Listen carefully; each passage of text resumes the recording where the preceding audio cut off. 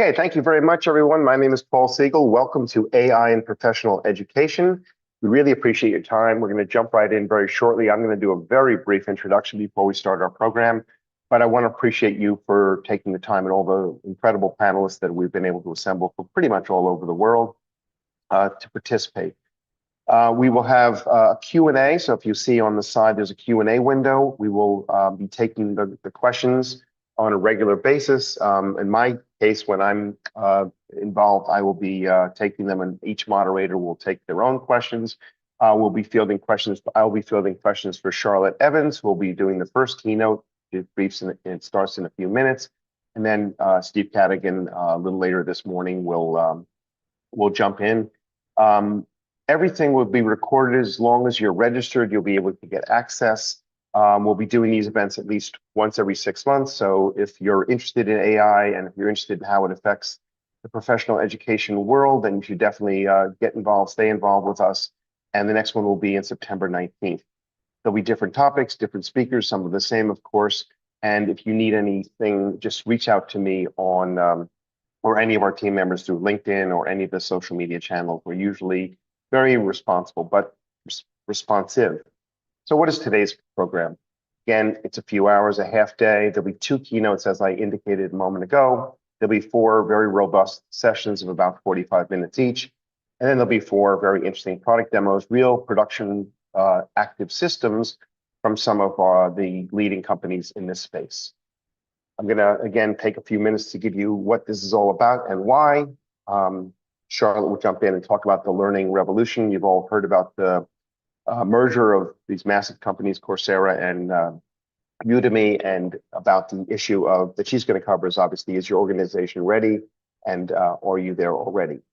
Then we're going to have some session that I'm going to moderate again on beyond one size fits all, how AI is building a learning experience for one of one. Then Praveen Gojia is going to be talking about AI agents that onboard, coach, and upskills. With his panel, Rob Ahuja is going to be jumping in about context as the new curriculum, how to engineer AI that actually understands your business. Steve Cadigan will then be doing talk about navigating AI transformation. He talks about things that he covered in his book, and obviously things that are even more current. Steve he's the first CHRO, first Chief Human Resource Officer at this company called LinkedIn, as you all know. And then Hector Sandoval will be talking about how the escalation of this is happening through AI into the minutes, hours, and days. Product demos.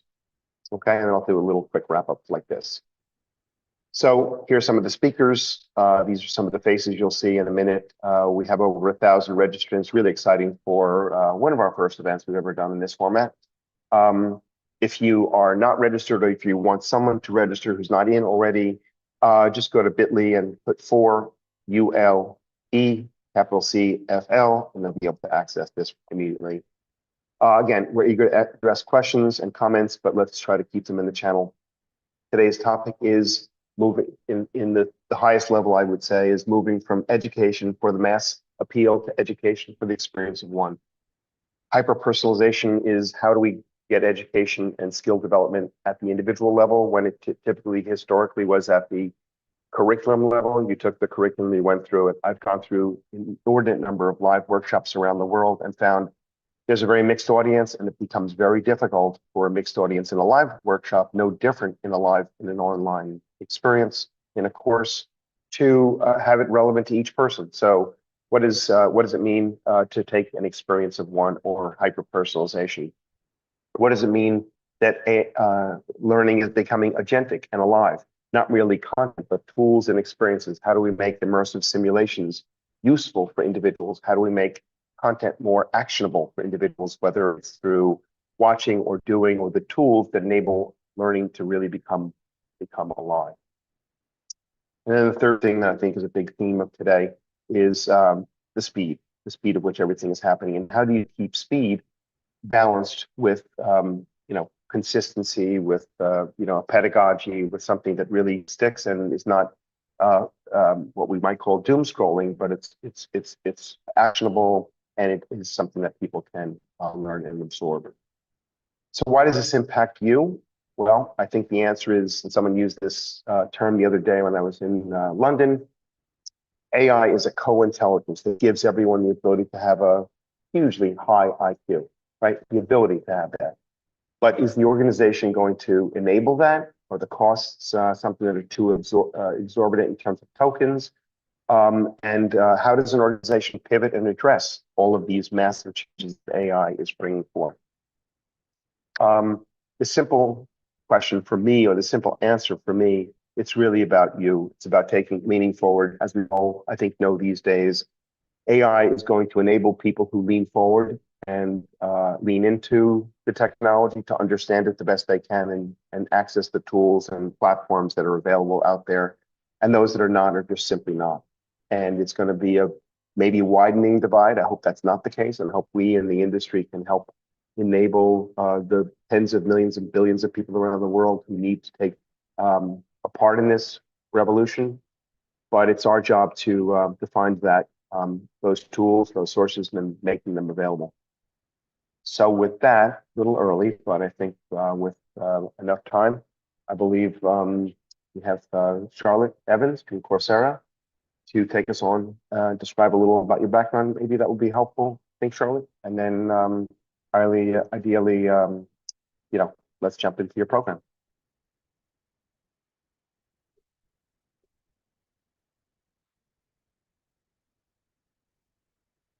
I'm here. Hello, everybody.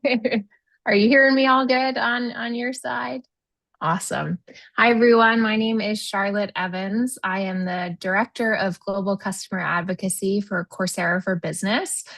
Today, I am dialing in from San Francisco, but I spend a lot of my time meeting with customers all around the world and hearing some of the trends that they are thinking through as they think about how to upskill and reskill their workforce. So I wanted to start with a bit of a story before I dive into today's conversation. I in January just got a brand new puppy from the SPCA, the shelter in San Francisco, where I've been volunteering for a few years. And people have been telling me, oh, when you bring your puppy home, in the car ride, it'll be this magical experience.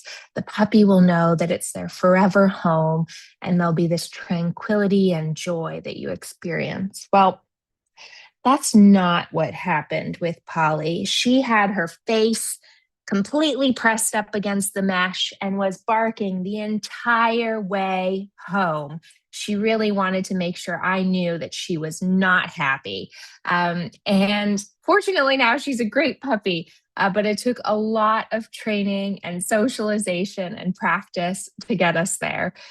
And this may be a bit of a stretch, but I think for a lot of people, with AI, it's been a very similar kind of journey, right? Of employers think, oh, we're going to give people these tools, these AI functionalities, and they're going to be so joyful and happy about this experience. But what we're seeing a lot of the time is it's met with a little bit of face against the mesh, similar to Polly, right? A bit of resistance and uncertainty, a bit of noise along the way. But with successful training, socialization of these ideas of how you can work together, and lots of opportunities for practice, in the same way that my puppy has learned to navigate this new world, I think a lot of us have figured it out as well, even if it's a bit rocky at the start. So today we'll really lean into this conversation around what's happening in the world of AI upskilling, some of the trends that I've been noticing through my lens at Coursera and getting to work with some of the largest companies all around the world. And I hope that this conversation is also interactive. I'd love to see your thoughts and questions as we go through the discussion today. So let's get started. So interestingly, I think there's really a conversation not just about large language models, but really this idea of an agentic workforce. I was with a company in the Middle East back in November, and they were telling me we have this plan to move from 1,000-person workforce to a 1:100 ratio of human to agent. So we'll basically turn our workforce into 100,000 humans and agents. wow, that is a massive transformation. And I think about that from the perspective of an individual contributor who's been doing their workflows, their tasks, their job, and all of a sudden they are more or less managing 100 agents. It's a completely different skill set for these individuals. So how do you activate this potential and not create bloat and noise? And I think there's a really uncharted path here for a lot of people. So I want to set the stage a little bit about what some of the research is showing us and how this can really anchor our thinking from the likes of McKinsey, BCG, Deloitte, and so on. So let's dive in.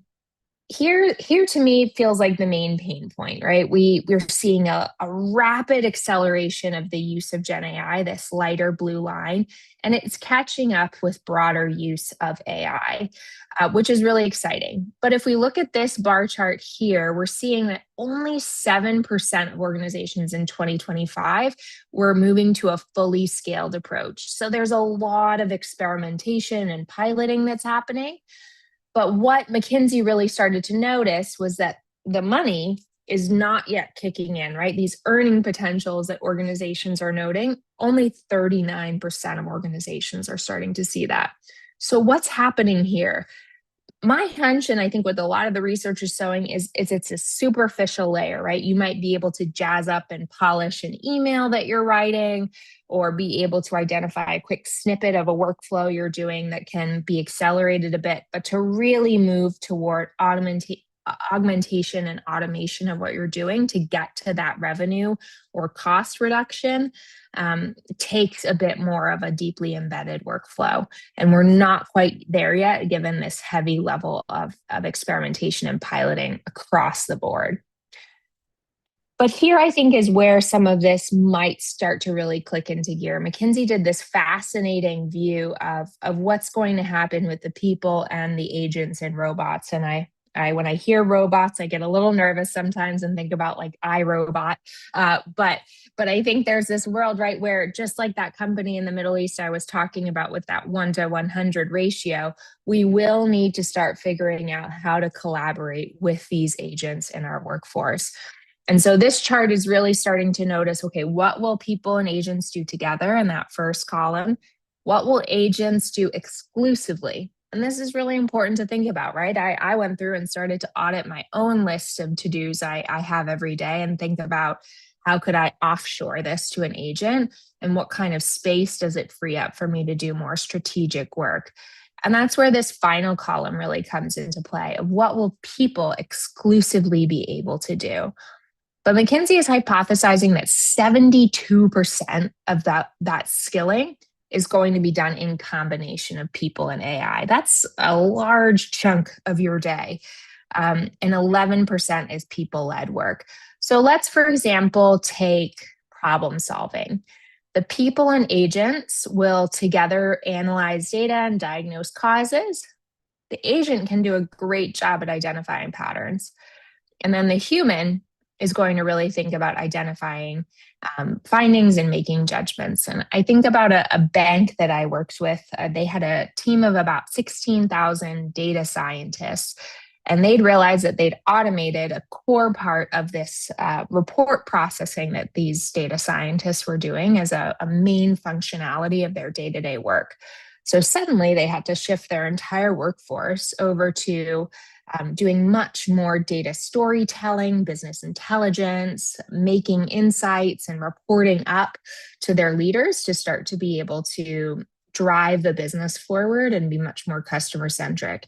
But for these data scientists that had spent years potentially doing this kind of report processing, it was a fundamentally different set of skills that they had to navigate and build and cultivate. So how do you start to equip these people with this new set of skills to really be able to bring that forward? I think that's something a lot of companies are starting to navigate as they see these profound shifts in their workforce. But a lot of this is really then people agent collaboration skills. So things like communication, management, collaboration skills really become quite critical to steward for this change.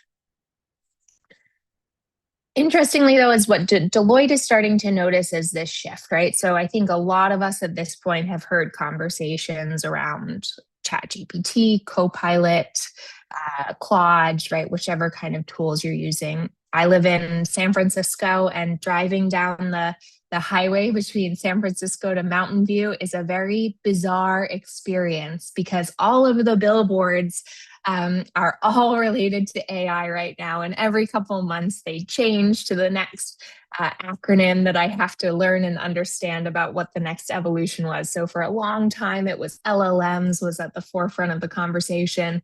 Then agentic AI started to bubble up, and now they're all around MCP. And who knows what the next three-letter acronym will be on the billboards, but I'll be sure to report back what I find out. But you'll notice here in this chart that as we get to more of the sophisticated levels of AI within the workforce, that blue bar gets narrower, right? So we have a lot of folks right now who are actively using language models. Still not a majority of the workforce, but at least 41%. But really, this AI agentic saturation is still incredibly low in terms of active use.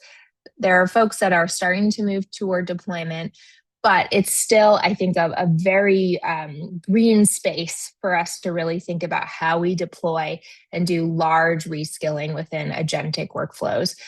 What Deloitte is anticipating will really start to come up in terms of certain roles is things like synthetic data quality specialists. So you can imagine, say, if you're in financial services and you want to do credit detection or fraud analysis, and you want to be able to do that without having PII or personal data within your data sets as you're doing this kind of mapping, being able to create synthetic data effectively and map out this kind of forecasting to have that customer-centric approach is really something we're hearing even more across the board. So lots of interesting use cases started to ramp up here, but I think these kind of workflows and what's embedded is going to evolve pretty significantly over the next 5 years or so. But why is it not getting embedded, right? I start to think about this idea of how maybe an engineer approaches their work. They really have this kind of systems thinking approach. As they're looking at a project that they're working on, they might start to think about step A to B to C to D to the final conclusion of the project. I, as a consultant, might not look at my day-to-day workflows as how each thing has this kind of systems approach to really stack toward a final conclusion. And so then to map out a workflow and figure out where are the places where I could interject Gen AI or another form of automation, maybe through something like Zapier, it requires a completely different way of thinking about your workflows. And what we're seeing right now and what McKinsey's noticing from their research is not enough companies are embedding AI into those kind of workflows. So adopting that kind of systems thinking approach is really quite critical. And it's not as plug and play as I think a lot of folks maybe hoped that it could be, right? There has to be that level of strategy to really bring this to fruition and recognizing that there are inevitable costs that come with it. But what McKinsey's research is noticing is that across the board, no matter really the company size, there is a depleted level of companies that are really starting to move away from just experimentation and piloting. You see for these very large enterprises, 5 billion or more, right, that they are the highest level of companies that are moving towards a scaling approach. But even still, only 10% of those organizations are fully scaled. So there is still a big wave of effort that's happening here. I know we all are at conferences right now, and it's like AI is the thing that everyone's talking about all the time. And sometimes I pause and think, do we need to move on to the next topic quite yet? And then I see a chart like this and I think, oh my goodness, there's still so much work that really needs to be done to get to that level of seeing revenue gain and cost reduction with the benefits of AI coming into play. So where are we, right? If we look at this axis, and I'd love for people to get in the chat here and tell me where they think their company is in this quadrant that Gartner has put forward. They see on the tilted y-axis that you have AI readiness and the x-axis is human readiness.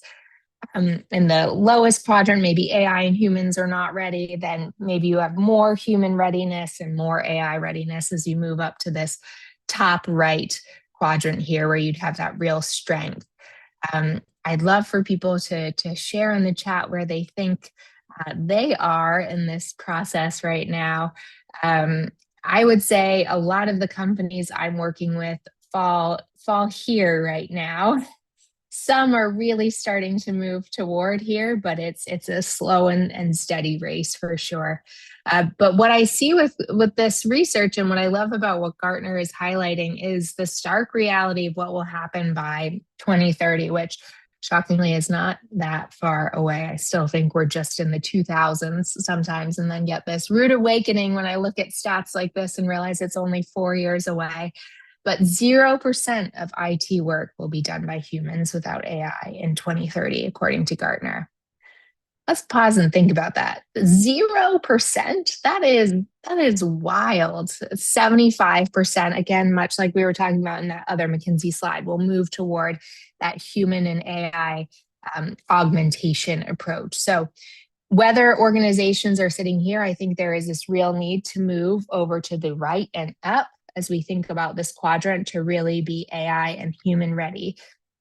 Part of this becomes a tooling consideration, right? But much like we talked about at the beginning, to get your humans ready, it feels like a skilling conversation. How do you give people practice and opportunities to really grow in these skills, learn new skills, learn AI literacy, and move toward fluency?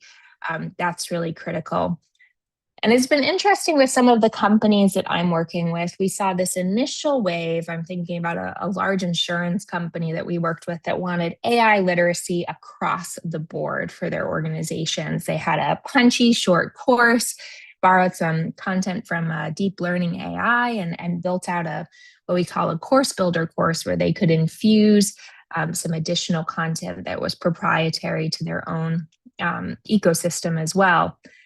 But companies are now coming back to us and saying we really need much more of a deep mastery level for our end users. So there's a consulting firm, for example, in the UK that's really focusing on having much more of an agentic workforce that they're trying to build out. Their idea is, how can we have as much bench readiness as possible to activate our consultants? Very much a heavy revenue play. And if they can provide advisory support to their companies that they're doing consulting for on how to deploy an agentic workforce with their own consultants who are fully equipped in this conversation through effective training, they'll be able to capture that kind of place in time revenue that's really afforded to consultants right now.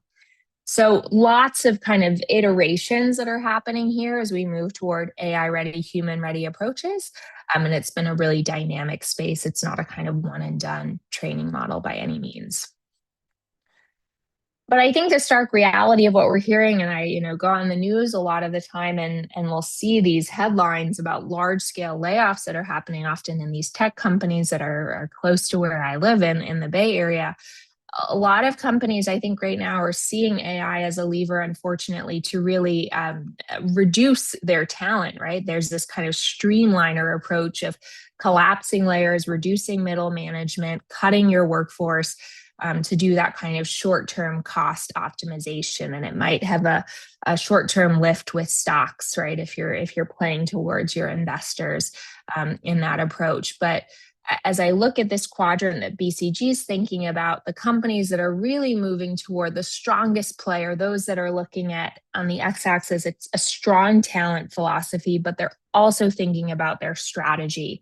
So this starts to really be a place where we see this idea of a skills-based organization come up. I don't know how much you all have heard of this, another acronym, SBO, a skills-based organization.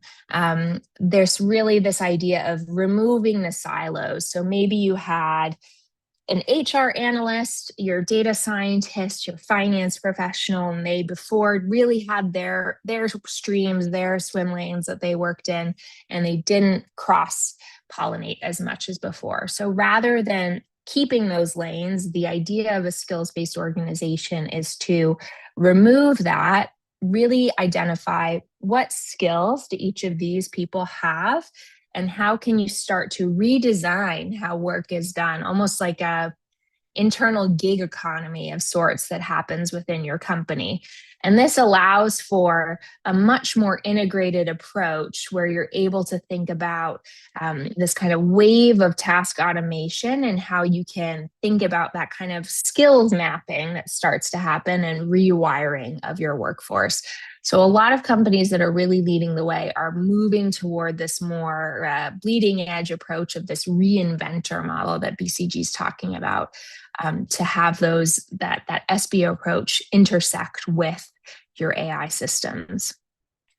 But what are they saying to the kind of do's and don'ts, right? And I think these are some areas where if in the next 90 days you wanted to take away a couple of different actions to start to really think about this, again, going back to this idea of workflow mapping, there's a real power. Some of the companies I'm working with in pharma and healthcare are starting to think about how do we do some sort of workflow mapping and then embed AI into certain areas, identify 5, 7, 10 use cases where you can start to really see those connected to revenue.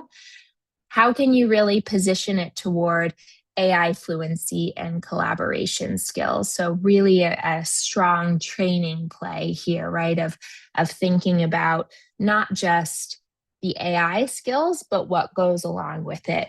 There's this idea in improv of yes and.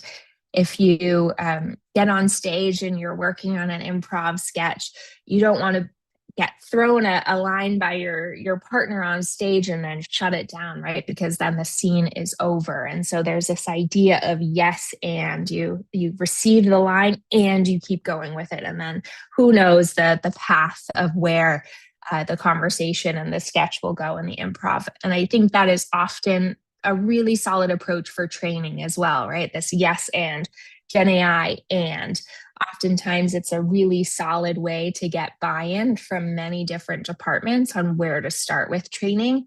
And then through conversations, you might start to notice, we have a bit of an issue with our data hygiene, or maybe our cloud systems aren't as optimized, so our costs are throttling as we start to integrate AI, or people really don't know how to tell strong stories and do insights as we move away from some of these more manual tasks. So it starts to create this kind of periphery set of skills that you can navigate. And then finally, as I think about it, right, and there is an element of working around AI without any sort of guardrails. So a lot of the organizations I'm talking with, particularly in EMEA, as we think about GDPR and the risk and compliance considerations around that, are naturally going to be reticent about new evolutions of technology with things like agents in particular. That kind of the speaking of different systems together, what does that mean for training of models or data security? So recognizing that is a real part of the process and baking in the time to allow for those IT and security reviews before you really get going is a useful step to take. And then finally, I think it's not just a systems process, right? There's a huge benefit in your leaders, not just from a C-suite level, but really this kind of cultural permeation that can happen down to your middle managers and your line managers as well. So McKinsey started to do some fascinating research around companies that had high performers. And really what was happening? Well, if you had a senior leader who was showing strong ownership and a commitment to AI initiatives, suddenly the ability to really have this lift with AI was skyrocketing. And so it wasn't just here's a tool, go run with it. It really is that kind of cultural mindset and embodiment of these skills that allows for success. And so it kind of poses the question of, do you have the right leadership mindsets, leadership skill sets within your workforce to really allow for that acceleration, that 3x lift that McKinsey's noticing? Things like strategy, talent management, implementing operating models are core skill areas that can be really, really valuable to cultivate within your leadership workforce. And in particular, if you're thinking about this from a revenue lens, where do you maybe want to start? I work with companies that say, okay, this is great, but I feel super overwhelmed about where to begin. What the research is noticing from McKinsey is that areas like IT, knowledge management, product marketing, and risk are great places to start that are highly connected with these large deltas when you have strong leaders in place to get that high performance with AI. So some areas where you might want to start having conversations.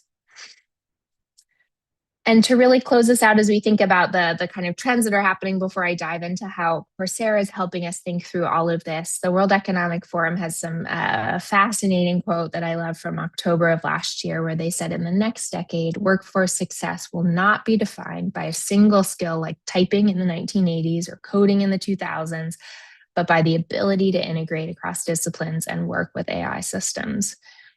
I really love this because I think it summarizes a lot of what we've just been talking about, of the human and the AI systems working hand in hand as we embark on this journey. I know it's a big process for me as well to think about it, but some things to really consider as you approach all of this.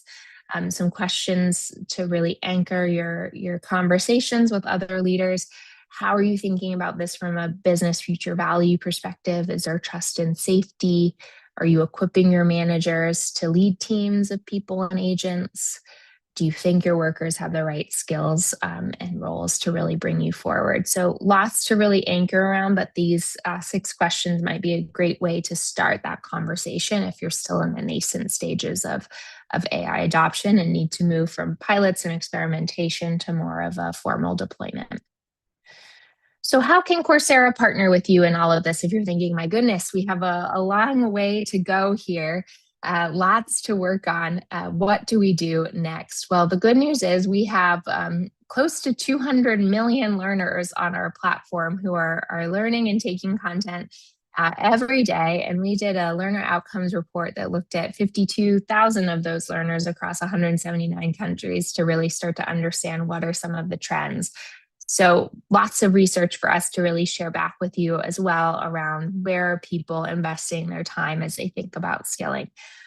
But first, a little bit about Coursera. You might know us already. I'd love if people have taken a course on the platform or an active Coursera learner, tell me what you've been learning. If you've been taking a Starweaver course on Coursera, I know I've taken quite a few of them as well. But we have over 375 industry and university partners on our platform, and close to 7,000 enterprise customers that are buying Coursera to help upskill and reskill their employees. And our focus is really on a skills-based approach to learning. I know I recently was trying to learn a little bit more about cloud, which was a bit of a futile effort. If anyone is an AWS expert and wants to teach me more on AWS, yeah, that would be fantastic. But I loved our hands-on cloud sandboxes that allowed me to be able to go in and figure out how to set up an EC2 instance and all of that. There's a completely different element of putting your hands on the keyboard and getting kind of in the mud in the process to really flex in your learning and skills acquisition. And as we think about this training impact, really moving toward skills verification and admins being able to see what is this skills saturation and progression of skills for their employees, and whether they're going through the out of the box learning through the likes of Microsoft or Google or Yale or Duke, or more of a personalized, customized experience that you're able to curate for your specific company's needs. And at the core of what we're thinking about as we think about AI success is really skilling, leadership and culture, and governance and risk. Much of the trends that we were just talking about through the research, but these are really the 3 anchors that we think about as we consider how we're deploying AI within our products and services, and also how we think about it within our AI related content. And the good news is, I think for a lot of people, they're coming to Coursera right now for AI related training. It's been fascinating. I think something like 14 enrollments a minute are happening in a Gen AI related course, but learners are learning across business, tech, data, leadership, human skills, all across the board. And Fortunately, a lot of learners are seeing that Coursera is able to really drive their skill development, with 73% gaining a skill for advancement. They're increasing their earning potential and staying competitive in the industry due to the content that's really helping them with their skilling. And learners are really focusing on a wide suite of technical skills. So everything from AI, which we spent a lot of time talking about today, but in the same vein of that yes and approach, we're seeing a lot of other skilling in things like data analysis, project management, IT, business intelligence, and software development. So lots of areas where people are focusing their time. And we are also using AI within our own solutions as well. So what we realized was that people needed a chance to be able to connect with the platform and be able to have a back and forth conversation. Our courses are on demand. And so rather than just putting people in a course and saying good luck, we wanted to have a way for people to interact based off of the content. So we have a solution called Coach, which is trained off of all of the video transcripts, the reading text, the assessments in a course. And you're able to have that conversation. If you get stuck on an acronym or you're not quite sure what something means, you can have a quick chat with Coach and keep moving on your way. But what I loved about Coach from seeing some of the stats is that it's helping people move through the content a lot faster. They're passing assessments more at a higher rate from the first attempt than those that aren't engaging with Coach, and it's connecting much more to career benefits. So lots of exciting ways to help learners with these AI-driven solutions. The other area where we're investing, and I know we have a very global audience on the call today, is recognizing that English is not the only way where people might want to learn. And so we have invested really heavily into machine translations. We have about 25 languages on the platform, so learners are able to really select their preferred language and use these machine translations to still get all of the goodness of the rigor of our industry and university partners and their courses on the platform, but still taking it in Spanish or German or Chinese, whichever one they might decide to pursue instead. And I really resonate with this quote. I spent about 5 years living and working in Asia, so I have great empathy to the process of being immersed in another culture where you don't speak the language natively. But learners reported that it would have been difficult or impossible to understand the course material if it hadn't been translated. So really being able to serve a much broader population due to this. So if you're thinking about, okay, I want to take my first step here with training, maybe Coursera is the right place to approach this training, in particular with AI. We have developed a new solution called Skills Tracks and Verified Skills Paths that can maybe be a turnkey approach that you might want to explore. We recognize that there is a vast amount of information out there with our with third-party labor market sources such as Lightcast that has a really wonderful set of data around role to skill mapping that's fresh and up to date. But other sources like ONET and ESCO are powering what we call our career graph that helps us think through skills mapping, also how we source future content. So we're staying on the pulse of what the labor market needs.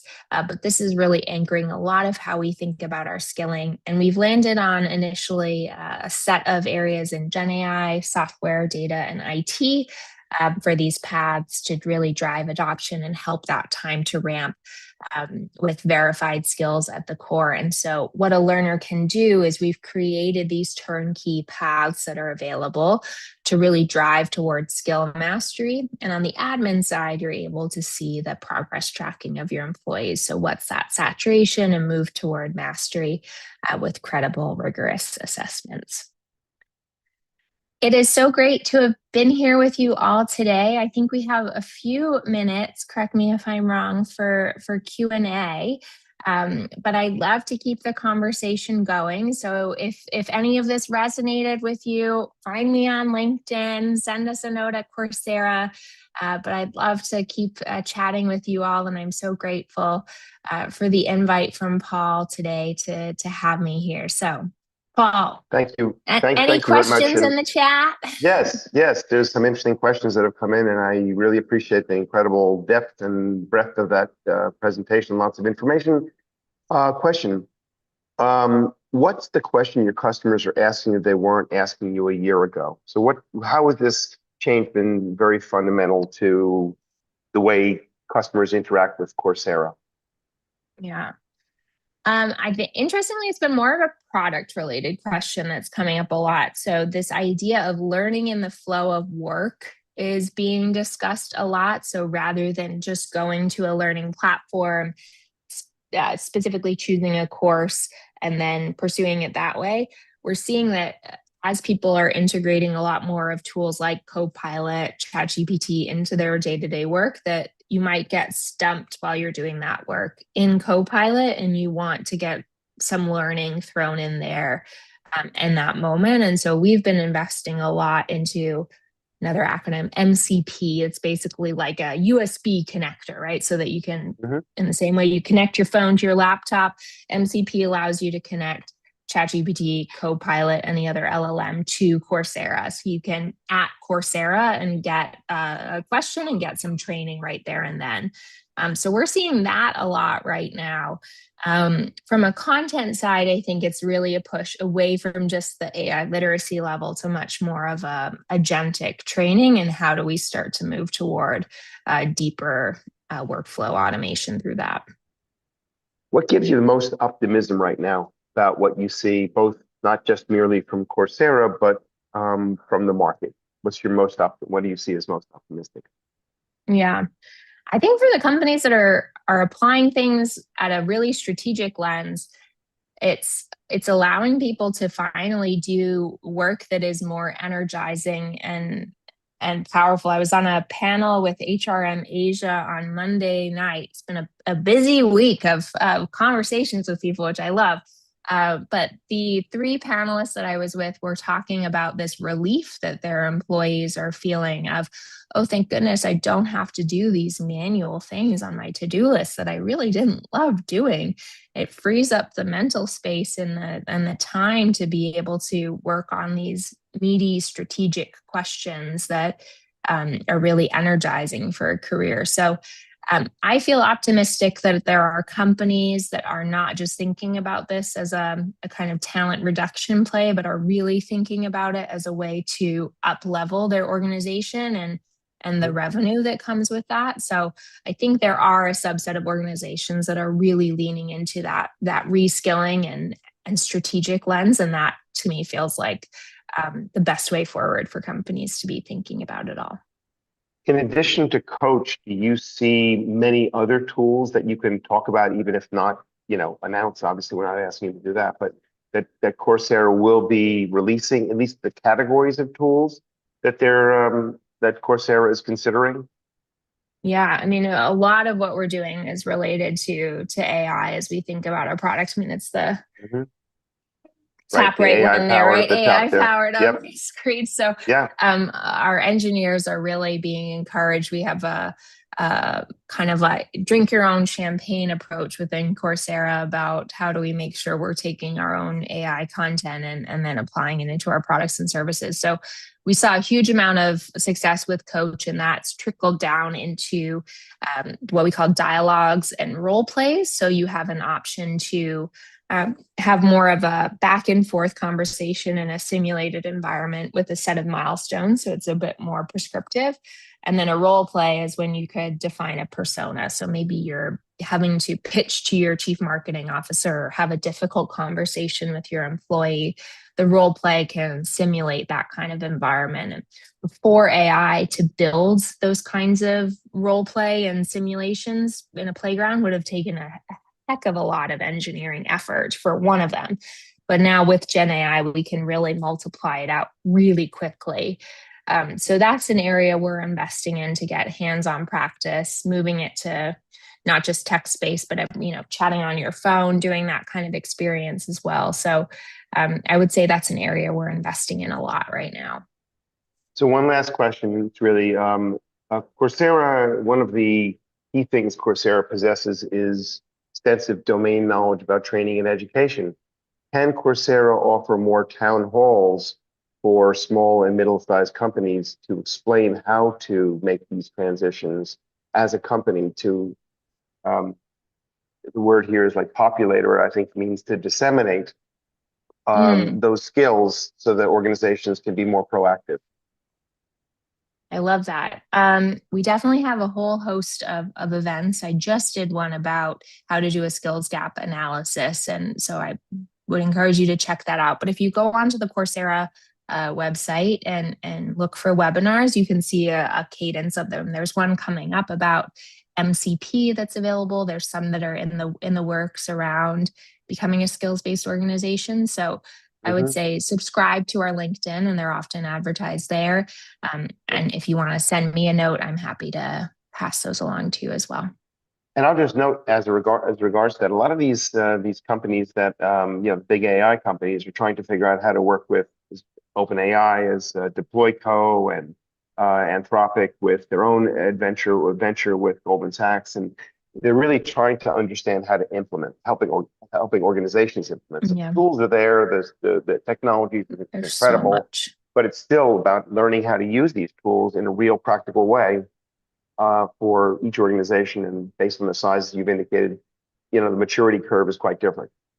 So for each organization. Yes. And so, well, thanks very much. It's been a great discussion. And as I said, everyone will share this recording later on as well. And thanks. Thanks, Charlotte. We'll see you at the next event. Yes, thank you so much for having me. It was a pleasure to be here and looking forward to the rest of the conversation today. Thank you. Appreciate it. Okay, guys, now we're going to get into the next panel, which I'm going to actually be moderating. And you won't see me that much, so don't fear if you think I've overdone it already. But this one is about beyond one size fits all, how AI is building a learning experience of one. Hyper-personalization, what does that mean? We have a great panel that is here. They're joining as we speak. We have, they'll introduce themselves, but Gabrielle is head of industry, education, and services at TikTok. We have Lamar, who is the former digital transformation officer, chief digital transformation officer at Dartmouth. We have Francois, who is a managing director of Asia and Japan at Ardois. We have Rohit, who is the ex-Wipro and is a board member and CXO advisor in lots of digital transformation initiatives. And Catherine Mattice, incredible expert in a variety of subjects, particularly related to civility and organizational change and lots of things, people from all over the world. So thanks, everyone. I think maybe the first thing to do, maybe in the order I've even introduced you, would be maybe Gabrielle start and just do a brief introduction to yourself so people have some context and they can then be able to ask questions in terms of what you're doing. Yes, thank you, Paul. I am Gabrielle Roseman, head of education and services at TikTok for North America. I really focus on our go-to-market strategy for education advertisers. So that's everyone from K-12 through higher ed, and of course, professional education, which we'll focus on here today, just understanding how our products and solutions are helping to really drive more of the student discovery to enrollment outcomes for our brand advertisers. Great, thank you, Lamar. I'm Lamar Bunce. I've worked at the intersection of institutional transformation, workforce strategy, and learning innovation, including as Chief Transformation Officer at Dartmouth, working for the president, but also advising organizations around AI, professional learning, and enterprise capability building. So what interests me most in this conversation is not just the technology itself, but the gap between AI capability and organizational readiness. So glad to be here. Thank you. Francois? Hi, everyone. François Jouen. Well, in charge of the learning experience and managing director Japan for Ardoise. I basically spent the last 15 years in learning and development for big French CAC 40 groups, automotive industry, luxury industry, with a strong focus on learning, innovation for learning, and how to actually make learning have an impact on everyone. Nice to be here. Thank you. Thank you, Rohit. Hi, everyone. My name is Rohit. I've got 31 years of experience in the tech industry, but I still feel young. The first 26 years, I worked in a company called Wipro, a tech services company, where I was their chief digital officer, the CIO, and also head of the AI business. And very excitingly, for the last 5 years, I'm a board member and advisor to multiple companies now, especially in the areas of AI, cybersecurity, and digital transformation. Thank you for inviting me. Thank you. And Catherine. Hi there, I'm the outlier. Catherine Mattice here, CEO of Civility Partners. For the last 20 years, I've been working with organizations across the globe on culture and specifically broken culture. And I'm here because lots of people love to say culture starts at the top, and in some ways it does, but culture really exists in our everyday interactions. And so access to learning, ongoing learning and ability to work together is important, obviously. So thanks for having me. Thank you. So Gabrielle, just to start the conversation maybe with you, TikTok has really fundamentally altered how people consume information. Fast, quick, hyper-personal, engaging. How do you see that being transformed in the digital landscape? I mean, how does an organization get that kind of engagement when some of these programs and courses are much longer?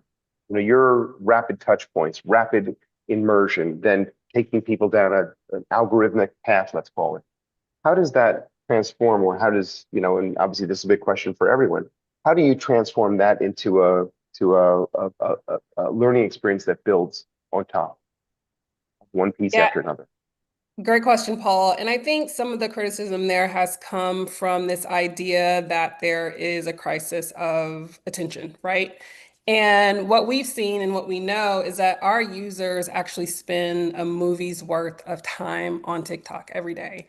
And so I think when it comes to longer form content or quality of content, it's really not a crisis of attention. It's more about discernment and taste with respect to the audience and the consumers that are coming on platform. And so the quality and impact of that content really sits with the storytellers, right? The enterprises, the businesses that are looking to build community, to distribute the depth of content that's needed to meet their goals on platform. And so I think the expectation is kind of shifting, right? Where we need to sharpen our ability to speak to the heart of a user's pain quickly. And that's really the best path forward. And I think that's true whether it's one-to-one in terms of creator content or one-to-many in terms of telling better stories, even technical ones, to really have the depth and quality of content that's needed to resonate with an audience that does want to learn quickly and at a much faster pace than what we have become accustomed to. Lamar, inside of universities, how does that, I mean, you see multi-year programs, et cetera. How do you feel that learning is changing and organizations or universities and other, enterprises are changing to address this? Yeah, I think, traditional credentials won't disappear, but I think the market is demanding faster and more continuous validation of workforce capability alongside degrees. And I think that pressure is increasing for institutions to demonstrate kind of the measurable career and skills outcomes. That's the main thing. The labor market is moving faster than most institutional cycles. Mm-hmm. Is that, I mean, Francois, you've had a lot of multicultural experience, whether it's in France or in Asia Pacific and Japan. Do you see this different in Asia than you would see it in Europe, than you would see it in North America? Yes, to some extent, especially around personalization, because very often one of the worries that we get around learning and learning through AI is how can we personalize the learning to the people, and how do we put in the cultural layer that is needed. In Japan, for example, sending out someone for coaching will feel like a correction, not a reward. Whereas in the UAE, we have to take into account how they are working around authority, whereas in France, we would be expecting a more structured learning. So what's important is how AI and how through AI we are taking into account these cultural different layers, and that comes from context and being able to give learning the context coming from the role, the organization, is making the whole difference. And that's what's making learning relevant at the end. It seems like two different things that I can ask now, Catherine, in terms of, the context inside of there are very different dynamics inside of every organization, right? And I'm going to ask Rohit about the technology side of this, but in terms of the people side of this, the context varies widely, right? As Francois talks about culturally or nationally or internationally. How does it differ, on the ground when you're talking to organizations themselves and their leadership? Well, my concern is that technology, for example, if we have AI coaches that can help us practice talking to our manager, for example, that's a very different experience than actually practicing with another person. And so I get a little worried about how much we're going to be relying on AI because every situation is so different. It's important to be able to practice and get coached from somebody beyond AI. So I hope organizations are thinking about that. But yeah, I mean, we work with manufacturing, a ski resort, hotels. It's all very varied. And so in the end, though, people all require and have the same sorts of needs. We all feel like we need to belong. We all feel like we're valued. So, but to Francois' point, that culturally, that those needs are varied, I guess. To what extent, Rohit, is it, because a lot of what we've talked about, or what Charlotte was talking about before, was really about agents or about AI technology as not a person, but a technology. And, Catherine's talking about people to people, right? Which obviously can be mediated in some level by technology to put the right person in front of the right other person. But to what extent do you think this is really moving towards purely a person to robot or AI? And to what extent do you think it's really becoming personal as in people to people? I like the chart that the previous speaker talked about, human readiness and AI readiness. The challenge is that AI readiness is much ahead of our human acceptability. And I always say that there is a wow in technology, but no one is really worrying about the how. So I think if we keep the human factor alive in terms of what basic principles of humanity will be continue, what is the role that we will play versus what role technology will play. And ultimately, if we are able to bring a synergistic value rather than looking at total outsourcing of our jobs to AI and then have the fear that I will have no work, I think that's one fundamental change or ethos that we need to bring in before we even invest in these technologies. The second challenge is that a lot of peer pressure is there. We had Gen AI, now agentic AI, and now she talked about MCP, model context protocol, and then A to A. Technology will never cease to evolve. The key for us is to look at how will our business outcomes be driven and how will the organization be ready to accept this technology to drive business outcomes. I think a lot of people are just getting pushed into it because their bosses said it, or because the billboards are talking about it, or because valuations are going up the moment you put an AI tagline. But the human culture, transparency, the ability to consume and be able to drive outcomes, what a company wants, that's the fundamental aspect we should first look at. Mm-hmm. Lamar, I mean, how does that work inside of let's say, you've had multiple roles and types of organization, enterprise and universities. How does it work, particularly in the enterprise, bridging, their brands and also their relationship with using technology? Yeah, I think where there's success, it's early engagement and partnership, so that there's a good definition of the kind of skills and capabilities that the employers need, right? I've seen, we made a really big effort here at Dartmouth, actually, around career design, and a huge investment. So hats off to investors there to actually make that link more formal and create support that's ongoing, because skills and needs are changing.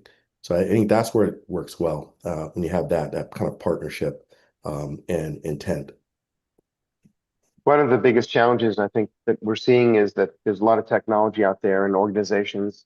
I think somewhat of what Charlotte indicated, sure, the organizations really struggle to figure out what's the best and the most immediate value. And often organizations are not really willing to even pay the cost of the technology, and wondering what the balance is between should I use the technology or should I use people to employ technology? In the world of learning, how is Ardois, addressing this? How do you feel that there's tools that you put in front of organizations that help them really use this AI technology better? What's the value proposition? That's an interesting one. What we've seen and what some research, I think it was McKinsey, showed over the past few years is most of the company who are building their own tool around AI for learning are actually failing. I think it was more than 90% of the project of in-house built. So the answer is so Ardois and many other solutions on the market who are actually coming with a strong focus on how AI can be used on learning. What we tend to see is that when companies build something in-house, they do put AI on top of what they have already. And it's very different to try to inject AI in an existing ecosystem rather than rethink everything through the bias and the prism of AI and how can AI bring actually real transformation.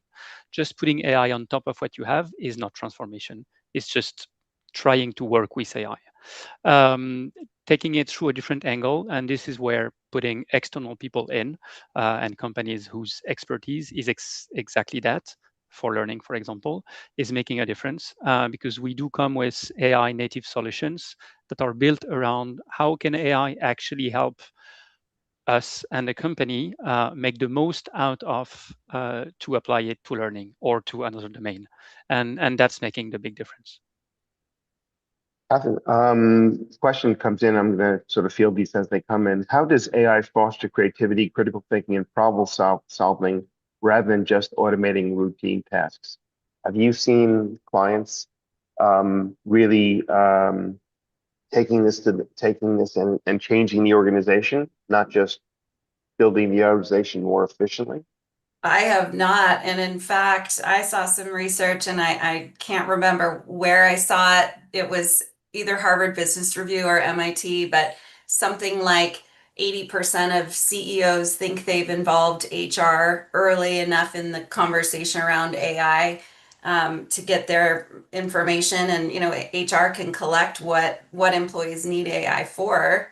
And HR is almost like 20% of HR people agree with that statement. So there's a real disconnect on when HR should be brought in and when CEOs think they're really getting buy-in from HR. A lot of the companies we're working with now, even global ones, are not really leaning into AI. They're doing much what Francois just shared, that it's sitting on top of things. Also, way too many employees are putting things in ChatGPT rather than the organization staking a claim, on a specific AI tool. So I think most organizations are not using AI the way it could be used, and I think it's hard for people to think through how they can use AI beyond something like ChatGPT. One thought, I'm kind of going off here, but one way, for example, all of our employee surveys, every time we do one in an organization, not understanding how to grow in the organization is always something that's low ratings. I think we could be using AI for things like that. You could do career mapping and things. So I think you could plug a lot of holes with AI, but to Francois's point, that's not how it should be. The whole organization needs to be rethought through. Is that true also, Lamar, at the university level? Have they really been thinking this through, or is it just really taking baby steps? I'm not talking about Dartmouth in particular, but just broadly speaking. Yeah, what I've mostly seen is a lot of piloting, but getting to that operational reality that can be scalable across campus, it's tough. I mean, these are environments where just clear ownership around these kinds of topics is not always clear. And you have siloed systems and sometimes data, et cetera. So while there's definitely interest in movement, most of what I see is that still in pilot mode. One of the things I heard, which I thought was maybe unintended, was the president of Yale at this conference out in California. And he said Yale will be here long after Anthropic has been forgotten. So which is a little bit arrogant, I would say, but but there's obviously a long history of Yale. And so is it that do organizations, do the universities really think that this is a passing fad, or do you feel like they just don't have an answer as to how to apply the technologies to make them most useful to each individual student? Yeah, I don't see that they see it as a passing fad, but the reality of execution is the challenge, right? Mm.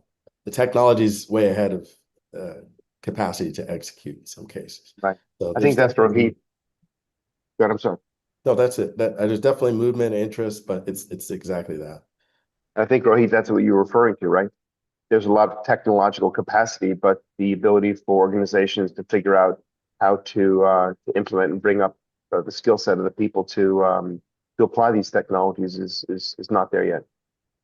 Absolutely. I think the pace at which AI is evolving versus the pace humans can consume, there is a huge gap which we must realize. But more importantly, in this entire rat race of adopting AI, people are trying to bolt on technology into their own internal inefficiencies, which they've been running for decades. And I would say a true AI native organization will be where they have an AI operating system, where their culture is in place, their technology is built by AI and consumed by humans. The workflows are short, smart, easy to adapt. Their customer experience is par excellence. And of course, everything is available on their mobile at the touch of a button. Till you don't reimagine your business in line with the pace at which AI is building and the capability that you can potentially consume, you will always be a laggard. And your internal inefficiencies will keep adding up, and what you'll end up having is technical debt at the end of a few years of AI skirmishes, of pilots, of POCs without actually doing deployment at scale. So I think those organizations which focus on this aspect first and then get into their AI journey will be the ones that succeed in the end. Gabrielle, do you see that organizations, that the advertisers that you're working with, right? I'm sure they're a large number. Do you think are they purely looking at TikTok as a source of just eyeballs, or are they also looking at it as a source of educating people, meaning using the platform itself to educate people on technology like AI? Or is it really just, click here, sign up for this course, or sign up for this product, or, educational experience? Or are they trying to use it to be a destination? I just one thought came to mind. Zoom just announced it's starting a Zoom Academy. I mean, who would have thought that Zoom might become a university or some online education play?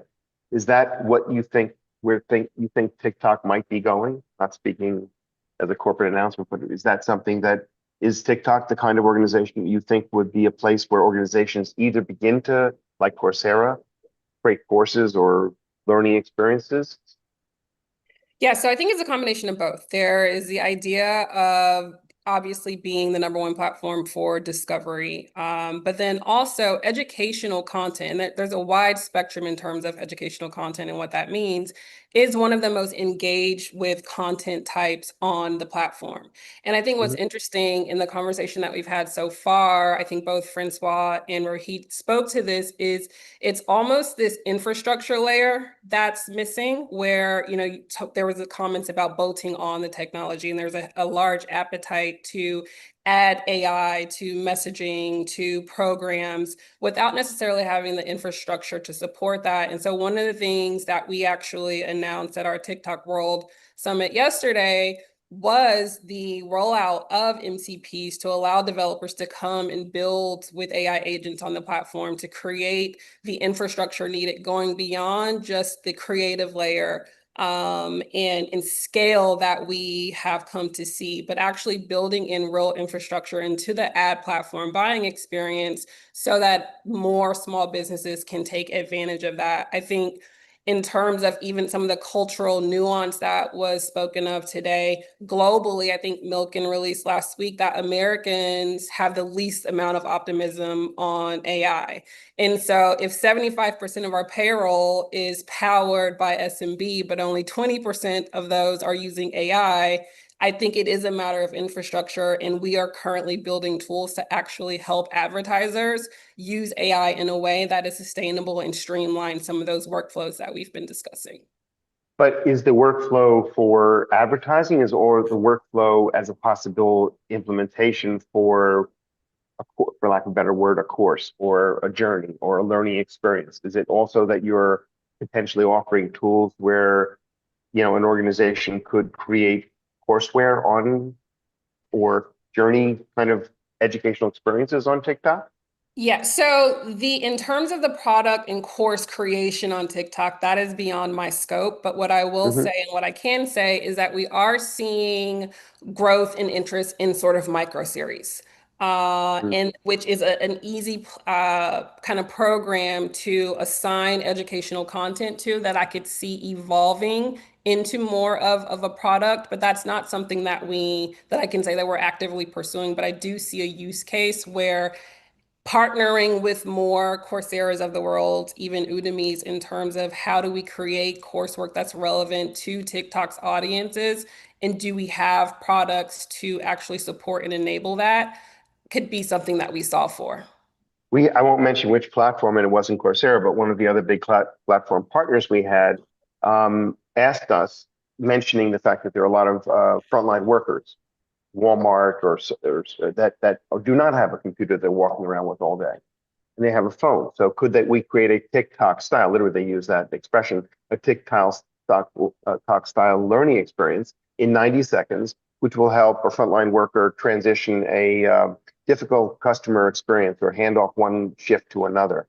So I don't think it's far off that type of requirement is there. And the question is, does it become, a sequence of these, or does Walmart or some other large company like Starbucks or Lowe's, which has workers in the field standing with their phone, is that a learning experience that will be well, I know it will be useful, but would it be the way we move things in the future? Yeah, and I think that goes back to my opening point about the storytelling and being able to do that well and execute on those outcomes, whether it's in, a 15-second clip or a 60-second clip. Can we capture enough attention, tell a powerful enough story to enable those workers to make decisions in real time, where culture is happening, and where they're actually spending their time and consuming that type of content? Mar, do you think that the perception at the university level is that this type of, let's call it hyper-personal, but very short snippets of content is not ultimately valuable? And it's maybe, where do you feel that, a university, could you feel in a university environment, would students who ultimately end up in professional careers benefit by that type of education, or do they feel it is really a distraction? Yeah, I think there's probably mixed feelings. I don't know if there's one thought across campus. There's definitely, I've seen parts of a campus being well ahead of others. Some of them really cutting edge, embedding AI into the pedagogy, research work. And then just others who maybe do have a different perspective or just a different ability or competitive pressure to do so. You've got, DARPA, the example, our business school, Tuck, is a top MBA program. They've been doing stuff for quite a bit, using it for role playing and learning, repetitive sort of ways of engaging in negotiation training, for example. And so those are things that are not necessarily the lengthy process. But then you have in the med school and doctor training, role play and all kinds of things. So there's a lot of stuff going on. And I should just plug these places optimize on stability long term. These models have been around, while some of the employers are looking for agility and skills development. So I think you have just a combination that's going to happen. You have, again, the traditional learning, but alongside that, where it's needed, those upskilling things. And just a plug to Dartmouth, a lot of people don't know, the term AI was originally coined at Dartmouth years ago, celebrating the anniversary of that. There's just been a long, long path, and and a lot of work over the years. So definitely different kinds of experimentation with different modes of pedagogy going on. Yeah, just for Francois, like how do you link these, these short term, this short, meaningful 20, someone just mentioned 20-second learning experiences into a curriculum? How does that get sewn together? Because to me, this is, I always use the example, if you search for how to fix your faucet because it's dripping, Google will tell you at 20, 30 second, 37 second in this video exactly how to fix it. You don't want to become a plumber necessarily. But obviously, as you learn, someone's more interested in, let's say, those dripping faucets or plumbing, they may be interested in the plumbing career. So how do you take the context that you're developing about a person and turn that into either something they didn't realize they might be wanting to pursue, maybe something you suggest to them, or how do you build more context so that these short things become maybe a more long-term educational experience? I don't know if that's a clear question. Yeah, well, that's a great question that opens a lot of boxes, and I could do a very long answer to this one. Maybe just two main things. So there are two things. There is contextualization and personalization in the learning experience itself, which is happening in the sense that depending on your role, depending on your organization, the examples, the scenarios that are built and that you rehearse with AI are specific to you. And then there is personalization in a sense of recommendation, which is more the Netflix area is, oh, you've seen that, now I'm going to propose you that type of content. So that second bit is more around building learning paths and curriculums. With big platform aggregators, you can have these short, longer videos and then build curriculums, and then AI is helping to build curriculums that make sense and that can guide you within going more into depth and into details in plumbing, if that's what you're starting to explore. Just maybe as a quick side note about the length of learning and short videos, we've been shortening a lot learning and experiences altogether because of the lack of engagement. And historically, I think over the past decades, especially in digital, with digital technologies, the big question behind is why were not people engaged? And it comes along with they were passive in the experience, watching content. Whereas when you rehearse with AI and you basically are in a discussion, you're not in a passive posture anymore. You are active and part of the experience. Hence, you can handle longer sessions, if I can say. So I have an interesting question, which I guess this is both for Lamar and for Rohit, because I actually heard some similar question in London at this education conference where there were a lot of Imperial College and other university professors and people in your ed tech space there. What do you think a person can do individually if their organization is not investing as much as it should in AI infrastructure or an AI operating system, as was mentioned? If you don't have that kind of support from the top management, what can an organization, what can I do within my own ecosystem to integrate AI into my processes and systems? And this came up because there's a lot of pushback from big organizations, the cost, making AI available to everyone. Should a university provide the AI infrastructure, or should individuals have to go out and do that themselves? I guess so the question is, what does an individual do when an organization is not moving fast enough and they believe that they should? Can take a cut. I mean, again, this is things I've observed where individual, more leading edge faculty members are sometimes getting support from outside resources, engaging with industry and trying some things, right? And some of those can create proof of some kind of concept or outcomes. I think the more you have that in hand, it's easier to convince the administration for more of a broad, scalable implementation. I think that's, I saw some of that happen at Dartmouth, where now it's a big partnership that's more campus-wide with Anthropic. They announced, but there was a lot of other experimentation happening with resources that weren't necessarily coming from central administration. So essentially, probably Rohit, you would say the same thing in a large organization. It's fostering as much experimentation and innovation and test pilot projects and see what works. Would you agree on the enterprise side? Absolutely. First of all, don't feel singled out in a large enterprise with thousands or hundreds of thousands of people. Your curiosity is what will differentiate you and bring that uniqueness. And currently, there is so much of content. There are so many free sandboxes available. There are so many free tokens available for you to experiment. Of course, you need to conform to the privacy laws of your company and not share company data out in the open, keeping that in mind.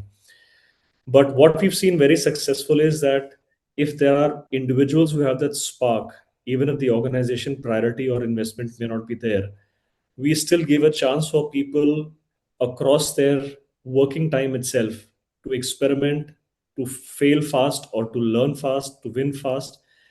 And once you start building success, saying that I was able to optimize my time by 50% by deploying this AI technology, the magnetic effect it has on the larger organization, even if they're slow in moving at the speed at which you want, can be absolutely, titanic. So my view is keep experimenting, keep learning, keep driving the organization and be the change agent, even if you're singled out. Sooner or later, you will have the investment and the attention and the visibility that you require. It's interesting because I think that we did a training for one of the largest banks in the world 4 or 5 years ago, and they were very narrowly prescriptive about what features of this specific platform. That it wasn't an AI platform, it was an analytics platform, but it was very narrow and mostly because of cost. It was mostly because of cost. Now I think that it's maybe bottom up institutional change because people are it's so tactile, so easy in some level to build something with AI these days that everyone is, I think a lot is bubbling up from below. An organization should probably be willing to accept that kind of cultural change. And maybe Catherine, you've got a lot of experience in cultural change in an organization. I guess maybe what advice would you have for leaders in an organization when you have, let's say, I'll call it for lack of a better word, young people bubbling up with hundreds of ideas, and you're watching this, there's bubbles happening, right in front of you. How do you manage that kind of rapid change when AI is everywhere? Yeah, well, that refers back to what I was saying earlier. HR has to be involved. How could a leader at the top of an organization possibly know what it is that employees down below need every day? What would make them more efficient unless they've engaged with HR to go and get that information for them? So one piece of advice is you need to be getting that information much earlier on before you even start looking at AI tools or building things. There's a lot of change management components of adding AI that are missing. Change if you want your entire organization to make a culture shift, there has to be change management principles in place, a lot more communication, a lot more empowering managers to facilitate the change and so on. I also want to mention organizations already don't invest enough in training. A great example is we all know people leave their manager, not their job, right? We've been talking about that forever. And yet employers continue to fail in giving their managers enough training. And when the economy's hurting, often training is one of the nice to haves that gets dropped off. So for us to, kind of sit here and pontificate on how AI is going to impact learning, I think learning is one of the places we have a lot longer to go because organizations already do not understand the value of learning. So, but to answer your question, yeah, I mean, it's the same thing I'm always talking about. Leaders need to understand the needs of their employees and act on them. And we go into broken cultures when that's not happening. I had one other thing to say. I wanted to circle back to kind of this just-in-time learning that you were talking about earlier. That phrase has been around for quite a while, and I know 15 years ago when QR codes were invented, everybody was talking about like, now you could stick a QR code on a machine, on the copy machine, for example, or at a manufacturing plant, and someone could then go straight to learning on how to use that machine. So we're just talking about a sped up version if it's a TikTok style kind of thing. And with Gen Z taking over the workforce, organizations are going to need to feed learning to them in a way that works for them and in the way that they've grown up learning, which is through TikTok style. videos. So I think Or, that's or they're going to lose them, because there's right. so many because anyone says, or you can vibe code, or you can create a whole bunch of tools today. And if an organization is not willing Right. to, word I was going to use is monetize, but I meant, take advantage of. Mhm. I don't mean monetize financially necessarily, but take advantage of the smarts of the people inside the organization, the hunger, and clearly right now the leaning forwardness, if that's a phrase, of how do you employ these new tools, then they will lose them to other organizations that are more forward thinking. Yep. One last question on this point, Francois, was really for you. The same point is that there's obviously a diverse cultural issue here, right? Some organizations look at speaking up as offensive, and others will look at it as challenging authority. And how does that, and how do you in a digital environment recognize the difference, or how do you apply the, for lack of a better word, the algorithms or the rules that enable it to work well in a different cultural setting? Yeah, that's indeed a very important point to be able to scale what's done with AI, especially for learning. That's basically not getting into specific technical details, but what companies put within the database and the information and the data that is used by AI to create the learning experiences and to then deploy the learning experiences, this is where we embed these cultural differences. And this is where we would say, we recognize that you are coming from that country working in that department. So here is the set of rules that we use for you. If you are coming from a different region, a different country, different department, we have a different set of rules for you. The architecture of the course is not changing. The scenario that you would rehearse is not changing, but what's embedded in it is depending on who you are and where you come from within the organization or from a geographic perspective. This is So where we're making a difference. So the tools need to be context engineered or provide context engineering tools for the enterprise or the university to make it most relevant to them. Yeah, Is basically that a fair statement? you put that at root level, and then it cascades in all the experiences that you create, basically. Yeah, and I think that one of the last things I noticed was against this conference where there was someone talking about physics education and how, these large language models just do not work in a university setting for physics education unless they are highly organized around the content of physics. Not just a generic model, but one that a RAG or an inference model that works specifically for those students. Otherwise, it makes no sense. It looks trivial. It looks superficial. And so the personalization and the contextualization is quite relevant and quite essential to the success of any platform or any tool. I don't know if anyone wanted to add anything to this. I want to see if there's another question. Is there anything that anyone else wanted to add? I mean, we've covered a lot in a pretty short period of time. Well, Okay. maybe on a super quick note, and maybe from one of the last point that Catherine was developing, I think especially for learning, organizations have to acknowledge that learning is not coming from the top. We've known that for a long time. It's not happening in a classroom. It's coming from everyone within the organization. And AI, rightly used, is actually giving the tools to capture all these learning experiences and make sure that everyone can actually share and learn within the same way. And bubbling up very fast. Absolutely. Yeah. Okay, well, thank you very much, everyone. I appreciate everyone's contributions and comments today, and we'll hopefully see you at the next event. And thank you for everything. We'll Thanks for having move on us. to the next panel now. Thank Thank you. you very much. Thanks a lot. Okay. Okay, everyone. It's a little bit difficult to manage all of these various chat windows that are going on at the same time, but I will now be handing the panel over to Praveen and Ritesh and Hari and Luca to discuss the AI agent that onboards coaches and upskills without a human in the loop. So with that, is Praveen there?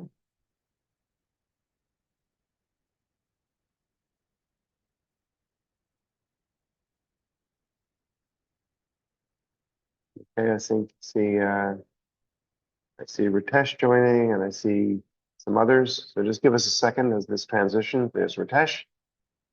Hello. Okay, Ritesh, just give us a second as we get Praveen and the other members of your panel on. Hey, hi, Paul. I hope you're able to see me and hear me. Yes, we are. And I'll hand Fantastic. it over to you and your panel. So take it away. Thank you. Thank you. Thank you very much. It's been a wonderful, keynote address by Charlotte and a wonderful conversation so far. I'm, really excited to sort of have my panel, discuss on a slightly different topic. Hopefully we'll keep it, we'll sort of meet the benchmark that you've set, Paul and Charlotte did, and try and keep it as interesting as possible. I'll probably just give it a minute because I can see Ritesh has joined in. I think we were admitted to the rooms as attendees and now being sort of shuffled back as panel speakers and presenters. So we'll probably just give it a minute for Hari and Praveen, I have joined in as well. oh, fantastic, fantastic. So you've joined in. I see Luca is there as well, and so is Ritesh. I'm sorry. Let me try and get Hi, everybody. view organized. Fantastic. Okay, great. We seem to have everyone on board. Firstly, I want to thank the audience for being patient. Good morning, good afternoon, good evening, and I know it could be late evening for some people who have signed up from the Asia region. So thank you very much for the patience, and we'll try and keep this interactive. Keep your questions coming.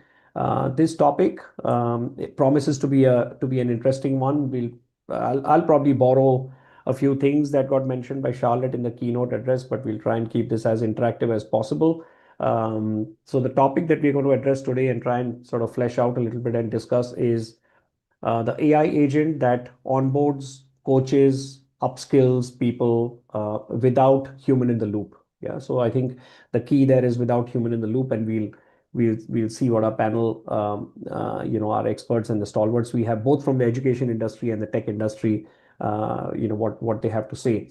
I'll try and sort of outline how we're going to go about doing this. So I'll throw open a few questions to our panel, and just keep it open. I'm not going to have a question directed to a particular panelist. It's just going to be a free conversation. I've in fact requested our panel speakers to use the opportunity to present a counter view or challenge each other's views. So hopefully that will keep it engaging and interesting. So we'll spend about 20-25 minutes doing that discussion, and I want to be very conscious about the audience's effort in being around here, and we'll try and capture as many audience questions as we can, and we'll keep about 8 to 10 minutes aside towards the end for any audience questions. So quick introduction. I'm Praveen. I have about 35 years of experience, mostly at the cusp of technology and banking and financial services. I'm currently based in Mumbai in India. I've worked with firms, such as TCS and Accenture, again, both in India and abroad, work mainly with banking and financial services clients. I've also worked for about 13 years with an investment bank as a CEO for technology. I was based in the GCC, as they call them today, or what were called as in-house centers or captives earlier on, based here in India. I worked with Nomura for about 13 years, where I was leading the technology division. And the last couple of years, I've been sort of doing some freelance consulting and some advisory, including helping Paul and his team with inputs wherever I can. I'm also engaged in a board advisory role with a company called AlphaTub, which is essentially a AI-enabled early child education platform. Again, global presence, and its focus is on language learning for early child education. And I'm also a non-investee partner in what I would like to call as a agentic AI native agentic AI born company called Dialoga, wherein we have agentic AI solutions for banking and financial services clients. So that's a bit about me. I'm going to ask my panel speakers to introduce themselves because I don't want to do a disservice to each one, like I said, is a stalwart in their own right. So I'll ask them to introduce themselves, but I have a little bit of a twist. I've asked them to come prepared with one anecdote or one funny thing, one sort of, one unimaginable thing that they have experienced in the last 1 year or so with respect to AI, of course, and something that they had not anticipated would happen or could happen in the last 1 year or so. So with that, feel free, but maybe I can just call out names and we can do it that way just to avoid any confusion. So Ritesh, do you want to go first? Quick introduction, and then the one thing that has sort of amazed you in the last 1 year. What took you by surprise? Yeah, absolutely. No, thank you, Praveen, for offering the opportunity to be here. Hi, everyone. I'm Ritesh Chaudhary. I am a founder and CEO of AI Guru, and no pun intended, I own the trademark. But I've been in industry for over 25 years, and last decade is what counts when we are talking about the overall AI as a journey.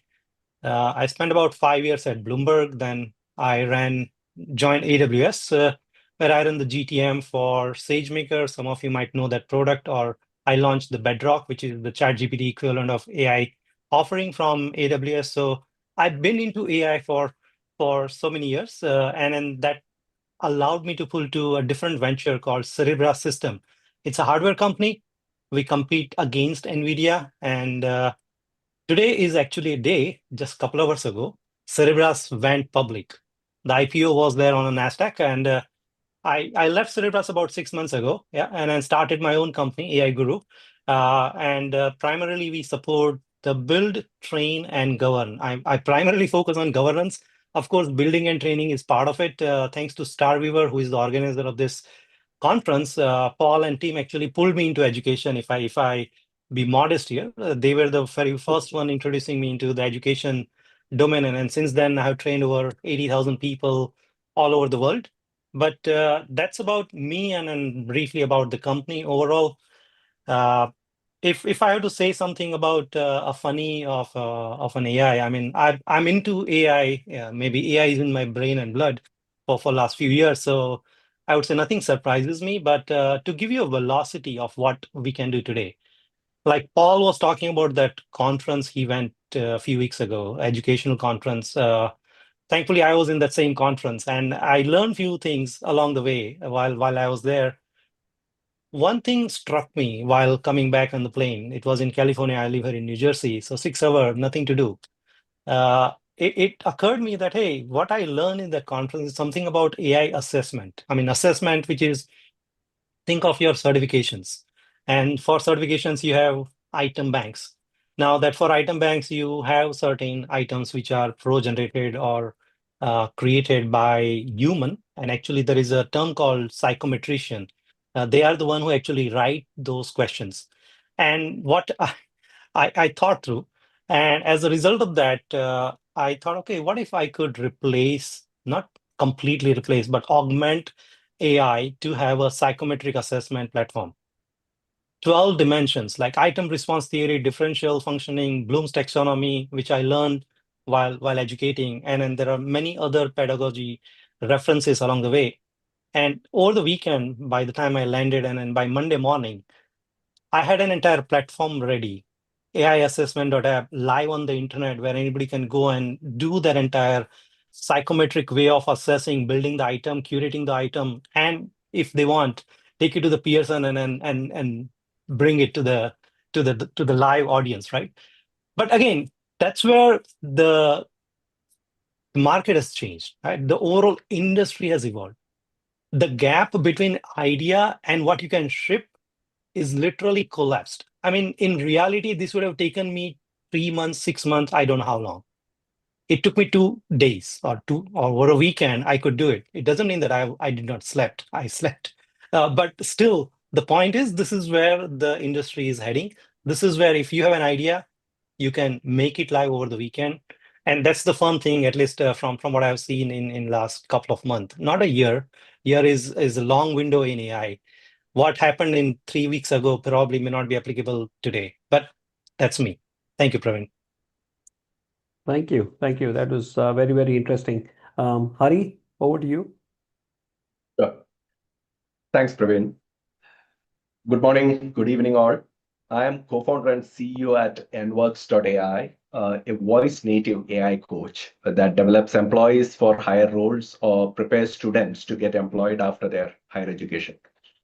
In our world of Onboards, AI coach shows up in a video call exactly as how I do now. Act as a coach, mentor, facilitator, or a trainer, depending on the development context. The users who engage could be leaders, managers, employees, future employees, or graduate students, right? And these users engage to develop skills, competencies, mindsets to become either role ready or to become hiring ready. And my own dream is to democratize talent development, to take the most effective way of developing talent or building talent, those approaches to everyone who needs them. So the idea is to figure out how to unlock access. We have been at it for about 5 years. I think uh, just from early days of looking at even prior to the Gen AI, we have been actually working on some of this stuff. Prior to becoming an entrepreneur, I was the chief learning officer at Cognizant, where we had great opportunities to do corporate learning, leadership development at scale. At that time, uh, I was doing it. I think we had over 220,000 employees worldwide across 50 plus countries. And I think I learned a lot doing that. Prior to it, I was more of a tech and a business guy. I spent a couple of decades in tech services sector, building software, selling solutions, growing services business in the US market. Really looking forward to discussing this topic that's very central to what I do for a living. Now, to Praveen's question, in terms of what has been very surprising, nothing really, honestly, surprises me with AI. I think that's something which I think since the Gen AI took off, I think I've seen things accelerating significantly. But in the last few months, one thing that has really even delighted me without question has been the emergence of OpenClaw. I'm sure many of you uses it. It has changed my life very much, where I can run agents to do a significant chunk of my work or my chief of staff's work, and sometimes do it in ways that are better than how I would do them. So, for example, most of my sales research work is today done by OpenClaw agents overnight. While I sleep, the agents are doing the sales research work for me, figuring out, okay, what's the best way to demonstrate value proposition to a potential customer. I can give you multiple examples of that, right? In sales, in marketing, in my product leadership side of things. So all of that, right? I'm able to do it. And almost I'm able to oversee things using OpenClaw and the kind of army of agents. But that is part of it, right? But in personal life, I'm a huge fan and follower of tennis. And it's also a shared interest with my son, who's an aspiring tennis pro. Now, my OpenClaw agent also researches, plans, organizes the tennis coaching and training resources, as well as the playbooks at a professional level, right? In a way, I feel like it's the start of like a true multiplier of myself, right? It's a journey for me as an individual where I am getting slowly becoming 2x and 5x as an individual. And I think that's been probably the most delightful experience with AI so far for me. Thank you. Again, looking forward to this. Back to you, Praveen. Fantastic, fantastic. No, I'm really glad, and I'm glad you are a part of this panel, Hari, and thank you for taking the time for doing this. It's going to be fun. I'm sure the audience is looking forward to it as well. You are the perfect blend of someone who, comes from a L&D background and is now attempting to serve clients by using AI coaches and so on. So yeah, looking forward to the conversation. Luca, over to you. Thank you, Praveen. Super excited to be here. As you can see from my background, I'm currently in a conference, one of the biggest of the world, about Red Hat, one of the companies that tackle open source at a worldwide scale. And I'm super excited to join this panel because I'm bringing like perspective and discussion that we just had a coffee with brilliant people from all over the world just a few minutes ago. So especially in technology, managing large fleet of machine agent is becoming challenging. So AI operations and agent ops are the challenge of today because most organizations are challenging this type of thing. More about me. My name is Luca Burton. I'm Italian, living in Amsterdam. I'm CEO of Open Empower, my company where I deliver value to enterprise and highly regulated customers. I'm building AI data center for a company that would love to keep their own IP. And among all, I had the opportunity to work with Fortune 500 companies, and I really like to share what I'm learning and what I'm challenging and find a creative solution. I have two funny anecdotes to share with you.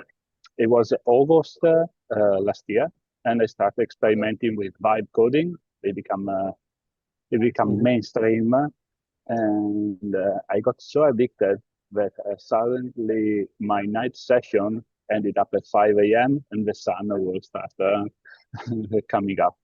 So I really feel that was my aha moment to understand that generative AI was not just a chatbot that I can ask where is the close bus stop or some recommendation for the movie, and then you keep forgetting things. But it was a tool that I can use for building and give to my idea some execution. So right now also in my team, I always create a prototype to demonstrate what will be the idea and how we can innovate together. Not a final product, but we are getting there.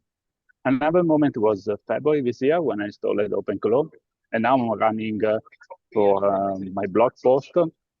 I was at a conference, was able to take some picture, some presentation that I really like, and just chatting with my OpenClaw, I'm able to create some blog posts and sharing this type of content with a broader audience. And this is an effective way how we can leverage AI nowadays. So these are my use cases, and I'm happy also to share with you and understand what is your perspective. But from big power, we have also big responsibility, because the human need to be the so-called human in the loop. I think is not the right definition. In my opinion, we need people with good taste. They can drive this very powerful machine. Because if we don't take the right direction, it can take, it could be dangerous. At least this is my feeling. Back to you, Praveen. Thank you, Luca. Thank you, and thank you all for the introduction. I can see there's a good mix of someone who comes with Luca's experience of really building out the infrastructure and sort of making the agents really work within an enterprise. Someone like Hari with L&D experience and now helping his clients with AI coaches, so to speak, that are live, and then we have the AI guru himself in the form of Ritesh. So, look, I think the audience, I'm sure, has heard of. In fact, I can take the leap of faith and say would have probably used a lot of the AI agents that are available out there in different shapes and forms. So I'm not going to sort of delve so much into what an AI agent is or what agentic AI is all about, and probably just try and get to the elephant in the room from our topic's point of view, at least, right? Is really doing something without human in the loop even possible? And something as important as onboarding, coaching, and then upskilling people. Is that something that is even doable? And I'm like I explained earlier, the format is a free format. I would invite comments from all the three of you so that the audience gets a different perspective, on the same question. So feel free for anyone to sort of go ahead and take a dig at it. Yeah, sure. I'll jump in, and then maybe Hari and Luca, you can chime in as Sure. well. Short answer, is it possible? Yes. Is it worth doing it? No. Right. And there could be many reasons. And when we are talking about onboarding or employee onboarding, maybe bringing that in an Active Directory, password reset, system access, all those things, yes, 100% could be possible. Even handing them a policy manual, that is quite likely possible. But teaching them culture, quite likely no. Right? I mean, what is in the policy may not be the exact thing what typically people will do every day. There are likelihood many people will breaking those policies or breaking those rules, and only the supervisor or manager is going to tell them that, hey, you are either breaking this rule or you are going outside of the policy in certain extent, right? And then there are reasons you may not want to follow the policy altogether, right? So from a systems point of view, yes, but from a culture point of view, probably no, right? As I think in the earlier session, somebody mentioned about three things: people, process, and technology. Technology, yes, we can have AI do it. But whether the people part or the process part, which is where the culture fits in, I would say no. You cannot teach AI what the culture is because it's not written in any operating system. It's not in any of AI's training data. It's not even in the book written on by Anthropic or OpenAI, right? So the way to think about it is, in my opinion, is kind of a 3-layer of an architecture, right? You may have a fully autonomous, which is where the agent comes in picture for your routine work, like a password reset or bringing the people into the system. You want to have some sort of an AI-led human on the loop, right? Where you need to have some sort of a skill practice. Maybe it's about operating a machine, or whether it's about how you code it, or whatever the function of that particular role is. And the third would be human-led with AI augmented, the other way, right? Where you want to teach them the culture, because the culture at Amazon is going to be vastly different than culture at Bloomberg. I mean, I learned it the hard way, right? And then the same mechanism applies as you go from one company to the other company. And you need to feed that culture, otherwise that employee will leave in 30 days. I'll take a pause here. Fair enough. Thank you very much, Ritesh. I think you touched mostly on culture, onboarding, and to some extent about skilling employees. Hari, do you want to talk a little bit more, dive a little bit more into coaching? Obviously, onboarding, coaching, skilling is all three, very much within the scope of our discussion. But coaching, and that's something that you do for a living. Very curious to hear your thoughts on that. Without human in the loop, by the way. So the elephant in the room. So without human in the loop. absolutely. Yeah. So I think coaching is probably an area wherein I would say, I think without human in the loop is both possible and actually very effective, right? Coaching, and I think we use the word coaching quite loosely, right? And I think let us just combine the fact that coaching and mentoring are combined or referred to, right, with this larger term of coaching here. By and large, it's a black box process, right? Meaning coaching conversations are confidential in nature. So in such cases, right, if we have a human in the loop, even in today's world, right, I think where there is a human coach, the typical human in the loop's role in there is very limited. Someone else verifying what has happened in a coaching conversation or a mentoring conversation is quite limited. And if you look at across corporate learning organizations, across companies, that is the reality. Now, that level of work, verification work, can be easily done by an AI agent, right? Also, moreover, to look for biases, one can have a separate agent running on a well-defined algorithm separated from the AI models, right? And I'm not saying this theoretically, right? At Enworks, we have agents that act as checkers and of very diverse kinds. So coaching is a fairly straightforward area in terms of looking for a learning workflow or a development workflow where which can operate very effectively and, of course, very efficiently without human in the loop. Upskilling, by and large, can be performed without human in the loop again, right? Again, you can have AI agents operate on the validation algorithms to validate skill results, right? So this is another area where you can look at it. I think we have to be mindful of where do we need human. I think that's the right way to think about it. Is a way to think is whether we had human in the loop prior to AI. I mean, did we have a human in the loop for a human run process?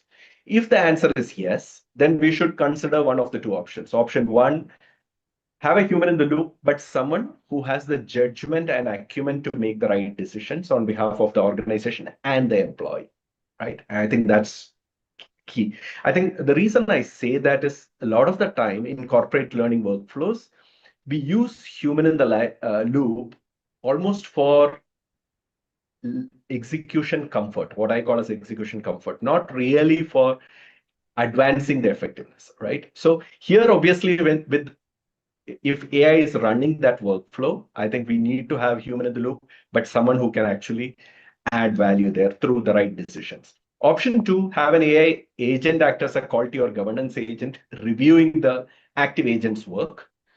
And we can use either of these options depending on the workflow. So I think one more thing I want to also table here, right? When it comes to this with or without human in the loop, I think we have to also think about learners. And constantly, I think we make an assumption that employees perhaps prefer learning workflows with human in the loop. I can say from experience, right? I think there are places wherein learners would prefer AI only for certain sensitive topics, certain self-awareness conversations, difficult feedback conversations, emotional reflection conversations. There is no performance anxiety, no social desirability bias. So we should not assume that human presence is always better for the learner. I think today the data shows otherwise. There are several use cases wherein we have heard from users, and we do both, right? We do human-led coaching as well as AI coach-led coaching, right? So we know that we need to be looking at what actually the users perceive. So in a summary, what I would say is, I think we should ask 3 questions. Who specifically is the human, and what's their role in the workflow, if they add value, right? Do they improve learner outcomes, or is it just L&D comfort?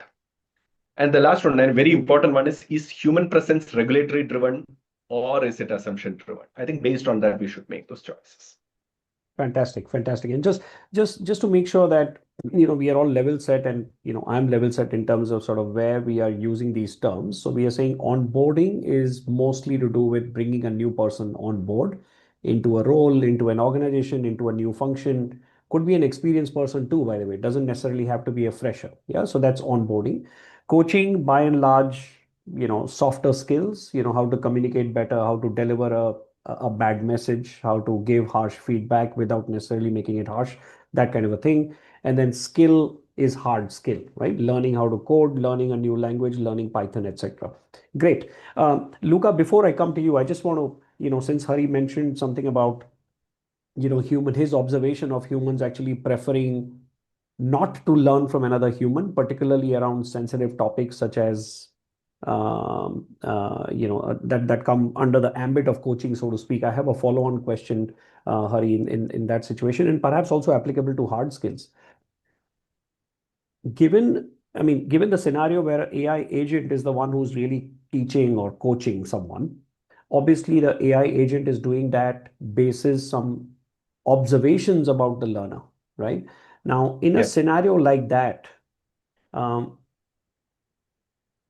is it fair, and really who has the ownership towards that, let's say, data about the employee, right? Saying the employee is deficient in a certain skill or deficient in a certain behavioral aspect, right? Who owns the data?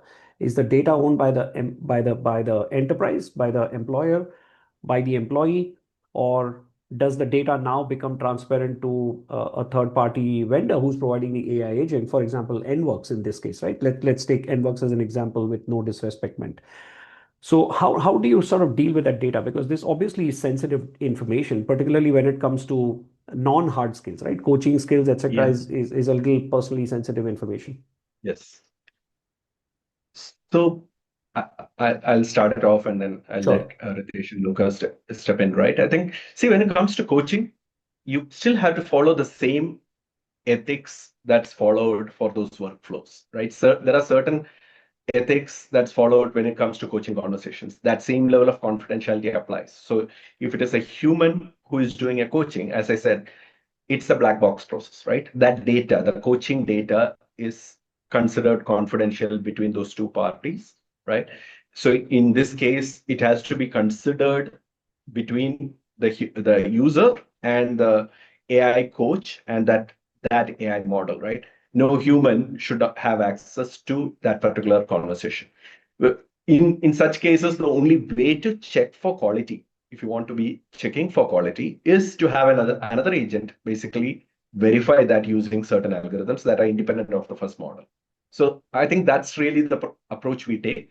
And that approach is usually communicated upfront, right? So that the mechanism that's being used for development is very well known to the end user.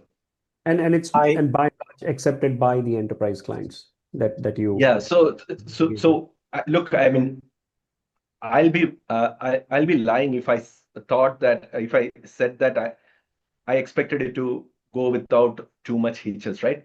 What is very interesting is that mid levels and lower levels of the larger enterprise workforce, I think the value of a hyper personalized coaching conversation, one-on-one coaching conversation, supersedes, right, a lot of these kind of concerns that people have. And people, I think, by and large, right, and I'll be very candid, right, one of the first things people are worried about is, will this get data used by HR for some Right. selection or deselection purposes, right? Once they get the assurance, right, from the organization that that data is not privy to them, right? And obviously we tell them as well that this is not a data that can ever go back to them. And wherever the data can go back to them. So for example, in our case, when it comes to coaching conversations, it's fully confidential. When it comes to skilling practice and skill shifts, that data is available back to the organization. And we tell that to the users, saying that all the skilling information is available back to the organization and they have privy to it. Yeah. Fair enough. Fair enough. Luca, over to you. Still on the first question about, is without human in the loop really even possible, and how effective is it from your experience? Thank you for your question. Try to connect a little bit of all the dots. I really appreciate the previous message delivered by Hitesh and Hari. And I'm a believer that this hyper customized training coach will be the future. Because I'm thinking earlier in my career when I had like a mentor and I was a team. Sometimes we are bombarded by information. Which certification shall I take? Which university shall I choose? Where is the best options? And every time we choose one road, we eventually don't choose another one. But I see that AI is getting predominant, especially because it's not the type of decision that they're making is not biased. Everybody we have bias, and we might not realize we have our background try to prepare the way how we speak and we convey the message, the intent, similar to other people, similar to us. And I see that, for example, in mental health or this type of practice, a lot of people are adopting more like AI assisted system because they don't feel like judged. I also feel more confident speaking with AI accelerated doctor, but I don't see like being diagnosed by an AI doctor. These are just an example in the realm. But if we exacerbate to the limit, I think Jack Dorsey, the CEO of Block, created before X, he foresee that there will be an AI company in the future directly. So there will be like an AI brain that aggregate all the data and will create a roadmap and definition of where the company is going. So I can see that definitely there are a way to developing tool. Nowadays, we don't have a definition, we don't have names, but there will be some tool can aggregate all the information and convey in a way that maybe is more resonate with my cultural, with my type of appetite, with my personal experience, because it's so difficult, for example, in onboarding, design and onboarding process that resonate with all the type of culture. There are culture that are traditional and more punitive, traditional more imperative, traditional more process-oriented, and then maybe the way how we operate in our companies is not the same all over the world. Fair enough. Thank you. Thank you for sharing that perspective, Luca. I'm going to try and sort of move this along. I'm sensitive about the time, and I've committed to keeping some time available for the audience questions as well. So let's flip back from, sorry. Let's just stay with the enterprise, right? And then we'll flip back to the learner and the learner's perspective. But just one question still on the enterprise side. And I'm conscious that a lot of our participants today are from universities and schools. I think the last I checked, the audience has about 90 universities, participants from 90 universities. So that's a fairly healthy chunk. So I'm going to try and phrase the question slightly differently. From a organization's point of view, whether it's an enterprise or if it is a university, more so if it is a university or a learning institute that is in the business of imparting skills and imparting knowledge, how does such an organization measure the effectivity, the success, or the ROI on this whole concept of agentic AI learning or learning with AI agents? So let me jump in, and Feel particularly free. what we have seen. It should not be, first of all, it should not be based on how many videos somebody watched or some form of an engagement, right? It has to be ROIs in terms of what is the impact it had. So let's take maybe sales as an example, right? And in an enterprise, sales, probably if somebody is doing that sales activity for 90 days and then doing a conversion, and with the help of AI, they are somehow able to convert that into a 30 days, right? So it's not about just a productivity improvement, but it's also about the conversion, right? That somebody is able to, using agents, using AI for that matter, is able to convert that into a 30-day instead of 90-day cycle, or whatever that window is. I'm just using as an example. But that means there is an impact of AI by reducing your sales cycle by X percentage. Now, does that mean that employee is sitting for another 60 days as an idle? Because your typical sales cycle is 90 days. That means the employee or whosoever the salesperson probably go on a beach for remaining 60 days? Probably not, right? That means they should be able to apply that 60 days to build more pipeline and convert more sales. And as a result of that, the overall productivity or overall revenue on that enterprise or that company or the university, however you want to spell it out, would increase, right? So the ROI is in that sense. If I'm using 1 billion token a day, and if I'm creating a software which I'm going to sell it for $5,000 by spending $1,000 on a token, that's a clear 5x ROI, right? So it has to be measured in a way where people who are using AI for whatever function they are in, what is the impact they are having at the top line or the bottom line, not just on an engagement score of that we watched AI training for last 60 minutes or last 1 hour or for an entire day. That is not the right measure. Quick take from yourself, Hari and Luca. Yeah, okay. So I think I agree with Ritesh, right? First of all, business outcomes and performance outcomes always must be the starting and ending point when it comes to this whole ROI conversation, right? By the way, the ROI conversation around organizational learning, when the learning is actually happening, is almost a, how do I put it? One of my former CFOs used to say that it's a non-issue because it's such a massive multiplier, right, in any talent that you don't need to think about ROI as long as learning is happening, right? Relevant learning is happening. So that aside, I agree. Business outcomes, performance outcomes is the start point. And again, going back to Ritesh, and Ritesh hit them up pretty closely, right? So we work with a couple of financial services firms today, right? And on their seller productivity. So to coach their sales force, 45 days to productivity is one of the things that we are held to, right? Because they usually take 60 to 63 days and they want to pull it back to about 45, right? So, and he's also right in that they need to be augmented in terms of skills so that they actually build pipeline, things like that, right? But that is the first point. Outputs in terms of skill shifts, mindset shifts can be measured today in real time and at real work. So again, with the AI-based coaching or the tools that you deploy, you can actually measure them in real time. So which also means that you get to track them, use it as part of the learning governance. So this becomes like a lead indicator of progress for the talent transformation. Yeah. So engagement is a hygiene factor. So I don't think we should even think about that much, but it's simply a gate for the outputs and outcomes. So that's really, in a nutshell, how I would look at it.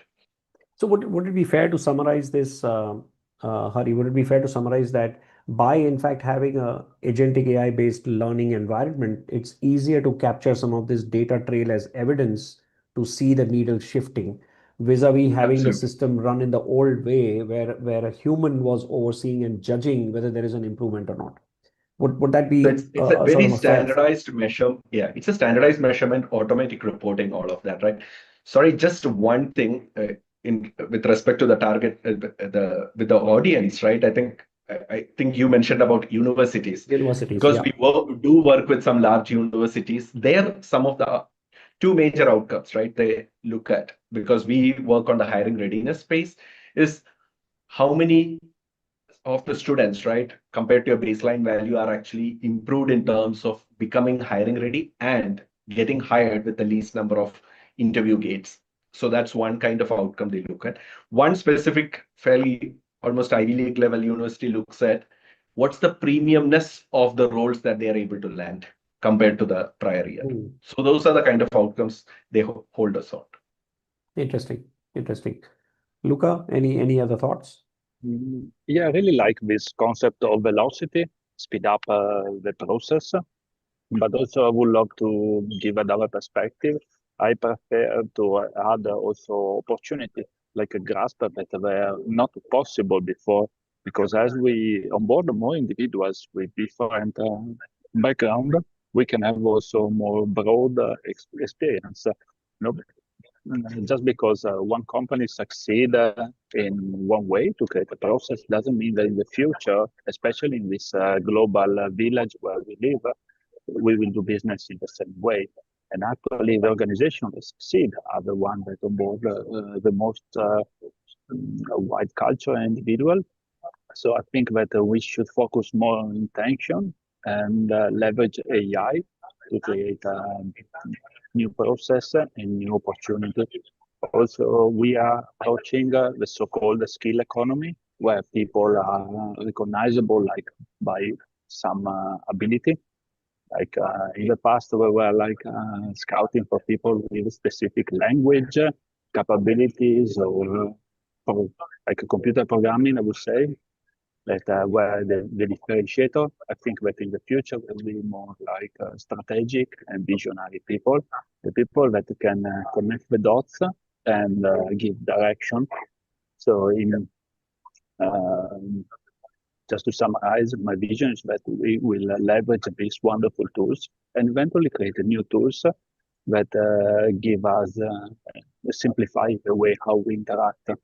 I saw one demo from Stripe, a famous payment company that is already partnered with Google to allow payment inside a famous chatbot. So soon it will be possible to have a conversation with ChatGPT, discover product, and pay inside the same app. And imagine translating this same journey inside the learning ecosystem. We'll be able to find the knowledge, the best expert in the world, and we'll be able to ask him some direct question and get to us. Fantastic. Thank you for sharing that. Actually, it's a beautiful segue for me, since you talked about the organizations not necessarily being in the same business as they are today. Also, the staff within the organization not doing the same roles that they're doing today, which brings me to this very interesting question, and that's a learner perspective that I want to switch to. So, with the advent of and with what we are living and breathing today, and seeing AI agents being used for upskilling, coaching, and everything that we've talked about, as a learner, as an employee, what should my North Pole be, right? Should I aspire any longer to be a specialist in something, or should I just be someone who's aspiring to be a good, smart generalist who can keep picking new skills? Because now I have, specialization for free, as I think Hari had referred to it in one of his posts that I'd read somewhere, and it's a very beautiful articulation that specialization today is free. So should I aim to be a generalist, or is there room for an individual, a learner, to still aspire to be a specialist? And anyone who wants to I share have his a thoughts. I have a different opinion here. Sorry, Hari. Probably I haven't read your post, but No, still, this is what I'll we say live this for. here. Yes. Never a generalist. It doesn't mean that you don't want to be a generalist. You want to be a T-shaped person, where you want to have a general or being a generalist, but you want to go deep into one area. And it could be wherever you are coming from, whatever experience you have today, go deeper into that. Maybe it's a finance, maybe it's an HR, maybe it's a sales. Go deeper and become the T-shaped professional. That is my one-line advice, if I use that term. I'll hand it over to Hari. Yeah. Happy to give my perspective on that, right? Sometimes it's an unpopular opinion, but expertise of any kind, honestly, is becoming free and accessible to all, right? So we must be very careful while using the term specialist. I think if specialist implies like a mere understanding of a domain to some degree of familiarity and limited depth, that's not going to cut it. And that's my opinion, because I do believe the frontier models will cover most areas of expertise in the very near future. So Not therefore, to the depth, not to the depth. They will cover so I maybe a said one limited layer, depth. 2 layer. Remember? So Okay. I spoke to the limited depth, right? And Right. that's the reason I bring that up also, Ritesh, is because we keep talking specialist at mass level. That's the issue. So it's technically the right term. There is actually practitioner. It's not a specialist. If you look at it as a strong learning person, right? You Right. would call that a practitioner level proficiency and not a specialist level proficiency. So I agree with you that extra depth where people have it, specialist of high depth and expertise, who can also be somewhat cross-disciplinary in their approach, which is what you spoke about, the T-shape. T-shape. Yep. And one who can validate lower level decisions in that domain. They are that's the right approach, right? When it comes to specialization. That said, at a mass level, I also believe a generalist of a different kind. And I think, unfortunately, the word generalist got abused quite a bit, right? I think almost it means somebody who has like very, very like skin depth, right? In many things. That's not what I'm referring to. I almost will call it a collector of skills, if that makes sense, right? Someone whose master skill is that of learning, right? So one of the simplest example I give is one of the simplest collection of skills is one around sales, right? You could be talking about how a person can have certain business development skills, somebody who can have pitching skills, somebody who can have negotiation skills, a bunch of skills, and those skills are real, which are transferable from one operating context to the next. Person has that collection of skills. They don't have depth in a specific context. I believe in certain areas of that nature, there is still going to be massive opportunities in the coming quarters and the next few years, right? So that's the other track of the journalism that I speak to. On that note, just to close the loop, right? The hunter versus closer are two different skills. The hunter who is deep into hunting will not be able to close it. The other way, the closer who is deep into the closing would not be able to hunt it, right? True. And that applies to very high value, high ticket sales. If you look at a lot of the telesales that happens, right, which is where the mass employment is, that differentiation is much more blurred.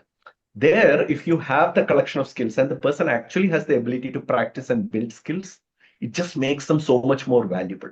Right. And that's the larger point and strength. Yeah. I'm sorry. I'm sorry. I lost track of time. I thought we were going from 10 p.m. India time to 11, but the team has just pinged me saying it was meant to be a 45-minute session. So technically, we've kind of overrun already, and my bad. Kshitij and Sharad, I know you guys are running the back room there. My apologies for that, but I don't want to miss out on the opportunity of having you guys sort of talk to one question that seems to have come up. Actually, there are a couple, but I'll pick one at least from the audience, or else they would feel cheated. So I'm just going to read it as is verbatim.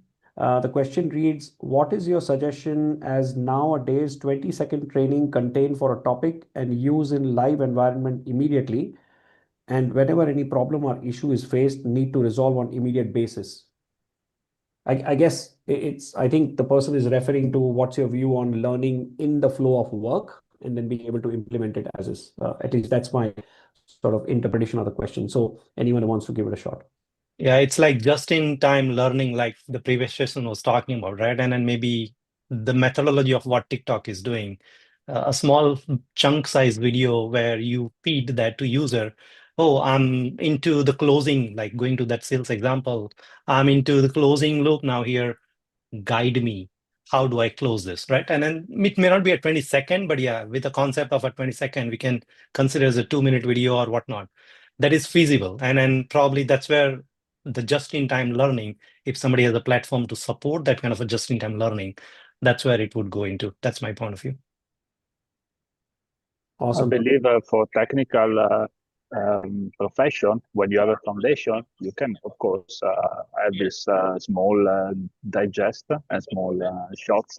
But for overall practice, I don't foresee like be training a doctor of this type of profession on this small type, on this small content. It's definitely a frontier, and high. This is in the realm of high customized education, I would say, and is what was previously sold like days of training or weeks of training, it could be shrinking down for one scenario. But I foresee that in the future we need, for me, an expert is considered a person that taught 10,000 hours on a field. It could be like on traditional learning schemas or on hands-on experience, a plumber or type of profession. I don't see that this AI technology we have nowadays, it mime the jargon, but I don't go too deep in the expertise. We will see. The future is bright. Thank you. Thank you very much. Hari, any closing thoughts on that? You think it works, doesn't work? Yeah, I think learning in the flow of work it's again something which very, very critical, and I agree with I think both Ritesh and Luca.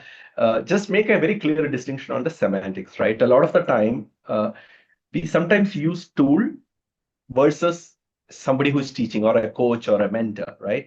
I think we have to make a distinction. AI as a tool can help us in the flow of work to create an artifact, close that sale, things like that, right? We are literally using it as a tool. As a learning professional, I'm going to say that's not generating an insight it's not clicking something in my head necessarily as a learning activity, but as a performance aid, right? Whereas AI as a coach changes a person, and that is not necessarily going to happen in the flow of work, right? It is augmentation work, right? So that's the distinction I think we need to be able to make. Fair enough. Fair enough. Thank you very much. Look, apologies again. I know we've overrun. So Sharad and Kshitij, my sincere apologies. And thank you very much to all the panelists. I hope the audience liked the conversation and they are taking away, a few learnings from the discussion. Over to you guys. Bye. Thank you, everyone. Great.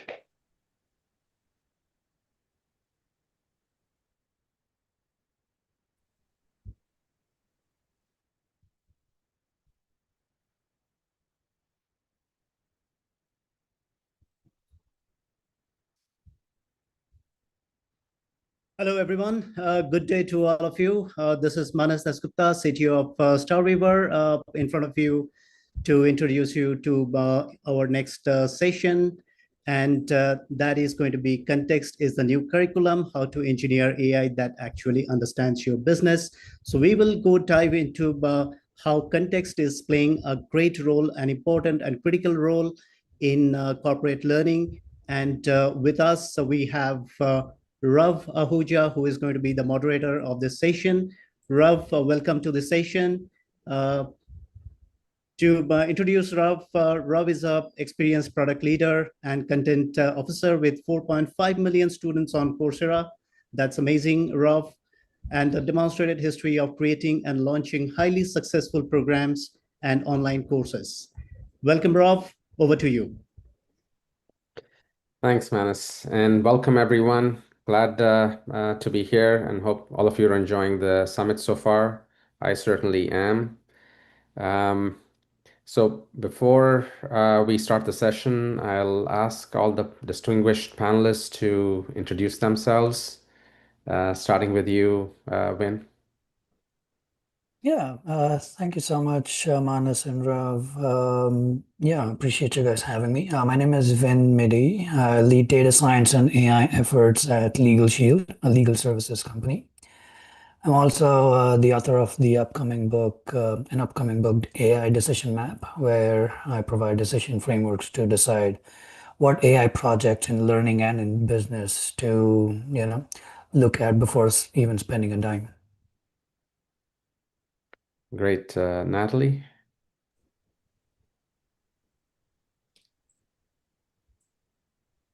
Guess she hasn't joined in yet.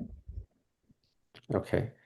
Hopefully she'll join in a few minutes. So just to get warmed up, Manas and Vin, I'd like to, just ask you to share in just a minute an interesting use case or an app for AI that you've come across, whether it's learning or some other field. Yeah, yeah, I can go first. There are two things I'm really interested in. Well, one, I mean, no surprises here, but Cloud Code has been really interesting for in the programming world and in the data science world. The other one is a company called Reducto. It's been interesting to me because they're solving one of the major problems in AI, which is hallucinations during document processing. So everyone wants to load up documents and have AI answer, based on those documents. But there's a size of these documents at which even the best foundational models start hallucinating. We see diminishing returns. Reducto and other similar companies are solving this problem and getting to near 100% accuracy through agentic AI and other techniques. All right. All right. So do you want to have Natalie's introduction, or shall I go? Yeah, Natalie, would you like to introduce yourself before we start? So sorry, I couldn't log in. Yes, good morning. I'm Natalie Cortitas. I'm work in education, higher education, and global education for 15 years. I'm based in Australia, and I'm joining you from early morning here. So my background is really just joining the dots from executive strategy and then operational delivery, and then overlaying that with AI now in the context of workplace capability. Great. Natalie, do you have an example of an interesting use case of AI that you've recently, come across that you'd like to share? Yeah, so lately I've been working with clients that are looking at bringing the human back in the loop. I think that's really important for higher education to ensure that, what we're contextualizing in terms of learning platforms has that intelligence layer. So yeah, looking at tools out there, I don't think we're quite ready for higher education where we need to go with AI and learning. I think it needs a lot more development. And so really just trying to go from originally what they've been using today is chatbox and other AI agents, and they're calling it AI enabled. And really what we want to develop is more of the intelligence part of it to help students through their learning pathway. And I think that for me is really exciting to investigate with the clients to see, where can we take this and including the human element to it. My background is really just ensuring that AI does not take over and we really integrate a lot of the artificial genetic intelligence as well. It's important for higher education and education providers to do that. All right. So as far as mine goes by, I was thinking about it. It's not a use case really I came across, but I was kind of dabbling over an idea. So we've probably come across tools like Zapier or N8N, especially Zapier. You provide a prompt and it creates an agent which is comprised of multiple steps, and each step will perform certain tasks, etc., etc. And some of them can be agentic as well. But I haven't really come across many cases where you have such a capability of composable agentic platforms where you can create blocks, and with those blocks you can create an agentic architecture or agentic workflow. However, that be domain specific. So for instance, it can be an LMD specific composable agentic platform, or for instance, a recruitment specific composable agentic platform. The Zapiers of the world, which give you similar kind of capabilities, but the disadvantage is that they are very generic and they need technical intervention, technical knowledge, and so on and so forth. Is not very friendly to business user, the end user. So a kind of composable agentic platform that is domain specific, that works around domain based ontology. All right, great. So just, before we get into the heart of the panel, just to level set everyone, the topic of the session is context is the new curriculum. In your view, what does contextual AI mean, and why does it matter for businesses and corporate learning? Yeah. So contextual AI, in my mind, is AI that understands the situation around the task it's been, asked to do, right? It's not just the prompts that the user is giving, but it understands business and, has more context about what's not in the prompt itself. For example, we brought this training simulation software called Second Nature. This basically helps our customer care agents role play with different customer personas. What makes it useful is the context it has about our company, the kinds of questions customers ask, and kinds of objections the customers have. So this context helps the AI create more relevant situations and role plays. So it's more useful for our care agents. All right. Who wants to go next? Next. Yeah, please. Sorry. Please. Yeah.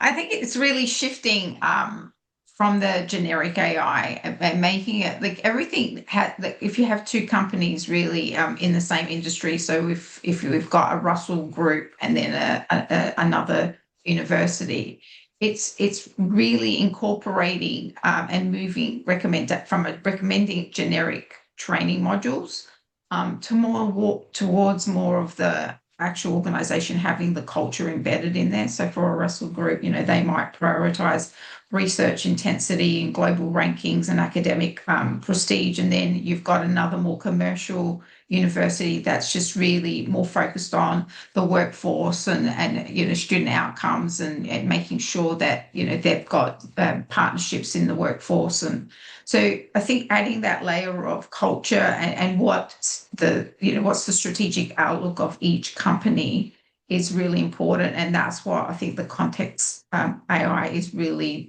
should be delivering on. Right. Right. So traditional corporate learning is more just in case that you follow a curriculum and learn something. And in corporate learning, contextual learning is really just in time. So let's say you are a project manager and you are creating a project plan, then this agentic learning assistant that you have comes in and helps you that, okay, you are making a mistake here, or you can improve in that, or you can improve or optimize that place, etc. And that comes from the organizational context, and that organizational context is something that is extremely critical in this case to design an architect and etc.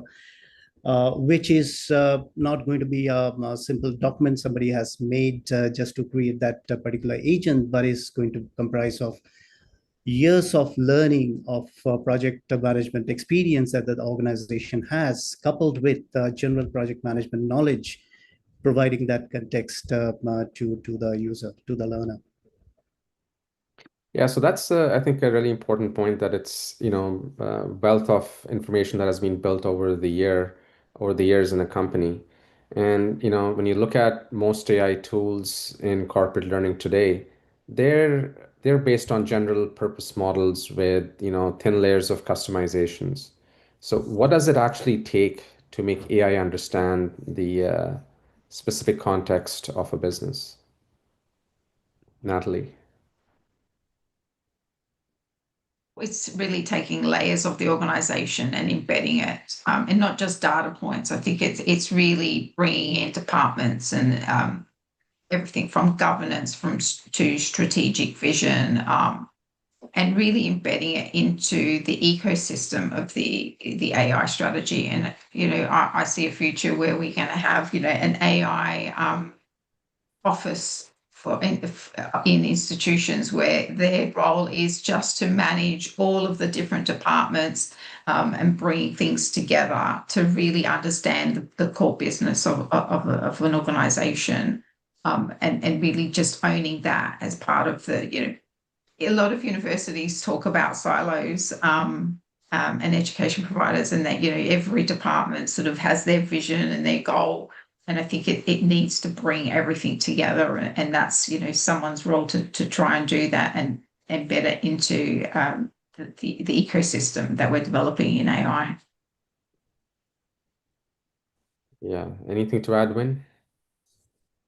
Yeah, no, exactly what Natalie just said. I can kind of provide a example from the analytics world. So we've developed a conversational AI tool that, for analytics, it's basically a AI trained on our internal data, and it's a 24/7 data analyst for executives, right? So, but you can get to 80% accurate answers really quickly.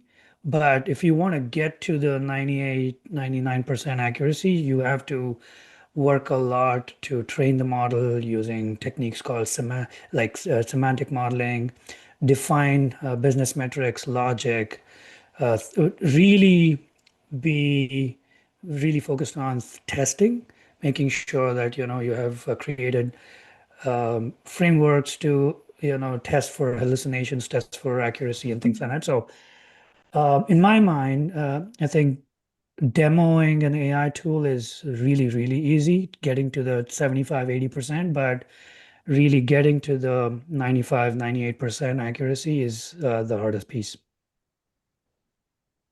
Yeah, that's a great point. So one of the issues is that, trying to understand your business implies there's going to be sensitive information, competitive, strategy information, financial data, personal records. And, so when it comes to, training your AI models or exposing information to AI systems, how do you decide and what is it that you decide to keep off limits? Really tricky question, I think. Maybe. I think, and that's what everyone's concern is at the moment. And I go back to governance, I think, and strategy, and really as a organization making those decisions as well. And so when an employer is part of that organization, they read the policies and the governance to understand where their data is going. I think it's a very tricky environment. But having the right framework, being open and transparent with what we're doing with the data, I think that's going to be crucial moving forward. So from my point of view, there's something that we need to understand when we are talking about critical data and agents having access to those critical enterprise data like financial records and et cetera. There can be other things. There is something called agent risk trifecta. So what the agent risk trifecta is, your agents have got access to your critical confidential data in the organization. It also has exposure to untrusted, possibly external data, which is not validated by the organization. So let's say, for instance, your agent is going out scheming out context from other websites or other portals, etc., which is not verified in real time by the agent. And then coupled with those two, the agent also has access to the external world to communicate, ability to communicate to the external world. So when you have this agent risk trifecta materializing with your agents, that becomes quite risky. So some of the techniques that organizations have started using is, one is rule of two. So in the agent risk trifecta, you never let all three of them fulfill or materialize within your agents, limited to maximum of two of them, if you must, right? So then also assess the blast radius. If there is an incident because of one of them, then what is your blast radius, and limit this, and contain that with limitation of access, limitation of ability to communicate to the external world, having human in the loop at critical junctures within the agent's workflow, et cetera, et cetera. So these are some of the techniques that organizations have which have started emerging, and organizations started adopting them.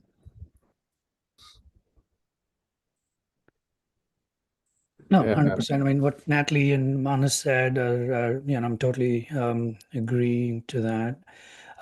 I would, in addition to the agentic trifecta and focusing on guardrails, I would say just ask yourself what business problems need to be solved, and not just, hey, where could I use AI, and just throw AI at everything, right? So being more responsible and focused will help you with unplanned data exposure. Yeah, definitely. So, one of the issues that I see with contextual AI is, the ultimate promise of contextual AI is that learning becomes directly relevant to a learner's role in the company and the environment in which they need to operate in, and the context of that environment. But relevance also means narrowness in some context. And so how do you, how quickly can contextual AI adapt to be, less tunnel vision, and make it more immediately useful than just having a narrow focus? So Natalie, do you want to give your thoughts on that? Yeah, I've been thinking about this because this is exactly like the area that I want to get into and develop something quickly. I think, the best learning systems operate on two levels. You have to have like the precision learning and maybe the just in time, if we want to call it that, exposing people to things that they need to know straight away. And then you need that expansion learning layer, I think. And that's like giving people like the leadership thinking, the innovation, ethics, communication, I think, and systems thinking. That's all my background, and that's what I really get excited about. I'm looking for a system that can create that. And if you think of a mentor, I think of all the mentors that I've had in over the years, you don't go to them to teach you that one skill. You want them to help you, and they sort of mold you and develop you in those other areas. So, I would love to see more development in that area where, AI can take someone to that next level and just grow them as a human. If you've got, mentors all over the world that you want to, communicate with, that's where I think we can really grow this in an exciting way. And that's what I'm looking forward to. Right. So my take is that, so we are talking about, let's say if I pick out one of the most common techniques of agentic AI, retrieval augmented generation, or RAG. So when we are talking about tunnel vision in corporate learning or learning in general, we are talking about narrow RAG. So, I mean, an extension of what Natalie has already mentioned, we make narrow RAG a lateral RAG, or apply techniques like the 80-20 rule. So whereas 80% of what the contextual learning or contextual AI is telling you is grounded with the context specific or scenario specific information, but 20% is pulled from adjacent disciplines. So let's say, for instance, a Python programmer is stuck with a particular problem, and your contextual RAG or contextual AI is really providing him or her with the right help, teach that particular portion, etc. But also putting in context from how to make that program more secure with secure programming concepts, and or for that matter, pull in concepts on UI design that can be implemented in the project that or the application that he or she is developing.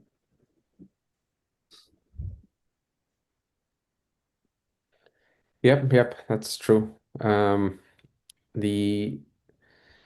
So I think one of the things that I feel challenged with is, contextual AI at times tends to be fairly static, based on information that the company has collected over the years. But businesses change, constantly. New products, new competitors, new regulations. That happens all the time. So how can contextual AI adapt? And what happens if the lag between reality and what the model knows is a huge one, right? So Wayne, do you want to shed some light on that? Yeah, this is a really interesting question, right? And really important one as we mature into agentic and general AI use cases. We could kind of look at some of the other verticals we've been dealing with in the business world, right? So we could look at machine learning and change management, where these are solved problems. There are always things changing, impacting business, and so on. In terms of machine learning, this is a solved problem. The problem of system or the model lagging in performance over time is called model drift. And this could happen because of unplanned changes in the world affecting your business, or uncaptured changes within your business, right? So new product, you mentioned new products, but if that's not captured in the model, then that causes model drift. The way that we solve for it in machine learning is by creating a robust and periodic quality assurance process. And then a similar process could be applied to AI in the context of contextual AI. So just keep measuring the outputs, have a dedicated team and space for testing your models, and if there is drift, then you need to focus on training. And also the other piece is change management. AI needs to become part of the change management process of your organization. And it needs to become part of your roadmap.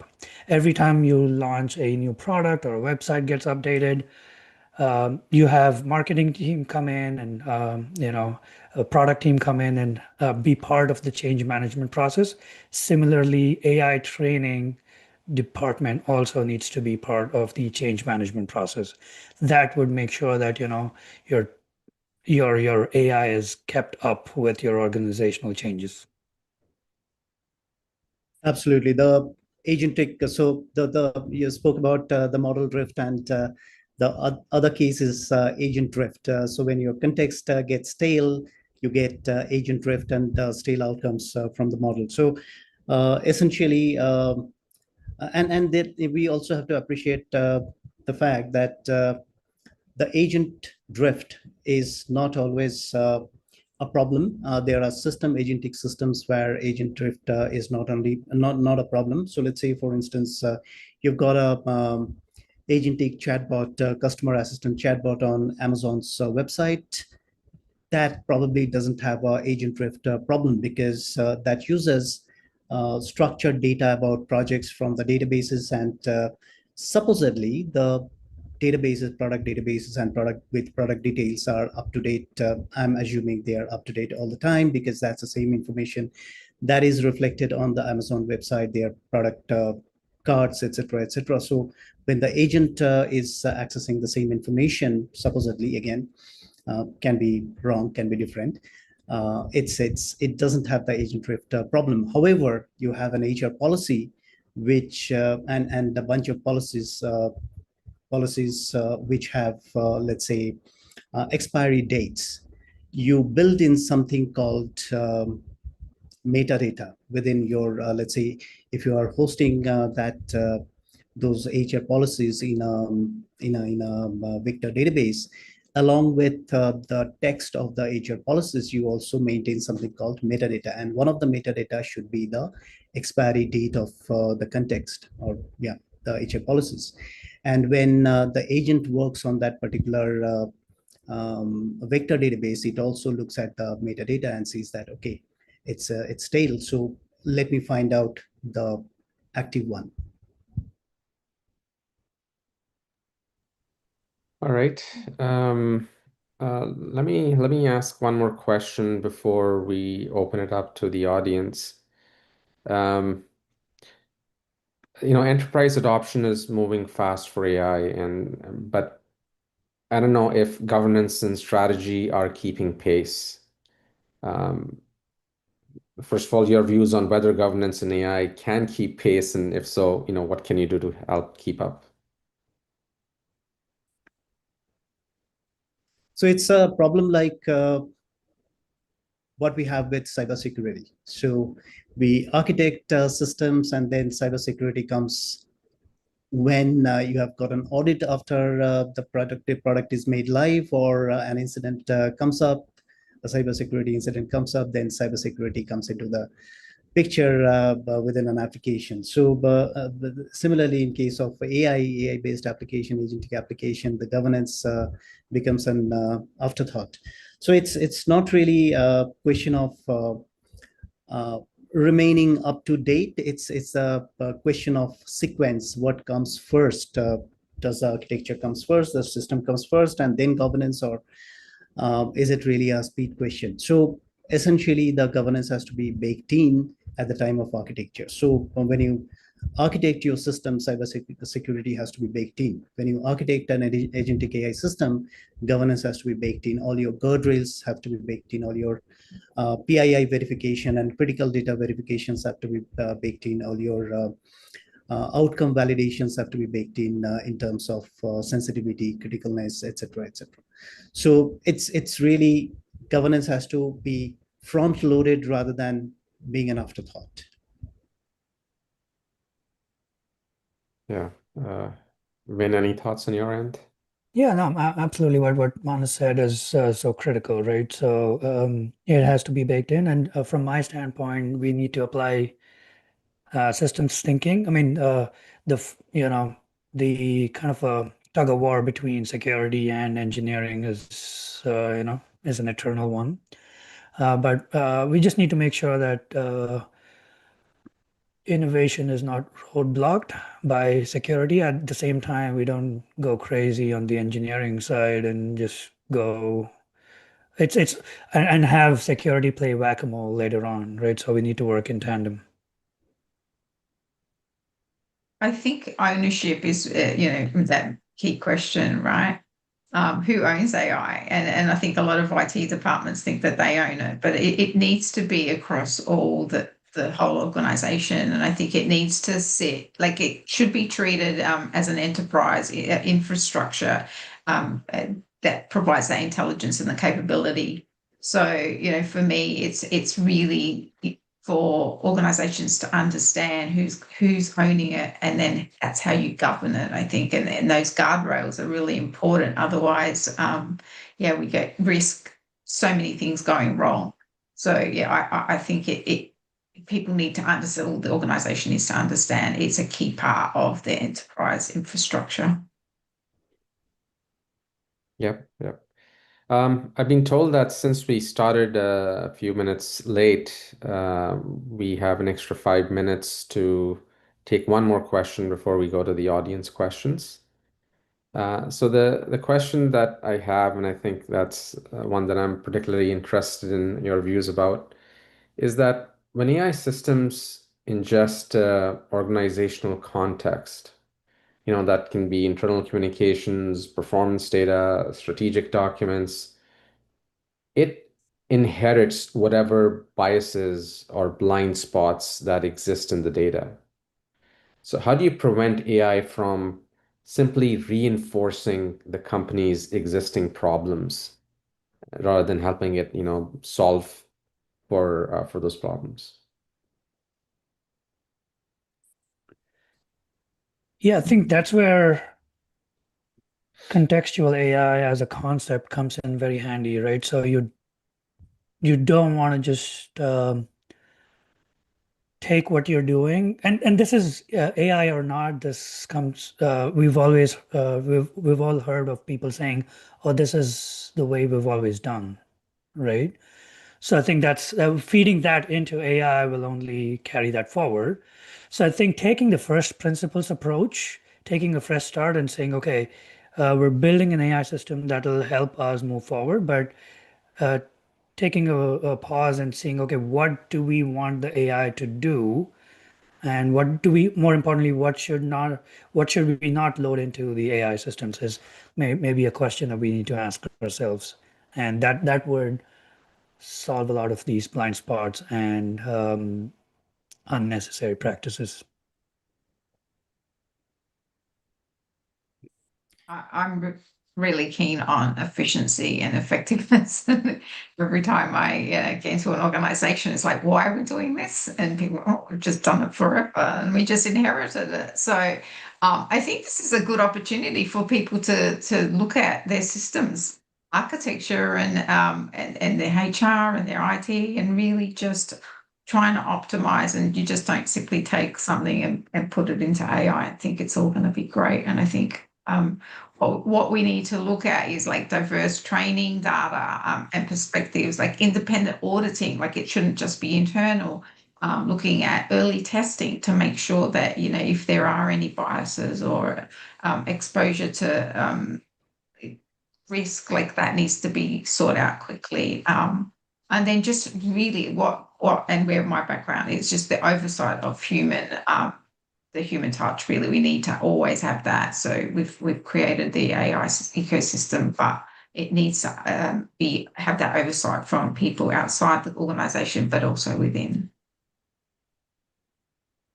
So my take, the guardrail against bias in data also have to be baked in within your agentic AI. So when you are building your RAG application or agentic application, when the agent is retrieving the context from its sources, it also has to understand if there are inherent biases or any other anomalies, various types of guardrails, interrogating the data. So you build a system where you have possibilities of anomalies or biases or patterns, undesirable patterns to exist within the data.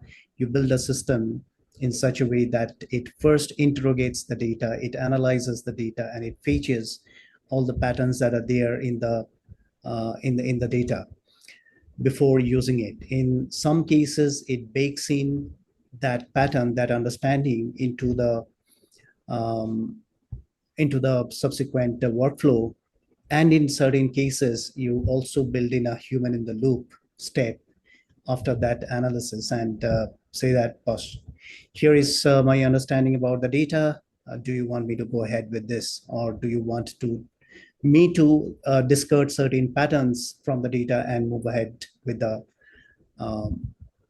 other information? Yep, definitely. So let's open it up to the audience for questions. So one of the questions I have is, can AI really deliver personalized training as an ongoing discussion?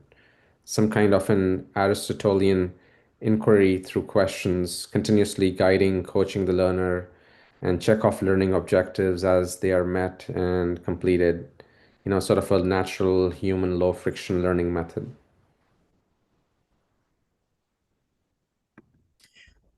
So I'll probably address the technical part of how this can be built.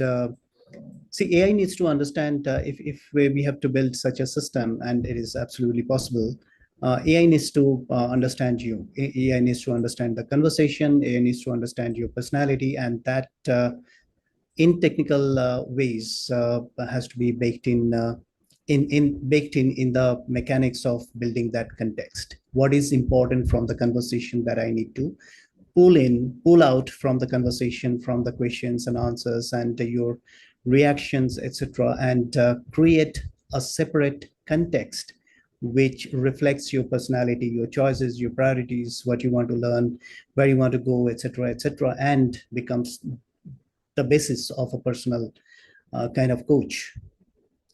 So that has to be the construct. And yes, absolutely, technically it can be done. There is a lot of work that is currently going on, and there will be systems emerging in those with those constructs. Yeah, man. To add to what Manas you just said, the technology is present, right? So we are able to solve a lot of these problems and be very surgical in terms of personalized learning.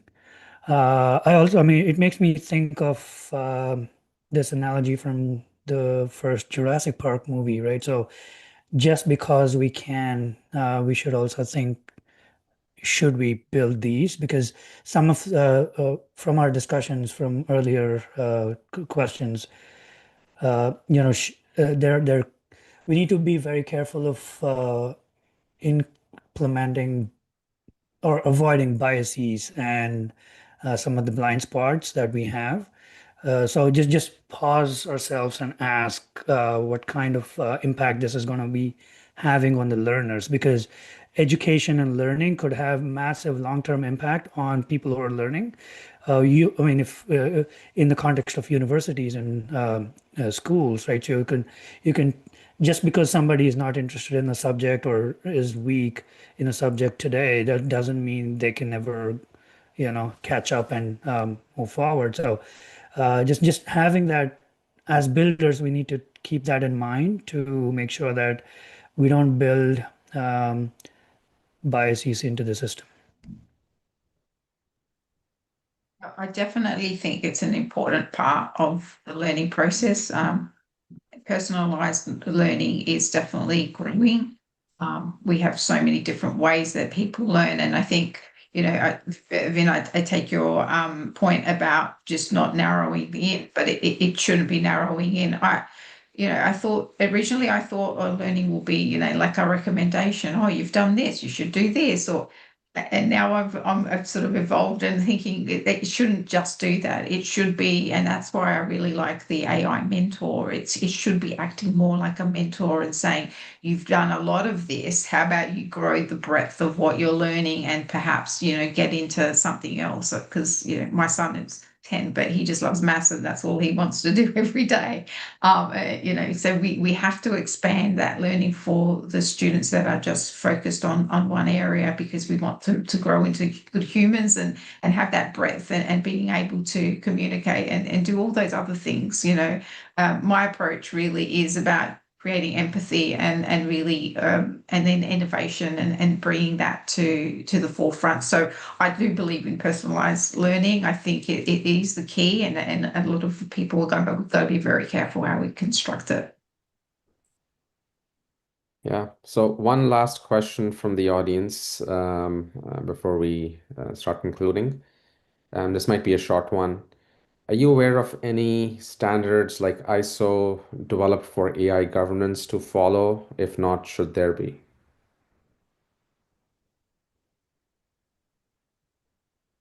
I'm not aware. I think there should be standards and frameworks, if not standards, definitely framework, so people can have an idea of where to start. I think it's really important. But I don't know of any. I'm not sure if anyone else does. Yeah, so I mean, there are some baked in. I mean, I'm also not exactly sure which ones and how they are, what exact policies, etc. But there are governances baked in within California Data Privacy Act, GDPR, EU Act, and etc., which govern the data that can be used within AI. So from the privacy point of view, then some of the most critical ones are around if AI is taking decisions which affect individuals, then your AI should be able to explain that. So the accountability, the explainability, so to say, and that's quite prevalent, and more countries are coming up with AI laws governing critical decision-making process. Policies around critical decision-making processes, AI processes. I would say, in addition to GDPR, I think EU AI Act is a good one to look at. EU is very focused on consumer protection and data privacy. So I think that's a good place to start. And as we talked about before, governments are still catching up. Innovation is like, breakneck speed. So I think governments are still trying to catch up, but EU and GDPR are a good place to start. Okay, so let's wrap up the session. And before we do that, let me just ask, in just one line, can you sum up your views on contextual AI in corporate learning? Just one sentence. I believe that like the organizations that are going to really last the time are going to combine strategy, like strategic clarity, with human connection. I really hope that people keep that in mind when they're developing anything in their organization with AI. Just making sure that there's that line. So it's more agency to the learner, and a shift from just in case to just in time with institutional wisdom. To me, there are three kinds of context that we need to think about when we think about contextual AI and learning. We need to think about the knowledge context in the context of the company or the institution. Decision context, what decisions we need the AI to make, and also the human context. Like Natalie said, we need to bake in empathy and the human sensitivities into the context. Great. Thank you. Thank you so much, Vin, Manis, and Natalie. You've shared some brilliant insights. There is a lot of hard topics that you discussed, and some of these topics need ongoing discussion. But I thank you for taking your time and being here today. And thank you, everyone, for attending. Pleasure. Thank you. Thank you, everyone. Thank you, team. This is a great panel. I had the experience and pleasure of interviewing Manas a few months ago in India about context, and it's become such a common phrase and concept now, which these guys have gotten very deep into, and it was really wonderful listening to it. But 3 years ago, it was basically almost an unknown concept. Not an unknown concept out of software, but out of the common parlance. So thanks very much, Manas, and I'm going to welcome Steve. I met Steve several months ago in Portugal, and I was so fascinated by both his passion, his knowledge, and his experience that I really felt he was someone who I really got to know. I needed to go get to know better, and I have a bit. And a pleasure and honor to have him speak about Workquake and the whole revolution or evolution of work. So thanks, Steve, and I'll hand it over to you. Great. Well, thank you for having me. Thank all of you for joining today. And gosh, I don't think anyone could be more in awe of the challenge all of you are confronting right now to try to really take us into the future and the future of learning. So I've been in the world of talent for about almost 40 years now. Worked in 6 different industries, have worked in mostly technology companies. And in my last regular job, I was the first chief HR officer of LinkedIn. And for the last dozen years or so, I'm really focused on helping organizations build compelling talent strategies for the future. And I have to say, when we take a look at the world right now, we're seeing more complexity than any time that we've been measuring complexity. And when I'm speaking to you today, what I really want to cover is the context in a much broader notion. What the employees are seeing that we're trying to help develop, what the organizations are facing. And the rules of work, as many of you know and feel in your stomach, are changing faster than any time in history. And for me, the best example of that is really when we think about, and that's why we're here today, is like, how do we prepare people for a complex world? When we think about that, I was listening to a podcast recently where they had the chief learning officer for Unilever, one of the most revered, one of the most respected consumer goods companies in the world, thousands of employees, a very progressive talent strategy organization. And their head of learning and development was asked a very simple question. Hey, you guys are a world-class organization. What are you focused on? What are you thinking about as you move into this really complex ocean? And his answer was fundamentally stunning to me. He said, you know what we're focused on? Eliminating distraction. That's right. Not some ninja AI skill, not some black belt leadership, time management, fill in the blank initiative. It's eliminating distraction. And that's the ocean that you all are operating in. And, as a part of the Starweaver team, as someone who has enormous respect for the kind of work all of you are doing, it's never been harder because you're facing an audience that is already feeling overwhelmed. And so let's talk about that, if you will, from the standpoint of, when I take a look at the major trends in the workforce. I could probably give a 3-hour seminar on what the major trends are, but I'm going to try to distill it for you here because we only have a few minutes. The biggest one is the need for new skills. Organizations just need new skills faster than any time in history. And do any of you think that is going to slow down? Do you think we're going to hit a point of saturation where, no, I think we figured out all the skills that we need? We're seeing more new industries be born in the last 10 years than any 10-year period in history. And with a new industry comes new career paths. And when new career paths come new career choices, we're seeing a lot of career confusion. And that's feeding into the universities, which I'll talk about in a second. We also have high employee turnover. We have the shortest amount of time globally that people are staying in an organization. We have the highest amount of disengagement of leaders ever since it's been measured. Gallup just published their survey a few months ago.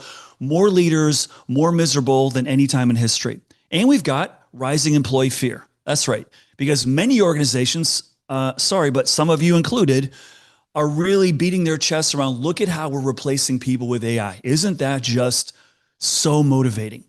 I spend a lot of time on college campuses around the world. I was teaching a few courses last week, and there's a very interesting pattern that we're seeing among students.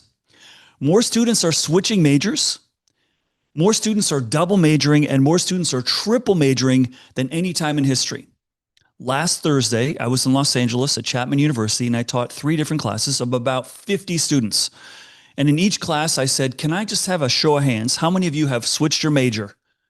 50% of the hands went up. How many of you have added a major since you've been at school? And these are sophomores, okay? Not seniors, sophomores, 2 years in. And so what's playing out is with more new industries, with more uncertainty, is a concern that's being met at the university level. What should I study?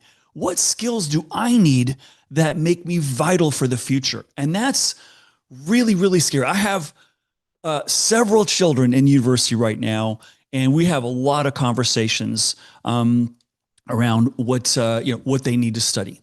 But what I will tell you the students are telling me is something that I already knew, and many of you already know, is that the pace of work is accelerating to a degree that it has outgrown the architecture of work. And the architecture of work was not built for all this change. And when we take a look at how organizations have been built, they've been built for stability. We talk about culture as pillars, and we use words like things won't move.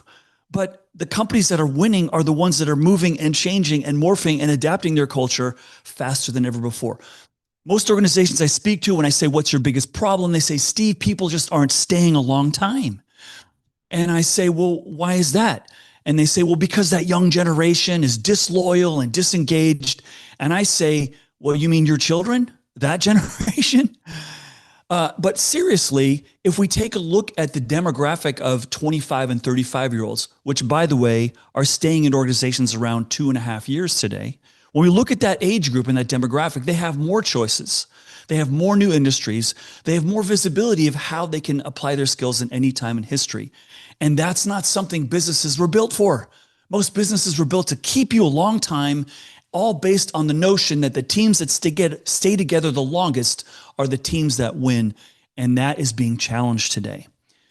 And the organizations we're seeing that are winning are the ones that are building for instability. And I know that feels really uncomfortable. But in a world that is highly unpredictable, in a world where we used to plan for 20-year, business strategy meetings, and now it's turned into the 20-month business plan because we don't know what's going to happen 2 years out. I want to show you a very interesting slide. Now, this is breaking every PowerPoint rule. And if, Paul knows me, I'm a rule breaker, not a rule maker.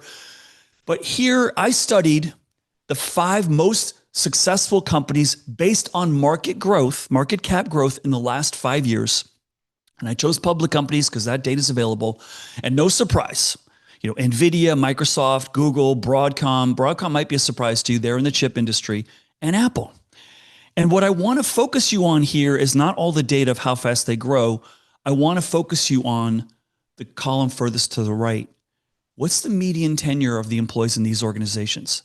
Because these organizations, you could argue, are not winning because of all the 20, 30-year employees. They're winning because they're bringing in new people with new ideas and new ways of solving problems. And they're learning how to make people productive really, really quickly. And I know you probably are feeling this, but I don't know if anyone's articulated it as clearly as I've seen. But what we're really in right now is a domain where speed to skill is a competitive advantage. I'm a big sports fan. And if you take a look at pro sports, if you take a look in the United States at high-level college sports, everyone knows the best players are only going to stay a year or two. And so every coach has to build a world-class team faster than any time in history. And that's what you're all facing right now. In a world of declining tenure, how do we grow our people so that we don't have to hire our way out of this problem, that we're going to have to develop our way out of this problem? And that is a big, big challenge that most organizations weren't built for. Most organizations are more focused around keeping you than building you. And I know that because I will tell you folks that in all the staff reductions I see in the last 10 years, which department, when things get tough, gets let go first? It's the learning and development organization, because many organizations do not see this development and growth as a competitive advantage. And that's something that we have to change, and it must change. And let me explain to you why I think it's important and what's going to happen in the world of work. And again, anyone that tells you they know what's going to happen in the future, stop believing them. This is just my, belief of how it's going to play out, okay? And you layer that in with your beliefs. Most organizations today have been built with a notion that the employee is being paid to deliver value 100% of the time. But if you tell them, or you ask them, what's your big problem? They say, well, we need new skills. Why is that? Because the job's changing, the market's changing, the environment's changing. We need people with new skills faster than ever before. So where are you going to get those new skills? And so what I believe is really going to happen is jobs are going to have to become more of a learning vessel. Not that 5%, one class a month, the professor who visits you, the offsite for a weekend. We are going to have to build jobs differently, where you're going to have to embed the learning in there. And I'm not talking about just academia.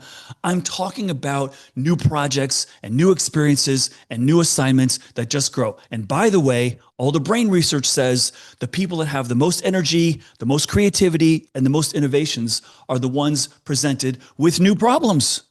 And our old architecture work was built to keep you doing the same thing a long period of time.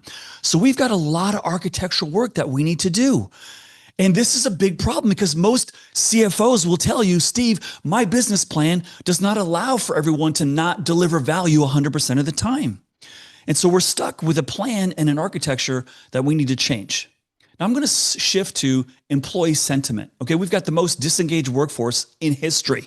That's who you're dealing with right now. People who are worried, people who are scared, people who you told last month they could work from home and now you said you have to come back to the office.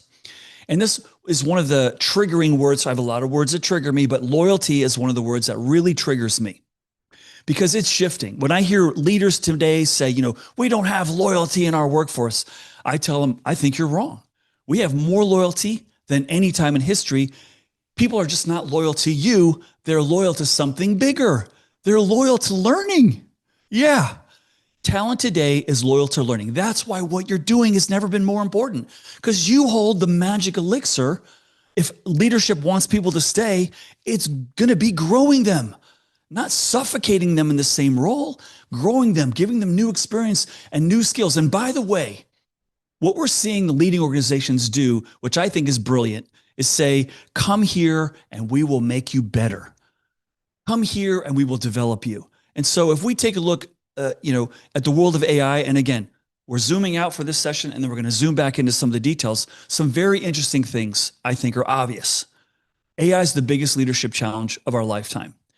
But let's not make the mistake of believing this is a technical challenge. It is not. Leveraging AI is much more of a cultural challenge. I say it's a culture challenge disguised as a technology challenge. And we're asking people to change faster than we're giving them permission to do. All the brain research says the greatest innovations and breakthroughs are not when you're coming out of 30 Zoom meetings. It's when you've got time to breathe. Are we designing work to deliver on that? Some of this research was already discussed in a few earlier sessions. McKinsey did a wonderful report. I have my issues with McKinsey, but this report supports what I want to say, so I'm using their data, which is they studied about thousands of organizations. 88% of the companies said, yeah, we're using AI, but only 6% said we're seeing a significant increase in profit. So we're at the beginning of the starting line right now of where this is all at, okay? And what they're finding is the companies that are winning with AI are the ones that are augmenting people, not replacing them. So what now? What do we got to do? Okay, what's the big so what? And here's some closing thoughts for you, and then we'll open it up to some questions. We are in a period of transition right now. The companies that win, the companies that grow are the ones that are building people the fastest, and the ones that are winning are the ones that have people who are building themselves the fastest. But that has to happen within a culture of trust. I want to give you one example of a company doing something really interesting.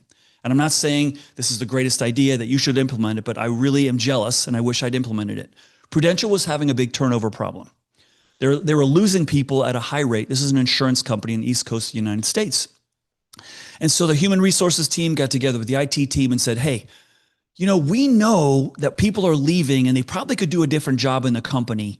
Let's map everyone's skills, experiences, education, and abilities, and let's map that to every job in the company, okay? Think about that. In the first day of Prudential, you sit in your new hire orientation and they say, hey, this is how qualified you are for every job in the company, not just the ones in your career ladder, not just the ones in your domain, every job in the company. Because we don't know where you want to go. But if you want to go over to PR or marketing or engineering, here's the skills you need. Here's how qualified you are. And here's some mentors for you. And here's some coaching. And here's some Starweaver incredible content courses that can help you get to where you want to go. Now, why doesn't every company have that? Because they're still using an old playbook. So what I want to leave you with is there is no playbook for this moment. We're all making the sausage. And I know we were all taught when times are tough, go benchmark with someone who's been here, who knows what they're doing. Those people don't exist. We have to become the benchmark. But that's where the joy of the opportunity sits. We've got an opportunity to build a better future, to make something more bright for our children, for our kids, for the world. Let's take advantage of that moment. So I want to thank you. I want to invite you to connect with me on LinkedIn if you'd like to continue the conversation. I told Paul, if you just give me 5 hours, it's going to be more than enough. Please do connect with me if you'd like to. And if you'd like to send me an email to continue the conversation, here's my email. Here's a link to my website. And Paul, it's just been a thrill to be here.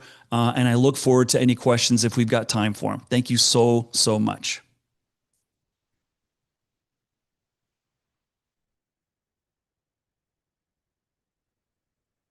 And let me see if I can access the questions, just in case. Okay. Thank you, Dr. Salem. Okay. Blah, blah, blah, blah. Here we go. Okay, here's a question. Can AI deliver personalized training as an ongoing discussion? Some kind of, okay, nope, I think that was for the prior one, not for mine. Okay.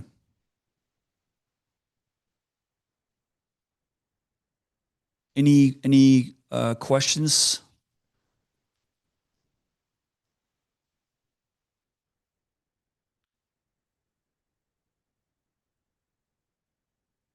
Okay, I'm just looking at the chat. Thank you all. Thank you all so much. Okay, I think that's it for me. I think hopefully we're back on schedule again.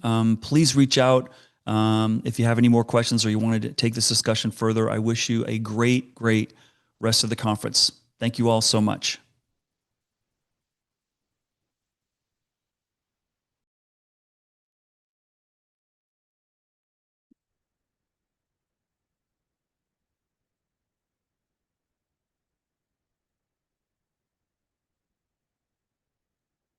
Okay. Hello, everyone.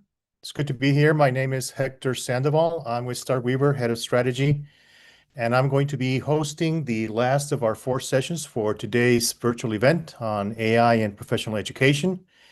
I will have a group of panelist friends with whom I have been working closely for the past couple of years in creating some amazing online content. And the theme of this session is about from months to minutes, how AI is rewriting the rules of content creation. Now, obviously, we're going to be addressing the issue of compression, the issue of automating workflows, but I will be challenging my colleagues here to go beyond that and speak a little bit about their experiences. All of them are professional educators for enterprises, universities, and the online platforms. So I think we're missing one of them right now, and please, I will ask my colleagues in the back room to see if Mr. Temelis can join us or if he's having any technical difficulties. Just from some housekeeping perspective, the session is timed for about 45 minutes, but we'll make sure that we leave the last few minutes for some questions that we may get from the public. Okay, so with that in mind, let me introduce Mr. Phil Gold. Phil is a seasoned, experienced learning and development, as well as a communications expert who has spent many decades working in the field, including 20 years as a training specialist for Nike, where he delivered 15 years at Nike. Okay, well, I was giving you the benefit of an extra few years for retirement benefits if you. And Phil is also a prolific content creator. He's got some amazing courses across different platforms, including LinkedIn Learning and Coursera, among others. And what's interesting about Phil's courses is that they have really tested the importance of great storytelling, because some of these courses, for example, managing virtual teams, have already over 350,000 enrollments of people that are just loving that content and rating that content highly. So Phil and I have worked together in a few projects, and I will let him, once we start rolling the questions, add anything on his background if he chooses to. We also have Dr. Eric Sakerson. Eric is an entrepreneur. He is an educator, a university professor at the UC University at Santa Barbara. He is also a management consultant and also a content creator. So I had the privilege of meeting Eric a few years ago when we both were discussing the need for creating amazing content, and Starweaver provided both of us the opportunity to do that. And since then, I think, Eric, you have created, I can't even count down the number of courses, but it would be safe to say at least like 300 or 400 hours of amazing learning content, right? Yeah, likely. Yeah. Okay. We're supposed to have another panelist join, but I'll just get the ball rolling here, if you don't mind, guys. Yeah, please. To keep the information flowing. So I think most of us have been using one form or another of AI in its current version for the last couple of years, 3 years to be exact. But I think that in the last 6 months, there was like a seismic change in the whole thing of AI. And I think it had to do with the fact that, like, if you went for the holidays in December and you came back in January, there were new things happening in the large language models, namely the agentic features of things like Claude Cowork, Claude Code, Codex, etc. So with that in mind, knowing that this is a technology that's changing so fast, let me start the questions with you, Phil. Can you name a specific interaction with AI in your content creation practice over the last 6 months that really amazed you, that has made a significant improvement in your workflow that you can share with us and the public? Well, there's actually been a couple of different things that have happened over the last 6 months. 6 months is probably an accurate time frame. I have been increasingly able to use AI tools to help guide me, not to create content, but to validate content, to get feedback on content, and to convert content is another thing. I mean, I have a book that I want to convert into a course, and using AI tools, mostly ChatGPT, because that's the one that I'm the most familiar with and the most comfortable with. I've been able to move this very rapidly into a real robust script for a full course. And I've had the opportunity to train my chat GPT so that it knows who I am and it knows how I talk, and but we have conversations about things, which is the part that I really like. It's not just ChatGPT, give me this. It's ChatGPT, here's what I've got. This is what I want to do with it. Here's the format I want to have it show up in. Make me some suggestions, and then let's put some drafts together. So it's not just a drop it in the AI and let the AI do it. I know people who are doing that, and their content sucks. They're creating stuff very, very quickly, and it's very, very bad. But AI used properly is a great tool, and it does absolutely make things go a lot quicker. And I think the resulting content is a lot stronger for the use of having this constant back and forth feedback. I'll save my second thing for later. Thank you, Phil. Let me welcome our third panelist of today, Mr. Tom Temelis. Tom is an educator in the Schulich Business School at York University in Toronto. He's also an expert in 3 specific areas that I really want to come back to and discuss as a group, because he teaches, he consults, and he drives a lot of conversations around data science, cybersecurity, and generative AI. So when you put all that together, I think it's a very interesting cocktail to talk about in terms of implications for education. And Tom is also one of the instructors that has partnered with Starweaver to create amazing content. We have been working together as well. So Tom, welcome. And the first question that I was asking the panel was, what in the last 6 months, because we all feel that the capabilities of AI have changed dramatically over these past 6 months. So let me ask you, since you just joined, and then we'll have Eric also chime in at the end. What is your most recent experience where you have seen a definite, significant change when you're using AI for creating educational content? Something that you didn't experience before, and you said, wow, I didn't expect this to happen. I think the greatest thing that I have seen so far is the proliferation of these different AI solutions that are more specific now towards, I want to say, in terms of occupation. And what we've seen is or what I've witnessed is a hyper personalization of all these different AI solutions, all these products and agents. Like, we're no longer, for example, talking about simply AI agents can do A, B, and C. We're no longer talking about it now from a business setting. Now we're starting to look at this now from a learning perspective. Right.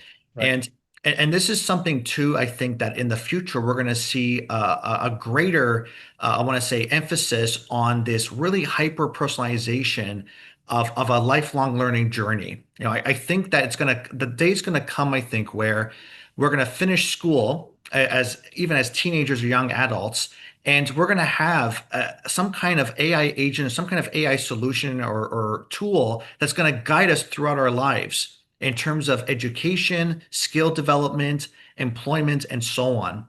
Maybe I'm thinking way ahead of myself here, but that's the biggest thing I'm seeing right now. We're seeing just such a proliferation of all these different AI products and such out there. It's insane actually what's been happening. Yeah, absolutely. I agree. And Eric, have you been experimenting? Let me ask you for example with agents, because everybody's also talking about how you can now design and train agents to do very specific tasks. So what's your experience with that? I don't do that a lot yet. I've been playing with it. I downloaded Claude for my desktop, and I've been kind of giving it some things to do on the back end. I'm not in that real in depth yet. I'm being consciously really careful with it. I actually just kind of had an epiphany with kind of my writing. If we go back to the question you were asking a minute ago, that I'd realized that I'd been turning over too much control. And rather than it being a writing partner, it was kind of co-author, and realized it. So my procedure, and it sped me up a lot, right? I generate ideas, use AI, usually Claude, to kind of categorize those ideas, and then I'll draft, and then I'll turn it over and like make this more effective, more persuasive, whatever. And I realized that I'd been doing that to the point that I'd been losing voice. It happened because I'm working on a new textbook that they're like, you can't use generative AI. And I sat down at the computer and I was like, man, I've lost my edge on being able to write. And so I've actually stepped back a little bit in that ways. But where I have found it amazing is I'm using it like one of the classes I teach is strategy. And so we're talking about actually even better, I'm doing a leadership class right now. And we had a decision-making section, and I just had Claude, I need 8 like realistic business scenarios to analyze decision making, so I can have 8 groups do it, which that's not something I want to do that fast, and they were great. And I think those kind of things, I think Agentic is going to be able to start, like I can ask it to kind of go through and find like, here's my activities, what are better activities, but I haven't played with that much yet. So it would be fair to say that the common denominator across all of our experiences with these AI tools right now, and it's again, educators, content creators, instructors, whatever you want to call us, is that we enjoy the fact that we can delegate some tasks, but we're always in control. We drive the car. We're the ones who are putting together the strategy behind it. Now, if I were to tell you that in the last few hours that this event has been going on, we've had 2 great keynote speeches from people, very senior leader at Coursera, former CHRO at LinkedIn Learning. And we've had 3 other sessions where people have been talking about AI in education with different dimensions. And if we were to create a word cloud out of all those sessions, the one word that's coming across as the big one is skills. Everybody's talking about skills, upskilling, reskilling. Let's train people for skills. Now, Eric, I'm going to turn it over to you right now because I had an epiphany myself yesterday, which is I read a slide from the University College London where Paul was participating in a panel, and the basic phrase was, the over-reliance of AI has the potential to degrade your critical thinking. And 100%. I know that critical thinking is one of those skills that you teach, and it's in your wheelhouse. So tell me, when you're interacting with your alumni and your stakeholders, whether it's management consulting clients or in other educational fields, what is your reaction to them asking you, is my critical thinking at risk? Is this going to boost my critical thinking? What is your opinion about that in terms of AI? It's a 100% risk, right? And we know that the research coming out is very, very clear that AI use is dumbing people down, right? Additionally, if we are overusing AI, like if we're turning over all of our, like low-level work to AI, how are people going to learn to be kind of the mid-level? And then where do the next experts come from? And so I talk about it a lot. And you can, the trick thing is you can use AI to increase your critical thinking, right? You can train. I've got my Claude now. I was like, if I ask, like push back on me on these things, like challenge me. And so you can use it in that way. But the trick is and this is where it gets problematic. Like when AI, like early chat, right? The first couple of versions of ChatGPT, it would spit out stuff. We'd be like, clearly this is BS, right? Clearly this is, and so we critically analyze it. But AI is getting so good. And to Phil's point, right? It knows our voice, right? It knows what we write. And we know that psychologically, if we get something that looks like what we would write, or psychologically, we don't look at it as closely, but that's exactly when we should. And so that's a lot of what I talk about. And it's challenging though, right? Because we get in a hurry. We're being pushed by our employers to be more efficient. Like AI should be making you. And so we're getting stuff that looks good, and we're in a hurry. And the risk is that we just go past it. But that's exactly when we should be digging into it more. I'm sure, Phil and Tom, you got an opinion about critical thinking, but let me push the envelope a little further for you, Phil.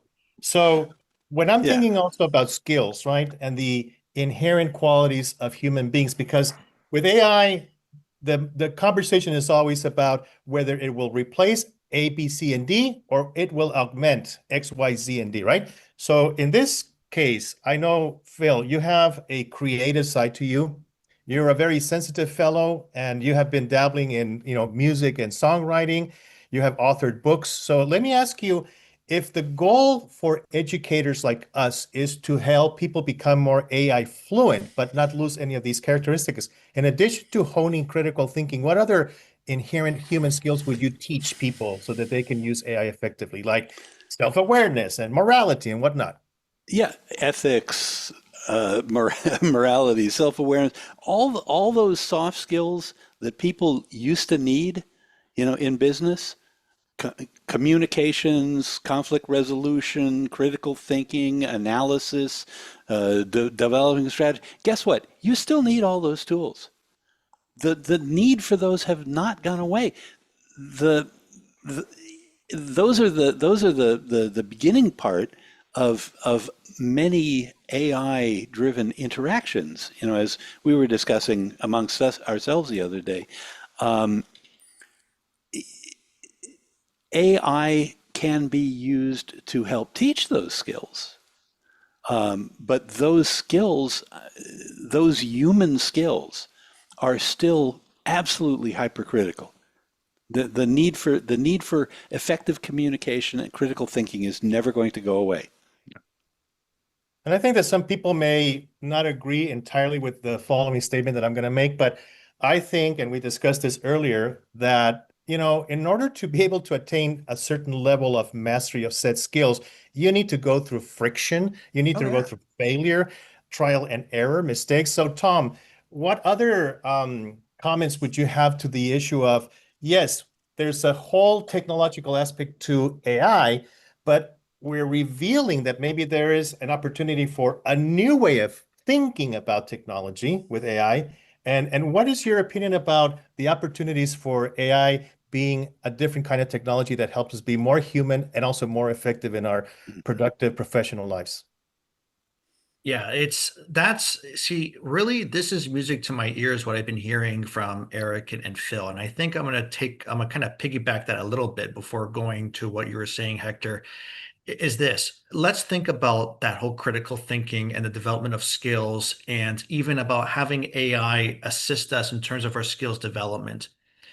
It all starts, and this may be a bit, I'm going off kilter here, but it all starts as children. When we're kids, when we're in the school systems, that's where we're fundamentally taught those soft skills. The ability to communicate, the ability to manage, to lead, to cope, to deal with things. All that starts at the school level. Yeah. And once you develop in your formative years, those skills, those abilities, the soft skills we call it, or transferable skills, that's going to take us for the rest of our lives. And having AI involved now, even going back now to, I want to say to a younger age, draws in itself opportunities, but also a lot of dangers, because we're not teaching, in some cases, the younger generations of how to do things. And on top of that, that's another issue that I think Phil and Eric both raised about companies and businesses, is the fact that we are not allowing or giving younger generations or younger adults an opportunity to really develop themselves. because we're thinking that AI is just as capable as a person. But we have to remember that AI is generated, it's simply generated information. Yeah. It comes from a source, it comes from somewhere out there. Whether it's accurate or not, that's open to debate. But these are all fundamental issues we're dealing with. And I guess, Hector, maybe I'm going again a bit off there, but That's cool. in the end, though, this is something that for all educators, doesn't matter whether you're an elementary school teacher, to a professor, to a corporate trainer, these are now questions I think everybody out there is asking themselves, right? How am I going to balance it? Yeah, and we should all be promoting that kind of discourse anyway. Let me keep you here, Tom, for a little bit more, because here's another question that I had. Now, we've been speaking about the use of AI, the advantages of AI, the need for AI on an individual user level. But all of us have been engaged in large enterprise engagements where you have to train hundreds, if not thousands of people, and sometimes even tens of thousands of people across the planet with different cultural, settings and ideas and upbringings and whatnot. My question is more about that cocktail of technology knowledge that you have across data science, data analysis, cybersecurity, and Gen AI. So if we were to try to scale large training programs for AI fluency and very specific use cases across different entities, and say, just a random number, we want to train 10,000 people in the next semester so that by the end of that, these outcomes are achieved, these skills are attained. In your opinion, are companies aware of all the technicalities that are involved in layering up the AI part to the existing technology stacks? Are people aware of the issues related to data protection and cybersecurity? What's been your experience in the last few months? Are people asking you those questions? Yes. In a short word, yes. Everybody's been asking me questions about this, and I've had many great discussions with a lot of really, really intelligent, far smarter than me, actually, colleagues in those very discussions. I don't think a lot of companies are, and I don't mean that in a bad way. I just mean I think they're slowly beginning to understand and grasp the sheer challenges of going through now an entire reskilling or upskilling of an entire workforce. We're talking here generational change, the change that we haven't seen since the Industrial Revolution, to be honest. I mean, just the sheer speed of this. And I think part of the problem here is this, and I mean, we did talk about this before, is that we have to understand that for AI to function properly, in order for people to learn, in order for any kind of fluency or literacy, we have to get back to the basics, right? And we have to get back to the quality of the data that we have, the quality of the content that we have.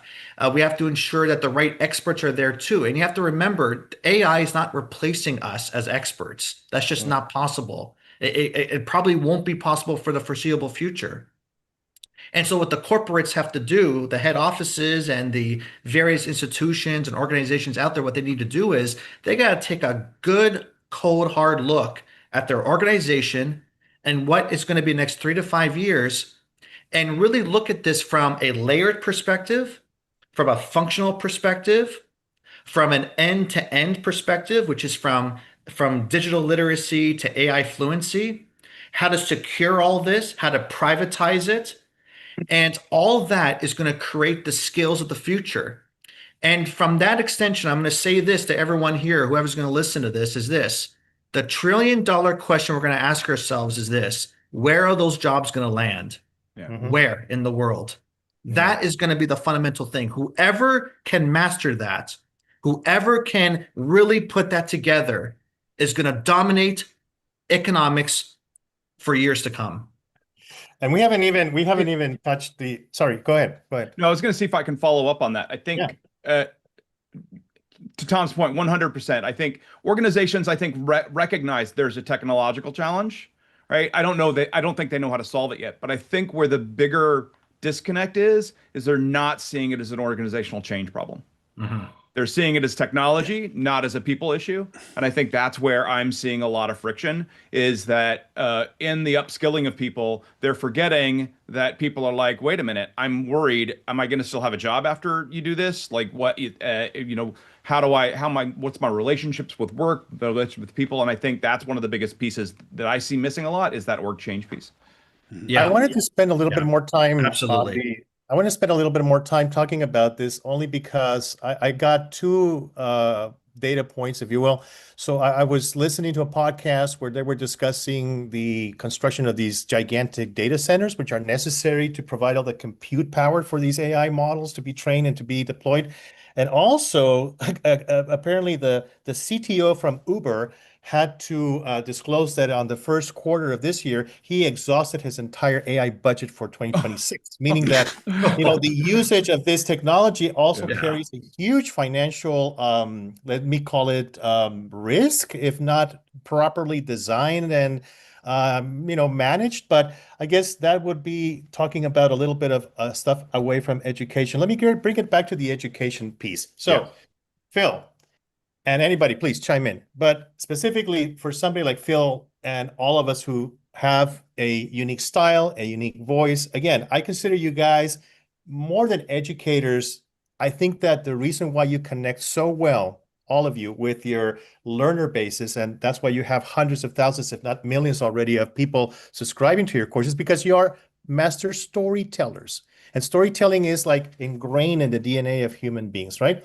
Now, if the technology today provides you, Phil or Eric or Tom, the opportunity to create your own avatar to the exact likeness, every little hair, every little, feature that you have, the tone of voice, your mannerisms, and that could be also used as a use case of, okay, I am compressing the creation of a course, what normally would have taken me 90 days or 120 days to create a pretty good 2-3 hour course. I can do it now in a couple of weeks just because my avatar is going to take all the heavy lifting of the recording. So entering into the realm of ethics and responsible use of AI, Phil and Eric and Tom, what say you about, are we going to see your avatar coming up anytime soon? I think you probably am going to see an avatar of me in the not too distant future, but I will have written the script.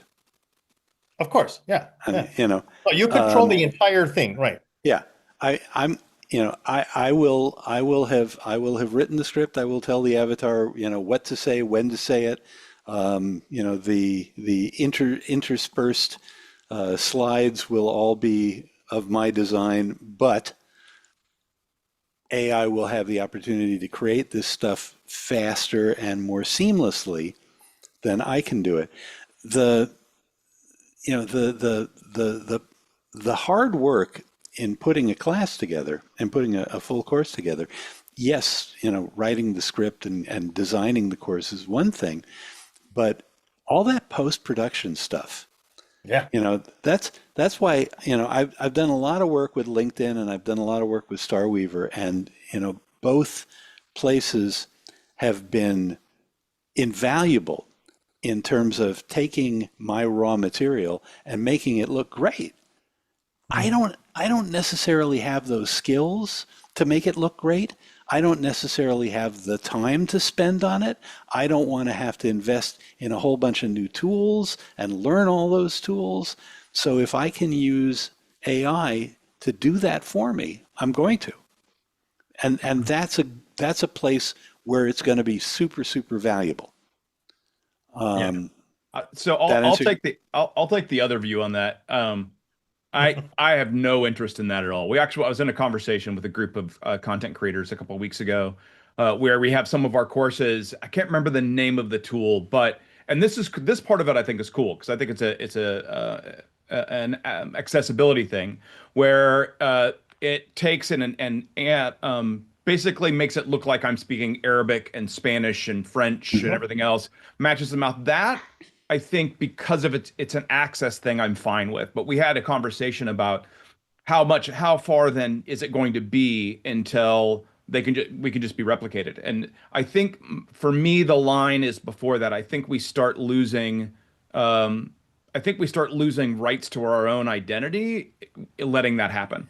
I acknowledge Phil's point. That end is, I don't know how to do that end part either, but I think that's a risky position, I think, from my perspective. It's risky, and I'm going to take a balanced approach to this, like to the spectrums here, is that certainly I think the whole avatar thing, or the digital worker or digital assistant, or your digital clone really is already kind of appearing. Yeah. And surprisingly, or maybe not so surprisingly, it's on Anthropic. If you look at Claude, for example, we look at the entire ecosystem of Claude. You can create your own code. You can create your own skills. That's key, right? You can write your own skills. So basically, you're creating, in a sense, your digital avatar. You can also provide access through these Gen AI platforms now to your computer. So in a way, that's slowly encroaching upon our lives. But now I'm going to look at it from Eric's perspective, and we got to look at the morals and the ethics of this, right? How about the security of all this? How about the privacy, right? If we forfeit our individualism or our ability to be independent or autonomous, then who owns that? Who's going to own the data from that, right? Because one of the big things right now that's separating us from machines, obviously, and you're going to be surprised about this, is the fact that machines don't know anything, right? We had to teach the machines every single little thing. Ironically, we are still training these said machines to do everything we wanted to do in the first place. But as Eric states, well, when does that stop? Where's the boundary, right? Is there going to be a boundary? And that's another big question we have to ask ourselves, not just as individuals, and maybe we're going a bit more to the philosophical part, but even into education as well. Does that mean we're going to outsource our learning, our critical thinking, our creativity to a avatar? Yeah, let me bring it to another dimension. Phil, let me just, because if I don't say this, I think I'm going to explode. So I've been following a guy. I've been following a guy in one of the social media platforms where we all. I've been following a guy in a social media platform where we all convene, and I've seen a lot of comments and posts from people who are instructional designers or learning scientists or learning and development experts, or especially in companies, right? And they're trying to defend the fact that AI can't replace those skills and those professions. Again, the argument that it should help, it should augment, it should enhance, it should innovate, but not replace. And every time that somebody makes that point, the guy that I'm referring to, whose name I won't say, always comes back with the same answer. He says, look, you guys are fooling yourselves. Companies only train people for two reasons: to not get sued and to not get fined. It's all about compliance. Okay. Now, I think that's a very reductionist view of what training is for, because I've been trained in many things that don't have to do with compliance, but somehow. So let me ask you this. How can this new technology provide an opportunity to make a better case for the entire HR function in organizations? Because I also have experience after 30 years working in corporate worlds that HR is always kind of pushed aside from the strategy, from the conversation about what's the real driver of success in a company. And I think this technology may open that door a little bit more to say, if people are trained properly, yes, they will meet compliance goals and they will meet regulatory goals, but also, again, this idea that their minds will be also opening up to be better thinkers and more empathetic individuals. So, Phil, do you want to take that one as a comment? Well, yes, but I want to start by saying learning is not an HR function. Okay. HR has a role in business, but their role is not developing strategy. Their role is implementing strategy. Their role is not developing training. It is helping employees access training. But let me just challenge you there. But can we agree at least that HR should be the advocate for how the people side of the business needs to also be taken into consideration, together with the commercial part, the financial part, the operational part? So the advocate of the people. Yeah. HR should be the advocate of the people. Unfortunately, in the real world, they very seldom are. HR is. Can AI help us? Help the advocates of the people.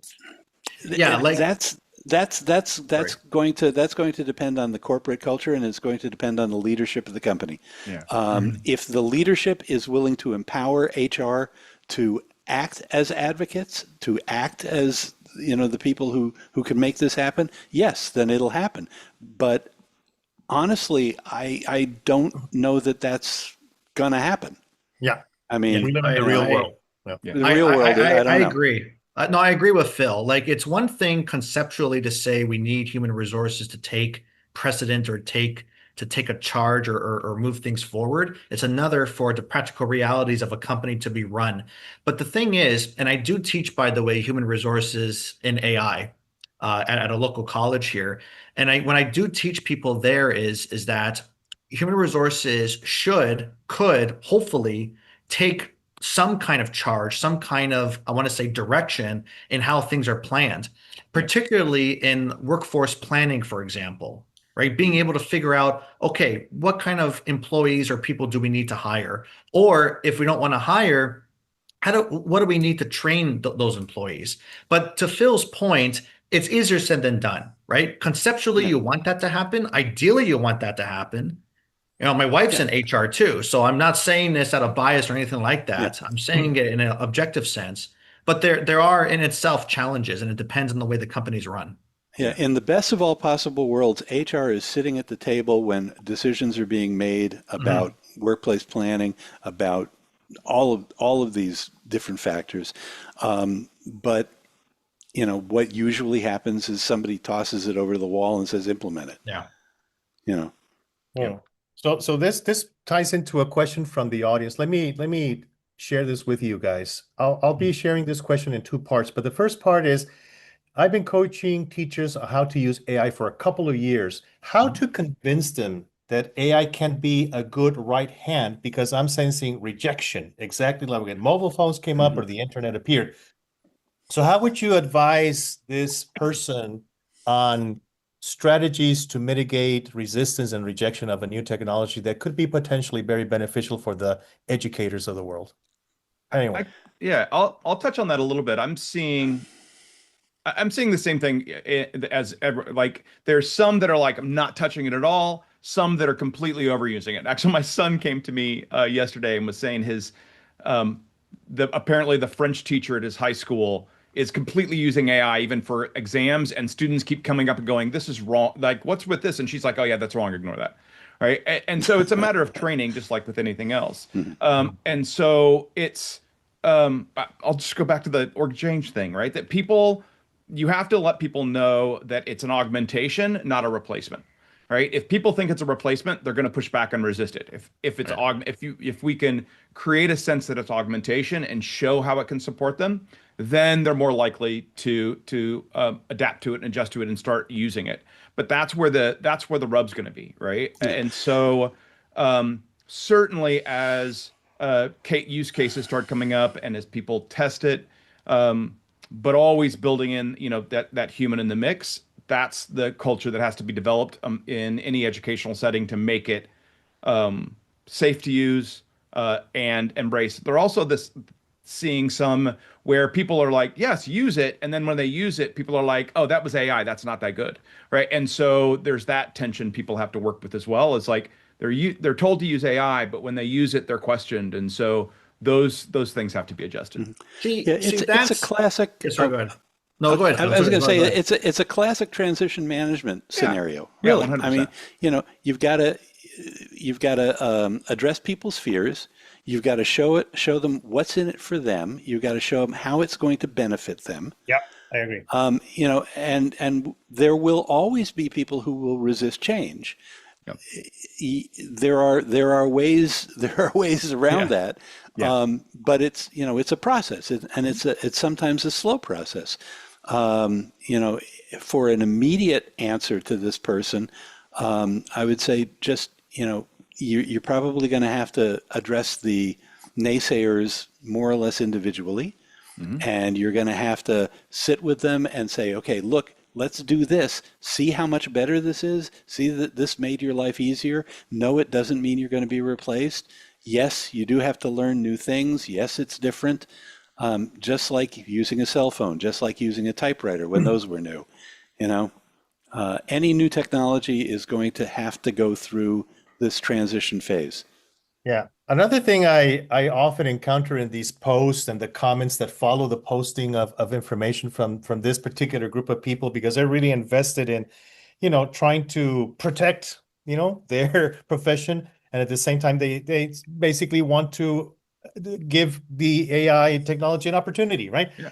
But one of the things that I also notice in those comments is, for example, the issue of, well, if you have great writing skills, you can dominate the technology. If you have good critical thinking, that technology is going to be a cinch to use. Oh, if you have creativity. But that's assuming that everybody is at their top level. And my experience is that people are not at their top level until they attain a certain level of experience, not just professionally, but in life, if I may be honest, right? Again, going back to the friction and climbing the rungs of that ladder that are necessary for you to say, I got the calluses in my hand to prove it. And now I can say, after 30 years of, professional writing or public speaking or being used to creating papers, from scratch and just doing the analysis myself, now the technology feels like it's really like a third hand or an extra eye. But that assumes that everybody has to get to that level in, let's call it core human skills, right? So I think that there's still a lot of teaching to do, if you will, at least coaching, mentoring. But that's another example of where technology like this is proving. And in a little bit after this session, we're going to have 4 demonstrations of platforms and tools that are taking AI in education further. And if you stick around, one of them will actually feature a role play simulation based platform technology that mimics this idea that I can teach you by watching a video, but I can teach you by letting you do things. You learn by doing. Okay. So have you guys experimented with using your AI companions as a, challenger, a mentor, a tutor of some sort, just for your own use? I do that a little bit for myself in that I make my AI challenge me some. But one way that I am using it in the classroom, interestingly enough, is I've got for all of my classes, I create a bot specifically for that class. So I upload the readings and the slides and the syllabus. And so my students can use it to practice, to study for their exams. Instead of, if they want to know when an assignment is due, instead of emailing me, they can ask it. And I'm finding students are really engaging in that really well. But I don't give it like a particular voice per se. I don't like kind of train it to have a certain voice. It's really just content. So that's one way I'm seeing that being used. See, I think what we're witnessing here, and I mean, all of us being educators, is that we're seeing such a, oh God, like such a paradox, a conflict really between all these different forces. One is the regulatory nature of education itself, the fact that we are regulated, at least, especially in the elementary, secondary, and post-secondary levels. We have rules, we have guidelines. Academic dishonesty is obviously a popular term, right? With AI. And then you have on the other end, you have the adults. You have people like us trying to promote corporate training, trying to do upskilling, reskilling, and so on. And it's because of those kind of environments that we belong to, or at least have touched base with over the years, that's where the conflicts in a way originates. In a ironic way, it originates from when we were kids ourselves and the way we were upbrought. And I do agree, Hector, with you, the fact that it does go with experience in terms of utilizing AI. And that goes back to the theory of that personalization, right? The hyper personalization of your own learning journey based on, and I want to say this, on your own interests, right? The things that you love to do. All right, that's where you're going to gravitate towards. You're not just going to try to learn every little which way thing. Like, for instance, I'm not going to do AI on physics. I mean, I'm not a fan. I mean, I took physics in university, but I've never touched it since, and I'm not ever going to do so. But for someone who's a physicist, or Eric, to your credit, or Phil, you're educators, right? You know how to use the AI to your own education perspective. So I think that's what's happening right now, Hector, is we're seeing a whole bunch of I think different perspectives and factors being at play right now. And as a matter of fact, you just touched on a key word here, hyper personalization. And that's another benefit that I see from this technology, because you could really curate the content, you could really tailor the methodologies, the learning artifacts. And again, I'm going to take this opportunity to say that one of the products that we're going to see later on is Starweaver's own Journey Builder, which some of you are familiar with, which is a tool that allows people to create their own personal skills maps and curate the information and the learning artifacts. So if I want to listen a podcast, or if I want to take a video, if I want to take a quiz or do a capstone or a simulation and a role play, that will be coming in very soon to benefit people in that way. There's another question from the public, and I think that we should take it. It says, is there a way to showcase the benefits of AI as a math teacher? And before you guys reply, I think we can safely say that really AI is a benefit for anybody and every profession, but specifically for math. And I'm not very good at math. So does anybody want to take the challenge of answering that one? I'll take it first if that's okay. So thanks, Tom. All right. I have taught math before, and I remember seeing a LinkedIn post. It was about, I'd say, a year and a half ago, maybe. And that person, because I think they're a bit skeptical of AI. They said, oh, I went on ChatGPT and I tried to do some math, but the math was wrong. It didn't turn out very well. I guess AI is not going to replace me or replace an educator or whatever. So what my counter argument was to that is this: ChatGPT is never a math model. It's not an AI model for math. It's a text classification model. It generates text. That's what it was built for in the beginning. That's what it is now. Granted, does it do multimodal AI, like generating images, videos, whatever? Absolutely it does, right? It's not bad. It also does great spreadsheet work for me, by the way, Tom. Excellent spreadsheet work too as well, yes. But when it comes to the math itself, could it be a good homework tool? Yeah, but guess what? You have to train the data. It goes back to data quality, right? What kind of data are you using to train the model in the first place? Or if we look at it from a localized, more business-centric perspective, if you're creating an AI agent, for example, and Eric, kudos, that's awesome what you did with the class there, is put all that math into an agent, and chances are, if you train it well enough, it would be a pretty good companion. My friends, I wish we could stay here for a little bit longer, but we're down to the last 5 minutes. And I do want to use this last few minutes for each of us to say, I know it's going to be like a little bit of a cliche question, but if you could go back to yourself when you were a young 21, 22-year-old educator in the early parts of your careers, because I was starting to teach people in the corporate setting when I was 20 years old. Now, with all the benefit of your decades of experience and success, what would be the one solid piece of advice in, a minute or less that you could give your younger self, Eric, as an educator? That's a tough one. For me, I think it would be to just always continue learning. I mean, I do that already. I think always recognizing that just because we're educators doesn't mean we should continue to be educated. And I think that's a big piece. Just continue to learn, not just a new content, but about pedagogy, right? Yeah. Okay. Bill? Eric's point, plus always remember that each learner learns in their own way. Everybody's different. You've got to meet the learner where they need to be met. Good point. And there's Tom, no one size fits all. Close it in, Tom. I got to agree with my colleagues, my far more intelligent colleagues here about that. Just when it comes, older colleagues. Yeah. You'll get more there, intelligent. No, I got to give kudos to these gentlemen. I agree with both of them. There's nothing more for me to add there. Is everybody learns differently. I wish I knew that when I was younger, because when you go to post-secondary, obviously there were certain ways that you had to learn, and sometimes it's not the best way for you to learn, unfortunately. Yeah. But over time, you reflect on it, you remember it, and then you would take that with you moving forward. So I agree with my colleagues. Well, what I would tell my 20-year-old self who was teaching airline employees about the airline that they were going to join, and everything that I've learned ever since is, dude, preparation pays off. And with that, gentlemen, I want to thank you very much for your participation. It's been great to see you all.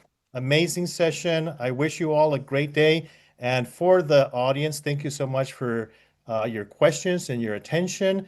And I'm going to be turning it over now to the next part of our day, which will include these product demonstrations. I hope you can stay for that. And once again, guys, thank you very much. Have a good day, everyone. Thank you. Bye-bye. Okay. Thank you. Thank you, everyone. And Hector, once again, awesome guys. I love each one of them. They're amazing educators and communicators and storytellers. And for those of you who are not familiar, the name Starweaver comes out of my looking up in the sky one day, looking at stars that became constellations. And as we know, constellations are stories that people tell and have guided generations. So now we have both a great storyteller and a great platform and product. Brett, take it away, and looking forward to your presentation. Hey, Paul, thank you so much. And thank you to everybody in the audience for dialing in today. May we live in interesting times. What a wonderful time for us to be able to have this conversation. So my name is Brett. I am the CEO of a tech company called Skillfully. I'm going to explain exactly who we are, what we do, and I'm going to give you a peek at the product. But there's a couple points that I want to maybe resurface and emphasize from the last panel. First and foremost, when skills are being evaluated in the workforce by employers for someone's career, what has changed most recently is that those employers, be it recruiters, enablement leaders, trainers, L&D executives, what they are most focused on today is the application of knowledge rather than just proof of knowledge in the textbook sense, which has kind of become the use case, or has been the norm for a very, very long time. A prime example of this is there is a whole tech certification ecosystem out there in the world. Those certifications have always been very focused on your understanding of the product specs, of the textbook knowledge of what exactly a component or a tool does. The shift that we're seeing quite clearly is that for education to be effective at the corporate level, we now need to think about the application of that knowledge. How does that knowledge show up in the course of business, in the flow of work? The second piece of this is linked to that new focus. The second piece is that a lot of the uncharted territory, but a lot of the potential for skill education is really going to be focused on the durable or the interpersonal linked skills. These are the skills that are necessary to work with this new set of AI tools that have kind of become the norm. So let me take that just as a frame, and then allow me to introduce Skillfully. Just a quick orientation before we dive in. Skillfully is a simulation-based skills intelligence platform. What does that mean? Well, our platform, we can take any particular job role, any task, or importantly, any learning content, and we can translate that into fully dynamic, experienceable simulations that recreate how that information shows up in the flow of work. As users go through Skillfully simulations, we observe them closely, and we produce proficiency data on that user's demonstrated durable and professional skills. That data is what actually predicts future performance on the job or in the future in the career. Skills like critical thinking, communication, attention to detail, and the very role-specific skills that matter for any job, that's where our platform really excels. Our platform runs across a set of different use cases. Our roots are in hiring, where we build simulations that help to surface an applicant's skills as part of the hiring process. But especially in the last 12 months, we've been pulled much more into this education ecosystem, quite a lot of enterprise education, where employers are now very, very interested, very invested in helping to educate their workforce and get them the very best skills for the work that they're tasked with. So what I want to do in the next few minutes is I'm going to show you this platform in action. And we're going to go through a couple different use cases, what this looks like for the simulation user, whether that's a student, whether that is an employee in a training program, and then what that looks like for the administrator, for the educator. And we're going to talk a little bit about the unique data that our system is able to provide, and then how that fits into this larger conversation we're having. I'm going to move quickly. I'm going to try to make space for a couple questions at the very end, if anyone has them. But also, I'm sure my contact information will get shared through this. I'm Brett at Skillfully, skillful.ly. I'd love to answer any questions or go deeper with any of you after the chat. So with that said, let's fire up a little screen share. Let's see here. Ba-ba-ba. Yeah, here we go. Mm-mm-mm.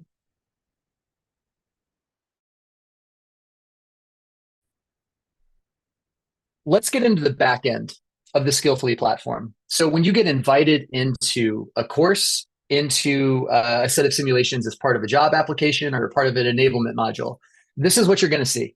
We organize all of our simulations into these workspaces, and they can be broken into any kind of different organizational unit. But what we want to do in a given role is we want to basically give the user a little bit of information about the skills that are going to be necessary for success in this role. These are the skills that we're going to focus on assessing and helping the user develop through the simulation. And then what we're going to do is we're actually going to start putting forward simulated scenarios of how those skills are going to be used in the course of business, in the course of this particular job. So that might mean that we want to simulate some of the tools that somebody is going to be using on a daily basis. And so what we can do is we can essentially, within the 4 frames of our simulation, we can start representing basic software tools, productivity tools that they might be using on the job. What this is going to be is an email inbox where somebody is going to have the opportunity to go through message by message and demonstrate their understanding of the skills required for the actual job. I'm so sorry for my internet's a little shaky today. So this is what gets generated. All of the content within that page, of course, it just popped up. All of the content in this page is generated fresh by our large language models. So each of these represent a different stakeholder, a different request, a question being asked by a hypothetical customer that you as the customer service manager need to be able to respond to. We're going to ask you to go in, sort these correctly. We want to see your judgment, but then we also want to have you take some kind of an action. So we're going to ask you to either respond today, escalate this to a team member, collaborate with somebody else in your team, kick it down the road and schedule a meeting for some future date. But what we're going to do importantly is ask you to take some type of an action. When you take that action, we're going to be looking at things like your communication style, your attention to detail, your critical reasoning. I'll show you how all of that shows up. But again, the testing environment needs to be one that mirrors the actual on-the-job look and feel of the work. Let's say that we actually want to get out of this, and this is a customer success manager. We actually want to see how they interact with a customer. So our platform can do exactly this. Our platform is multimodal, and so we can recreate any kind of interaction that would happen in a professional context, whether that's written or spoken. So we can stage a Zoom call, we can have a Teams chat, we can have a series of emails go back and forth. But importantly, what we're going to do is take those interactions, and we're going to be very, very precise about the details that is the context of that interaction. So in this one, we're going to say that we're at a particular analytics company as the customer success manager. We're going to give a bit of information about the client we're talking to, the objectives, where we need to get them in terms of expanding their contract. And then we're going to jump into it. Hey, thanks for scheduling this call. Hey, Rachel, no problem at all. How can I help you? Right. So we're, hitting those overage fees every month, and I kind of need to figure out if there's a smarter way to handle this. Yeah, absolutely. No, that I understand why that's a priority. Can you help me understand, did something change in the business on your side? What's going on?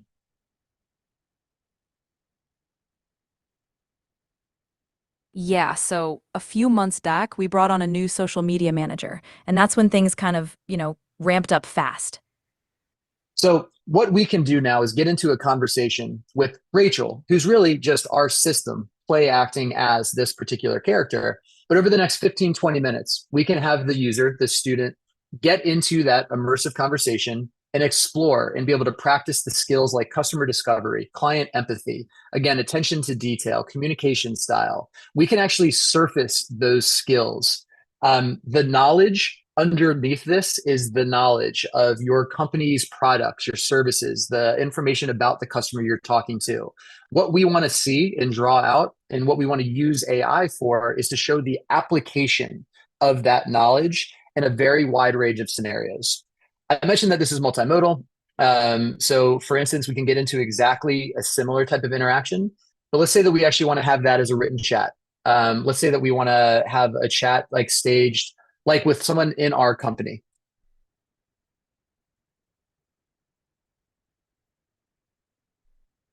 And so in exactly the same way, what we're going to do is we're going to capture a transcript of that interaction. We're going to be tracking the user's ability to move through these different objectives and to be able to demonstrate the knowledge that they need to know, that they need to be able to bring to the job. That's the user experience for our platform. Let's talk about how this can be used in a learning context. One of the things that we can do for every single one of the scenarios that we create is we can turn on what we call performance insights. Now, performance insights really just means feedback, but feedback that's extremely targeted and starts getting to this personalization of AI as a learning coach. So for every single scenario that we load, that we build, after every session, we can tell the user exactly where they were really strong, where there might be room to grow. We can show them their progress that they've made over time from the very first attempt to the very last. And then we can start giving them very specific, very tactical suggestions on how to improve in the next iteration, the next attempt. This can be pulled from any kind of knowledge base that the educator, the administrator of the platform can upload to the system.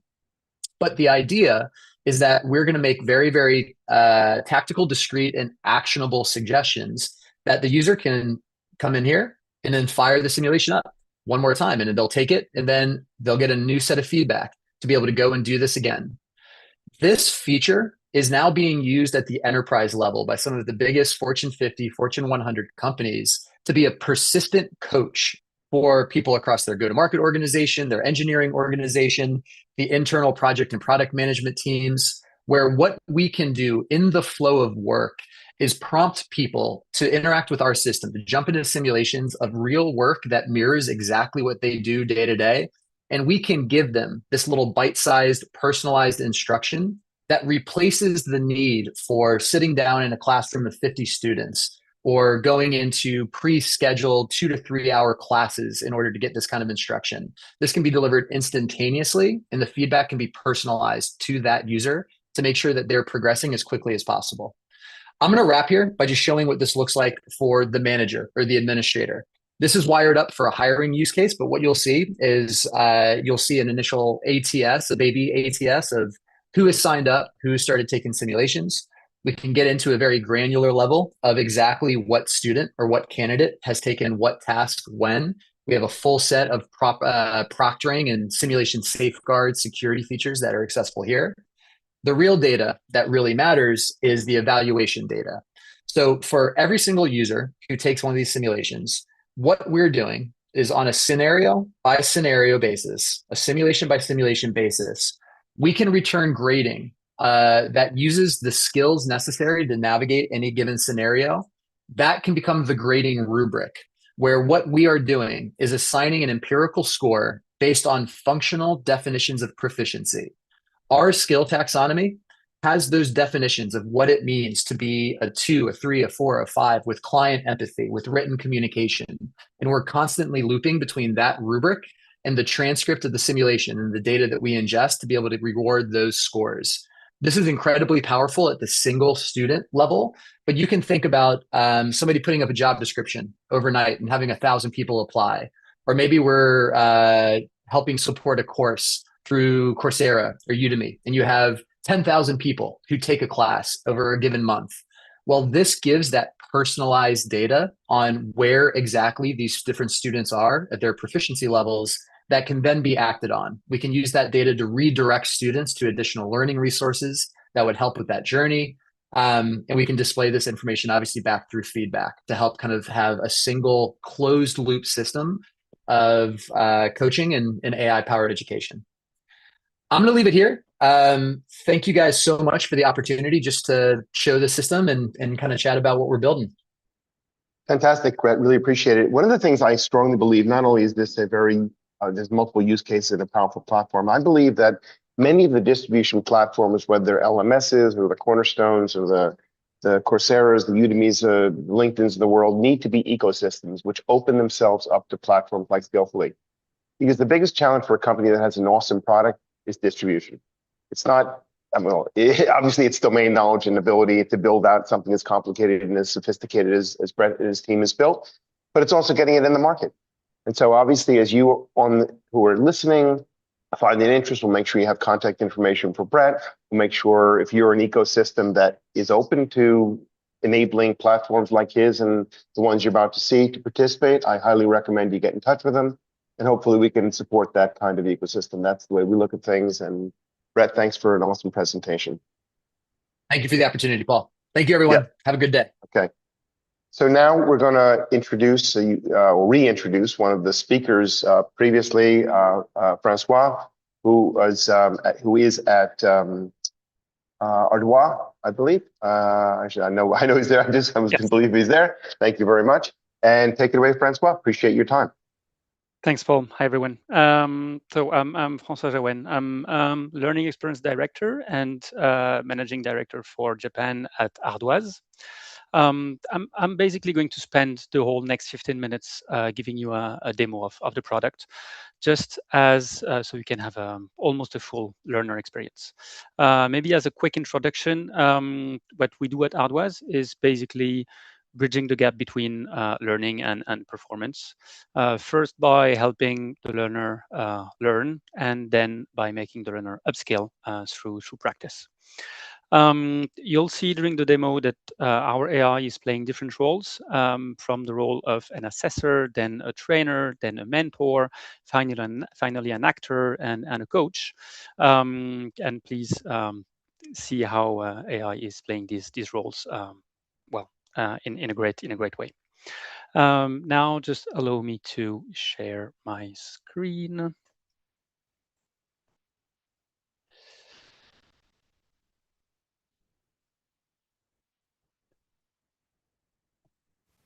And all right, here we are. So this is the welcome page of Ardoise. This is where the learner will land the first time they connect. They can see all the courses assigned to them, courses that they have completed, all the courses available in the catalog. All the courses that you see here can be either done within the platform itself, or they can be embedded within your learning management system, if that's what you like. Let's go and have a deep dive in the Give Effective Feedback course. So on the course page, well, few usual interesting informations, a quick description of the course itself, what are the learning objectives, prerequisites before taking the course, the skills that the learner will work on, and who is the course designed for. Welcome to the course on giving effective feedback. I'm your instructor for this course. We're going to explore how to give feedback that's clear, actionable, and actually helps people improve. It'll take about 45 minutes, and you'll have a chance to try things out in a safe environment. So this is the welcome message to set the scene. Let's have a quick look at the menu on the top left corner here. You can see in the introduction, so the welcome message that we just saw. The assess is where we will have, a pre-evaluation of the knowledge of the learner. This is what we use to then tailor the rest of the experience. In the foundation bit, you will find the different study sections. So this is where we are bringing the theoretical knowledge. We can either do that through a conversational way or using images, SCORM content, video as support, the content that you may have already. Then we have a first proof, which is a first quiz session to assess how much has been learned on the theory that we've seen so far. And finally, in the application part, we have 3 different phases. The first one, explore, is where the learner will be guided by the AI, playing the role of a coach, a senior leader, a peer, a senior manager, to guide them through a scenario example and give them the insights and different point of view on how they can address the scenario and getting best practices. This is to prepare them to the confirm phase, which is the role play itself that we will do at the end of the demonstration. Let's just have a quick view with one question of the assessment.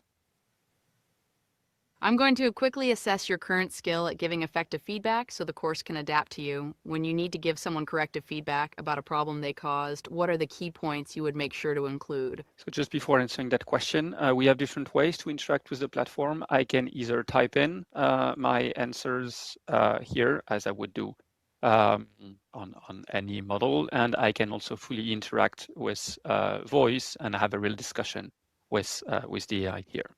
Let me answer that first question that, as you can see, is an open question. The key points I try to include when giving corrective feedback is concrete example and to give the feedback in a timely manner to make sure that it still makes sense and ideally that it's fresh for the person I'm giving feedback to.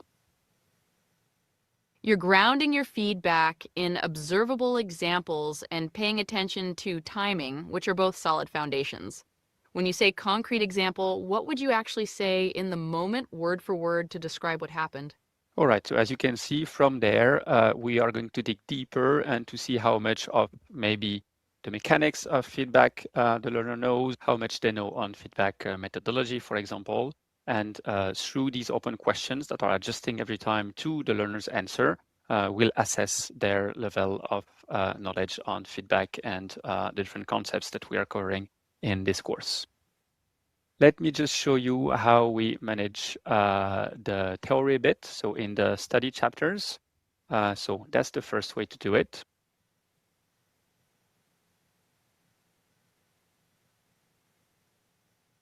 Effective feedback starts with being specific. Describe the exact behavior, situation, and impact so the person knows what to repeat or change.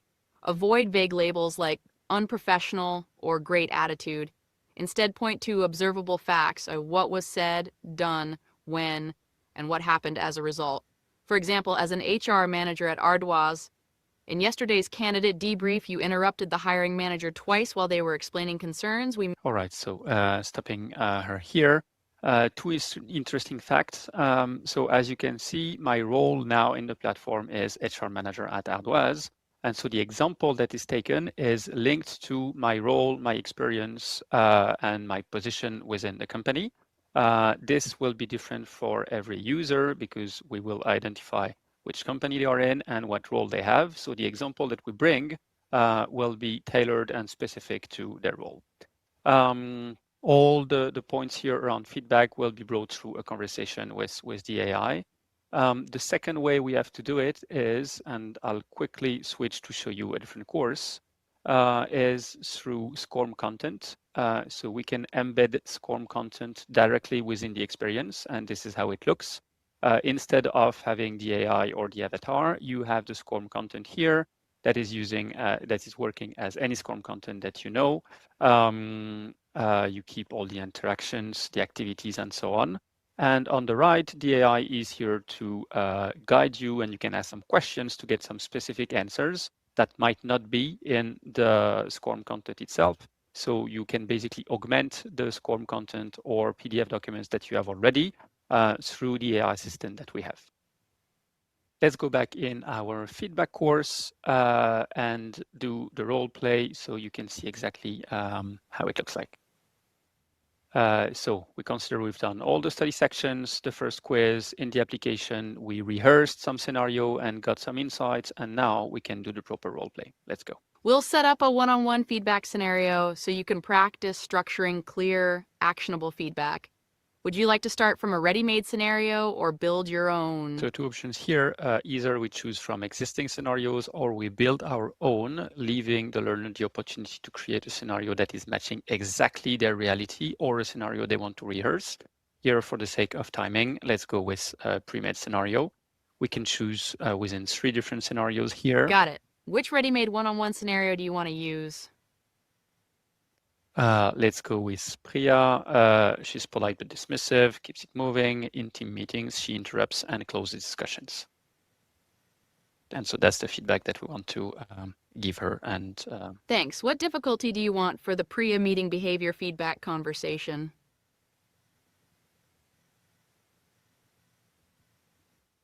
Would you like to see what you'll be assessed on before we start?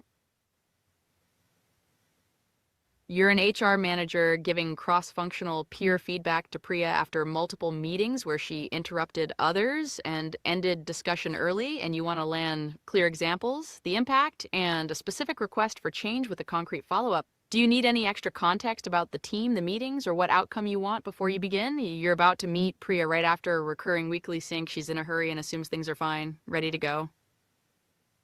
Right, let's go like this. And I'll do something that I haven't done so far, which is activating the avatar. So we have different ways. We can be either in full text mode. We're only in voice mode here. We can have the avatar mode that we can activate, bringing more emotions and more interactivity to the user. Let's do the role play in avatar mode. So, you wanted to talk, what's going on? I've got a lot on my plate, so can we make this quick? All right, so as per a character, Priya doesn't have a lot of time for us. Let's go and deep dive into the roleplay. No, thanks, Priya. Thanks for taking a moment. I want to discuss with you some of your behaviors I've seen during a couple of meetings over the last 2 weeks.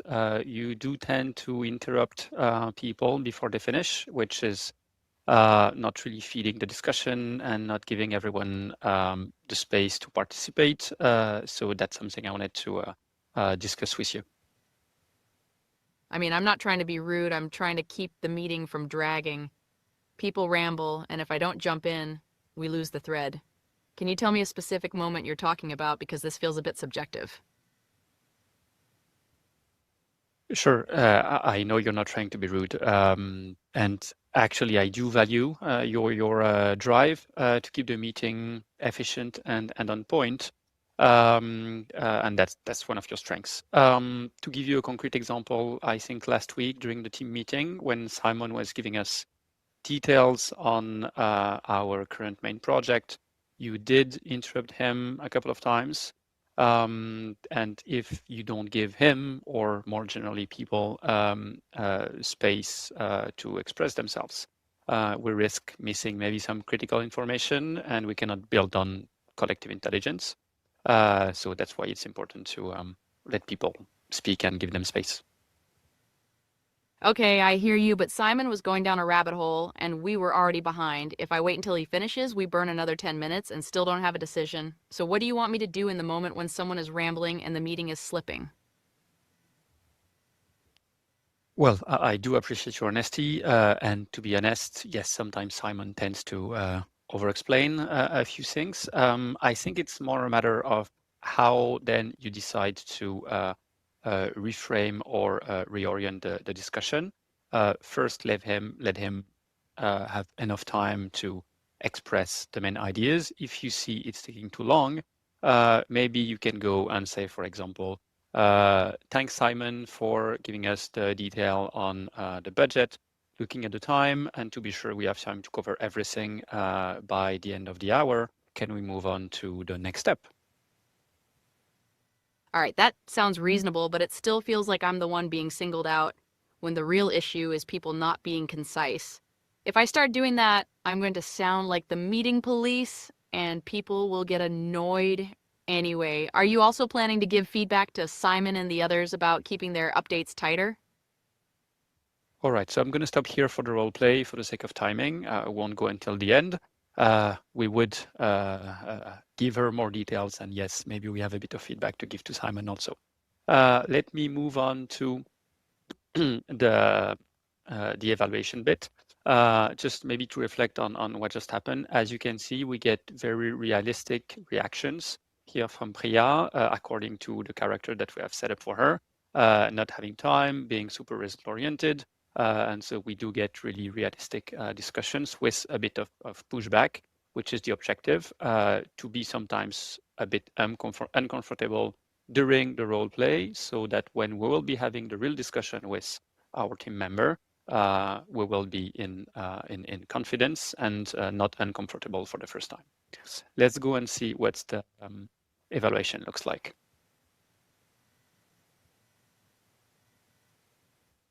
Your simulation has been reviewed and an overall...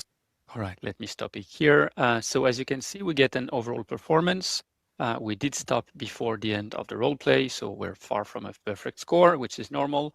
we do get evaluation on 5 different criteria that can be modified, changed depending on the topic, on the subject of the course, of course. Here we're measuring clarity of feedback, rational relevance, responsiveness to employee concern, motivation and persuasion, and accountability and follow-up. For each of these criteria, I do get sub-criteria and a lot of details verbatim of what has been said, what were the strong points, what I did well, what was partially demonstrated or missing. So for example, I named the behavior, I was not specific enough in the desired behavior or standard, for example. I get these criteria and sub-criteria with that level of detail and insights for each criteria. I also can see my areas of strengths, areas of improvement, and blind spots, things that were not covered at all during the role play, for example. Here again, I can get more detail on each of them.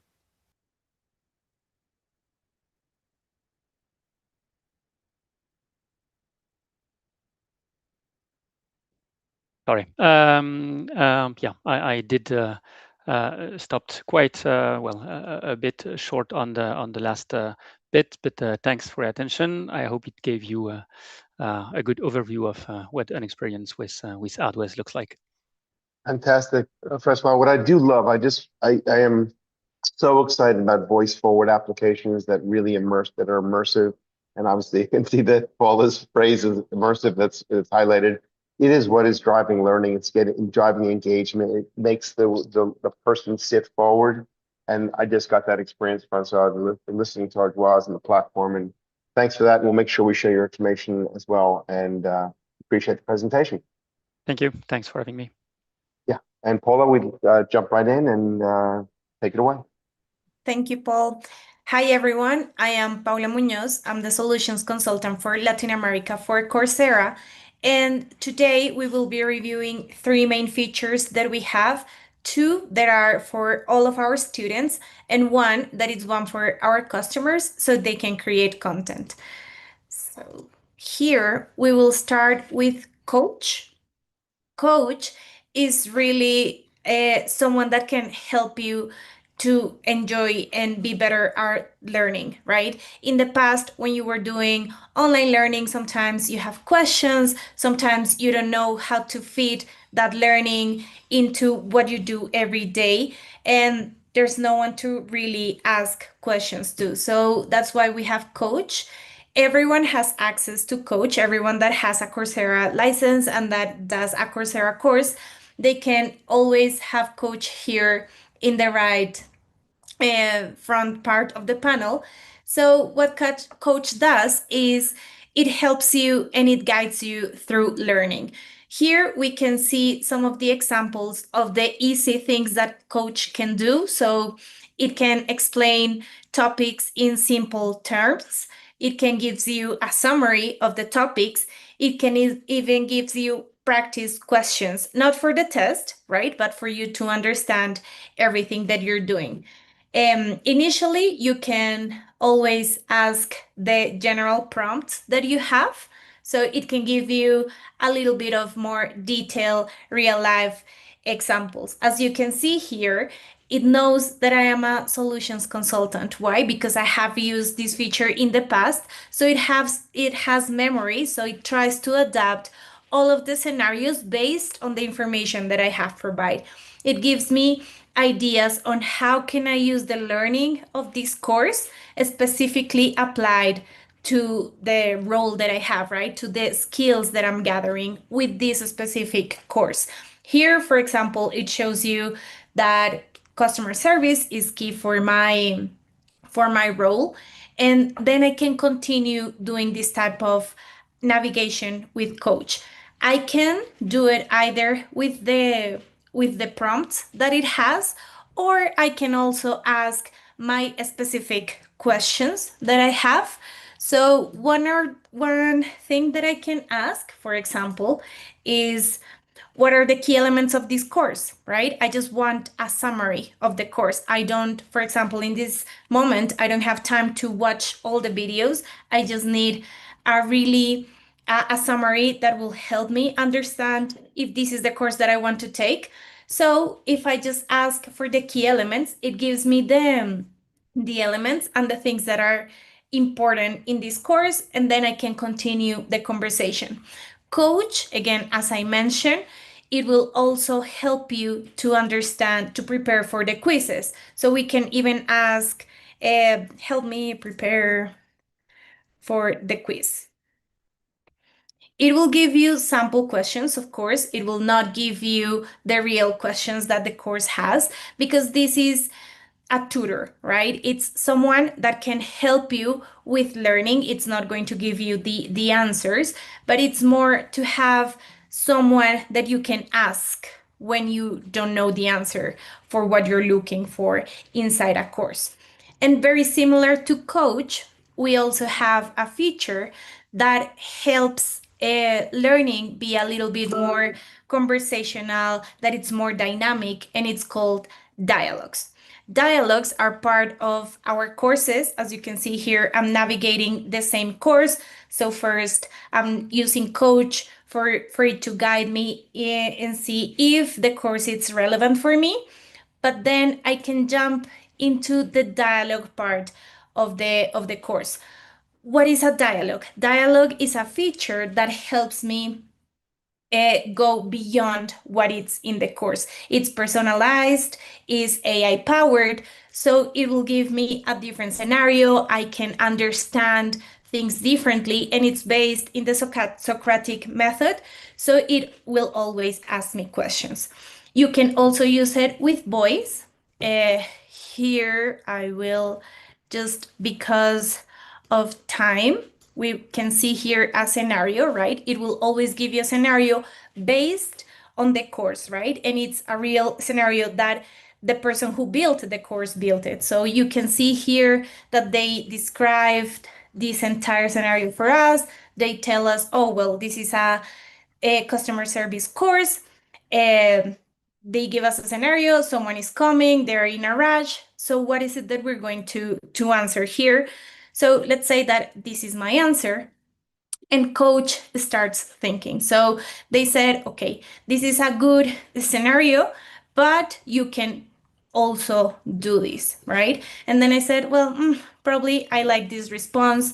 You can provide feedback to the response, and you can continue doing the dialogue depending on the scenario that it has been preloaded. This one is a little bit shorter. Why? Because it's just the initial dialogue that we have in this course. We can also use the microphone, and it will be activated by your voice, so it's more interactive. As you can see here, well, it's taking everything that I'm just presenting, but you don't have to type, right? It's for you to be more interactive with learning, with the scenarios, so you don't have to be typing on your phone or on your computer. You can also talk directly to Coach. And well, here the answer, it's going to be a little bit weird if I continue with the dialogue, because it just has the answer that I was presenting. But here, for example, you say, I'm stuck. I don't know what to answer, right? So it can give you some tips on what to answer, right? Again, this is a very dynamic experience for people to interact with the learning. So it will give you things that you technically saw on the course before, and it will always send you back to the course, right? With the things that you're supposed, that you saw before in the course. Here it tells you, like, remember the L in calm, so this is what you can do in this scenario. And then you end the dialogue, and you can always provide a reason. So no reason, and yes, end the dialogue, and it will give you feedback, right? This is the main part of the dialogue, that it will provide a feedback for you to see where you can do better. You can also try again. You can change the response that you had, because again, the idea of these type of features is for you to practice what you've learned. And finally, I know this is a little bit fast, but we have to move here. So finally, the other AI feature that I wanted to show you is course creation inside Coursera with AI assistants. So in our platform, of course, you have courses, but you can also create your own personalized courses. With AI assistant, this is very fast. So you can create it with Coursera content and your own content. And you can build a new course. Again, it's very intuitive. It allows us to do a little bit of clicking here and there, but I have this one prepared. So one thing that we can do is follow this information, like the course topic, the language. We can design the learning objectives, the audience, even the length of the course, right? We can do a lot of immersive learning here and personalized one with all of these features. And once you click generate outline, the AI is going to gather all the information that we provide, and it will give you guidance on how to build your own course, right? You can, as I showed you at the beginning, you can select the only your content or mixed with Coursera content, but the platform, because it has this educational background, it will give you a structure or on how you can create this course. Because this is taking a little bit longer, I will show you how it looks. So once you complete all of these prompts, again, are prompts, and the more information that you provide, the easier and the best output that you will have, as any other language model that you have. The better input, the better output that you will receive. So this will go through everything that we have, for example, here in our library, and it will gather information regarding customer service, but specifically for young adults here, right? So it will go to like more of the beginner level and so forth. But here, this is how it looks like, right? This is the output, and it will create an entire brand new course using AI. For example, I am not a course designer, right? And here, just with some prompting and with everything that we have in the Coursera library, it will gather a new course, right? Something that it's built specifically for the needs that I have. And it will give me first learning objectives based on the information that I provide. Then it will show me an entire course structure with everything that I need based on the objectives, right? It will go through the learner audience. Oh, here it is. So you see, it creates the flow, it creates the learning objectives, it sticks to everything that I ask for it. If I want a 2-hour course, it will do it. And there's no much that I need to do here, but to click and understand what is it, from where do I need the content, if I want a specific course to be showcased, or if I want the AI to provide the recommendations. What this does is creating a new opportunity for all of our customers to create their own content.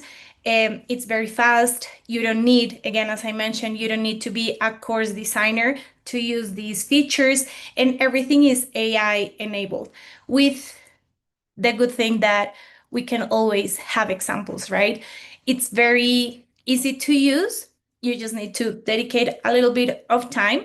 But this is the last feature that I wanted to present here as what we have for some of the AI-enabled features here at Coursera. Fantastic, Paula. Thank you. Great presentation. Obviously, with 200 million users and hundreds and hundreds of institutions and content creators, Coursera, and now Udemy as well inside Coursera, it's going to definitely remain one of the leading players in the business. And so obviously I would recommend, obviously, that many of you not only take courses, because we have hundreds of courses as well on Coursera, but an incredible partner. They're innovators in technology, and really appreciate that. And we'll also share Paula's information as well as other team members like Charlotte, and we'll continue the discussion and relationships. So thanks very much, and appreciate what you've presented. Thank you. Okay. So last few minutes, guys, I appreciate everyone for their participation. I appreciate the opportunity to just do one last discussion and a little talk about what we do and what Starweaver does, and then we'll show you one of our tools. So Starweaver is a content and tools engine. I always say, think of us as the Rolls-Royce airplane engine company. We don't make the plane. We don't put our name on it. We don't fly it. We don't sell the seats. What does that mean?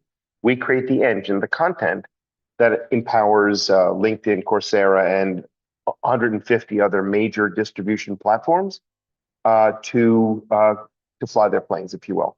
So we create courses of all different sizes and lengths, and actually the one that Paolo was just showing you was one with Eric Zackerson, who you heard talk minutes ago. So that's one of the things we do. However, we also build tools, and that's what I'm going to show you right now. One of the tools I'm not going to show you is one for process management. That's called Booster. Another tool, that's kind of the engine factory. The other tool is an analytics platform that helps the airlines, if you will, the platforms decide what content to create and what structure to create, and helps creators, educators create content as well based on that data. And the platform I'm about to show you now is called Journey Builder. And you could think of that as the guidebook that allows each of the passengers, or the students in this case, to decide where to go and how to get there.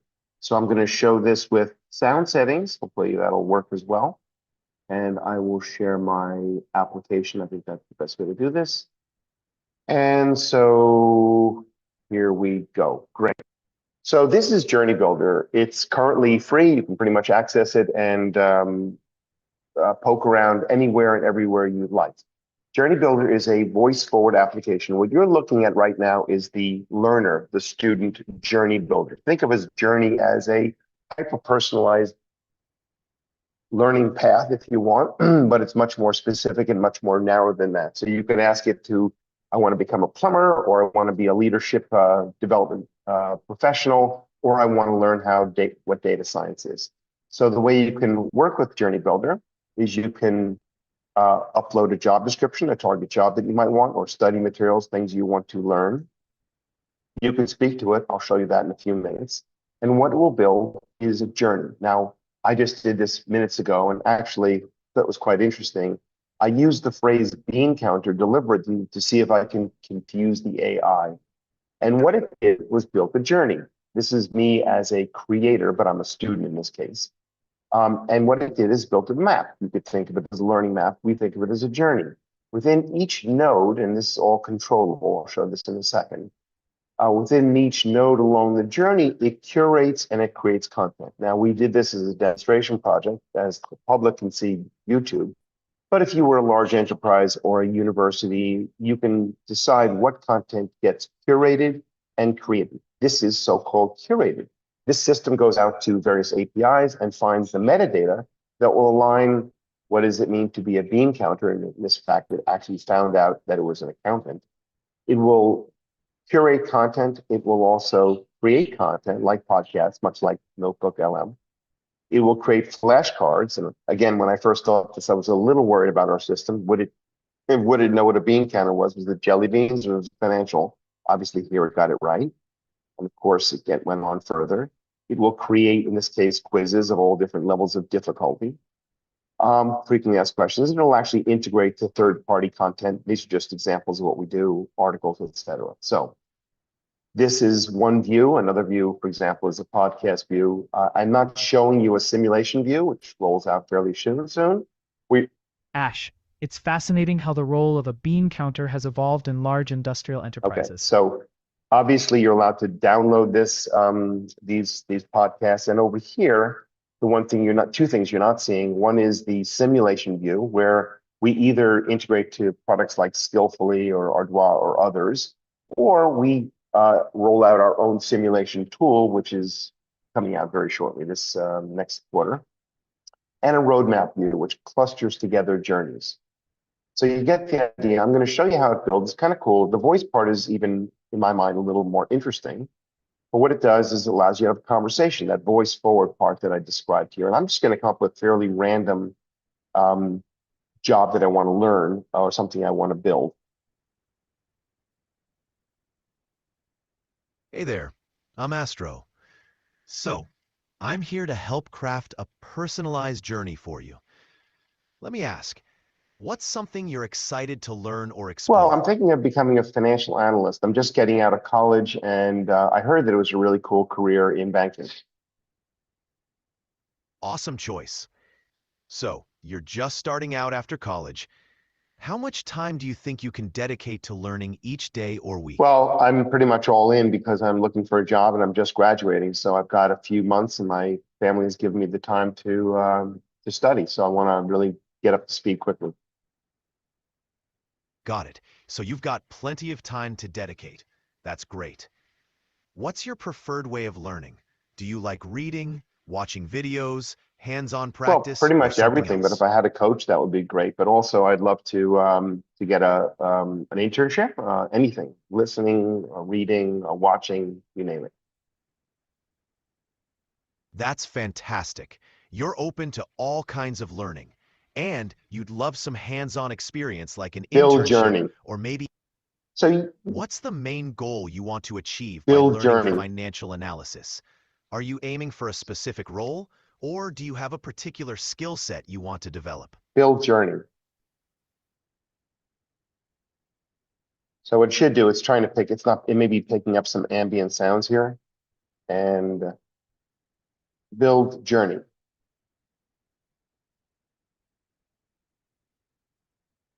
All right. So, I'm starting to build your personalized And I'm journey muting now, this over here so based that on you don't hear, everything you doesn't hear shared. the ambient sounds in the Just give me background a here moment on this while I bed. get things ready for you. And so what it's going to do is what they were talking about with Rava Huja's discussion and Natalie and others. And this is now developing context. Now, just as I said, you're looking at right now is the user side of this. There is also a creator studio side of this, and there's an enterprise orchestrator. So the enterprise can orchestrate context, so can the creator, that is to say the instructor or any other content creator. And now it has a content pipeline, a context pipeline that it's building. What is my main focus? Well, career change, skill mastery, let's say certification, and let's say industry insights. And what it's doing is it's grabbing more and more context. Now, if I do this multiple times, it's beginning to learn about me, and it's going to be able to give me insights into things as it was kind of interesting what Steve said before. With Cadigan was talking about how you should be able to go into any job. Well, maybe I'm not really interested in this. I just thought it was a good idea. My parents couldn't advise me otherwise. And so I have this interesting tool that's giving me a coaching session. Essentially, what we look at is Journey Builder is creating a better version of you. So what's my biggest challenge? Let's say exam prep, I think, industry, practical expertise, jobs, and let's say job research. So obviously you can build as much context here as you want. I'm going to pick some random things. And what it's going to do is now build the journey, as I said. So think of this as you're a enterprise. Think of this, you're a content creator. You could build journeys, courses as well. You can render them in multiple views, as I've sent here. This is a node view. I showed you the podcast view, the simulation views coming shortly, as is the roadmap view. And of course, I could render this purely in a course view that is very similar to one you might see on any platform today. So what's exciting about this from our point of view is it's a tool set. It's a tool set that not merely puts the education close to the, let's call it the last mile. It puts it close to the consumer, the person who wants to learn in multiple roles, whether they're new hire, whether they're mid-career, et cetera. And it also empowers the educators to be creating more interesting and better tools. What I'm going to do is just copy this window over so I don't break what it's doing over there. And I'm going to show you a little about the Creator Studio while we're doing that. Okay, so I'm going to jump into the Creator Studio, and frankly, you'll see the one I just built right there. But this was interesting. A major publisher asked us to build a journey in real time about trauma-informed care. I did not know what that was at all, but it built a very robust journey that was designed to help people who were dealing with trauma develop a roadmap to learning. So the tool set over here, now you see as a Journey Builder Studio, I have my dashboard, I have my analytics, I have, which is not fully rolled out right now, but I have the journeys that I built, and I have a repository. And this is a place where I can actually upload my own digital assets. For example, I can add videos, I can add quizzes, I can build them on the fly. You can see them, that they can be built in multiple layers. And so the overall picture that we're trying to paint is that we would like to be providing these tools as we are providing content to the major platforms, to the major enterprises, to the publishers who are looking to recontextualize or re-engineer their content in multiple flavors and formats. So these, you could upload a certification and it will build a skill map. It'll break it down, as I did with this verbally, to a discussion where how much time do you have to be certified. Often I use the example if someone says, I'd like to climb Everest, Mount Everest. The first question it might ask you is, do you have a good pair of hiking shoes? Have you ever gone on a long hike? And so, ambition is one thing, but actualization of that ambition is another.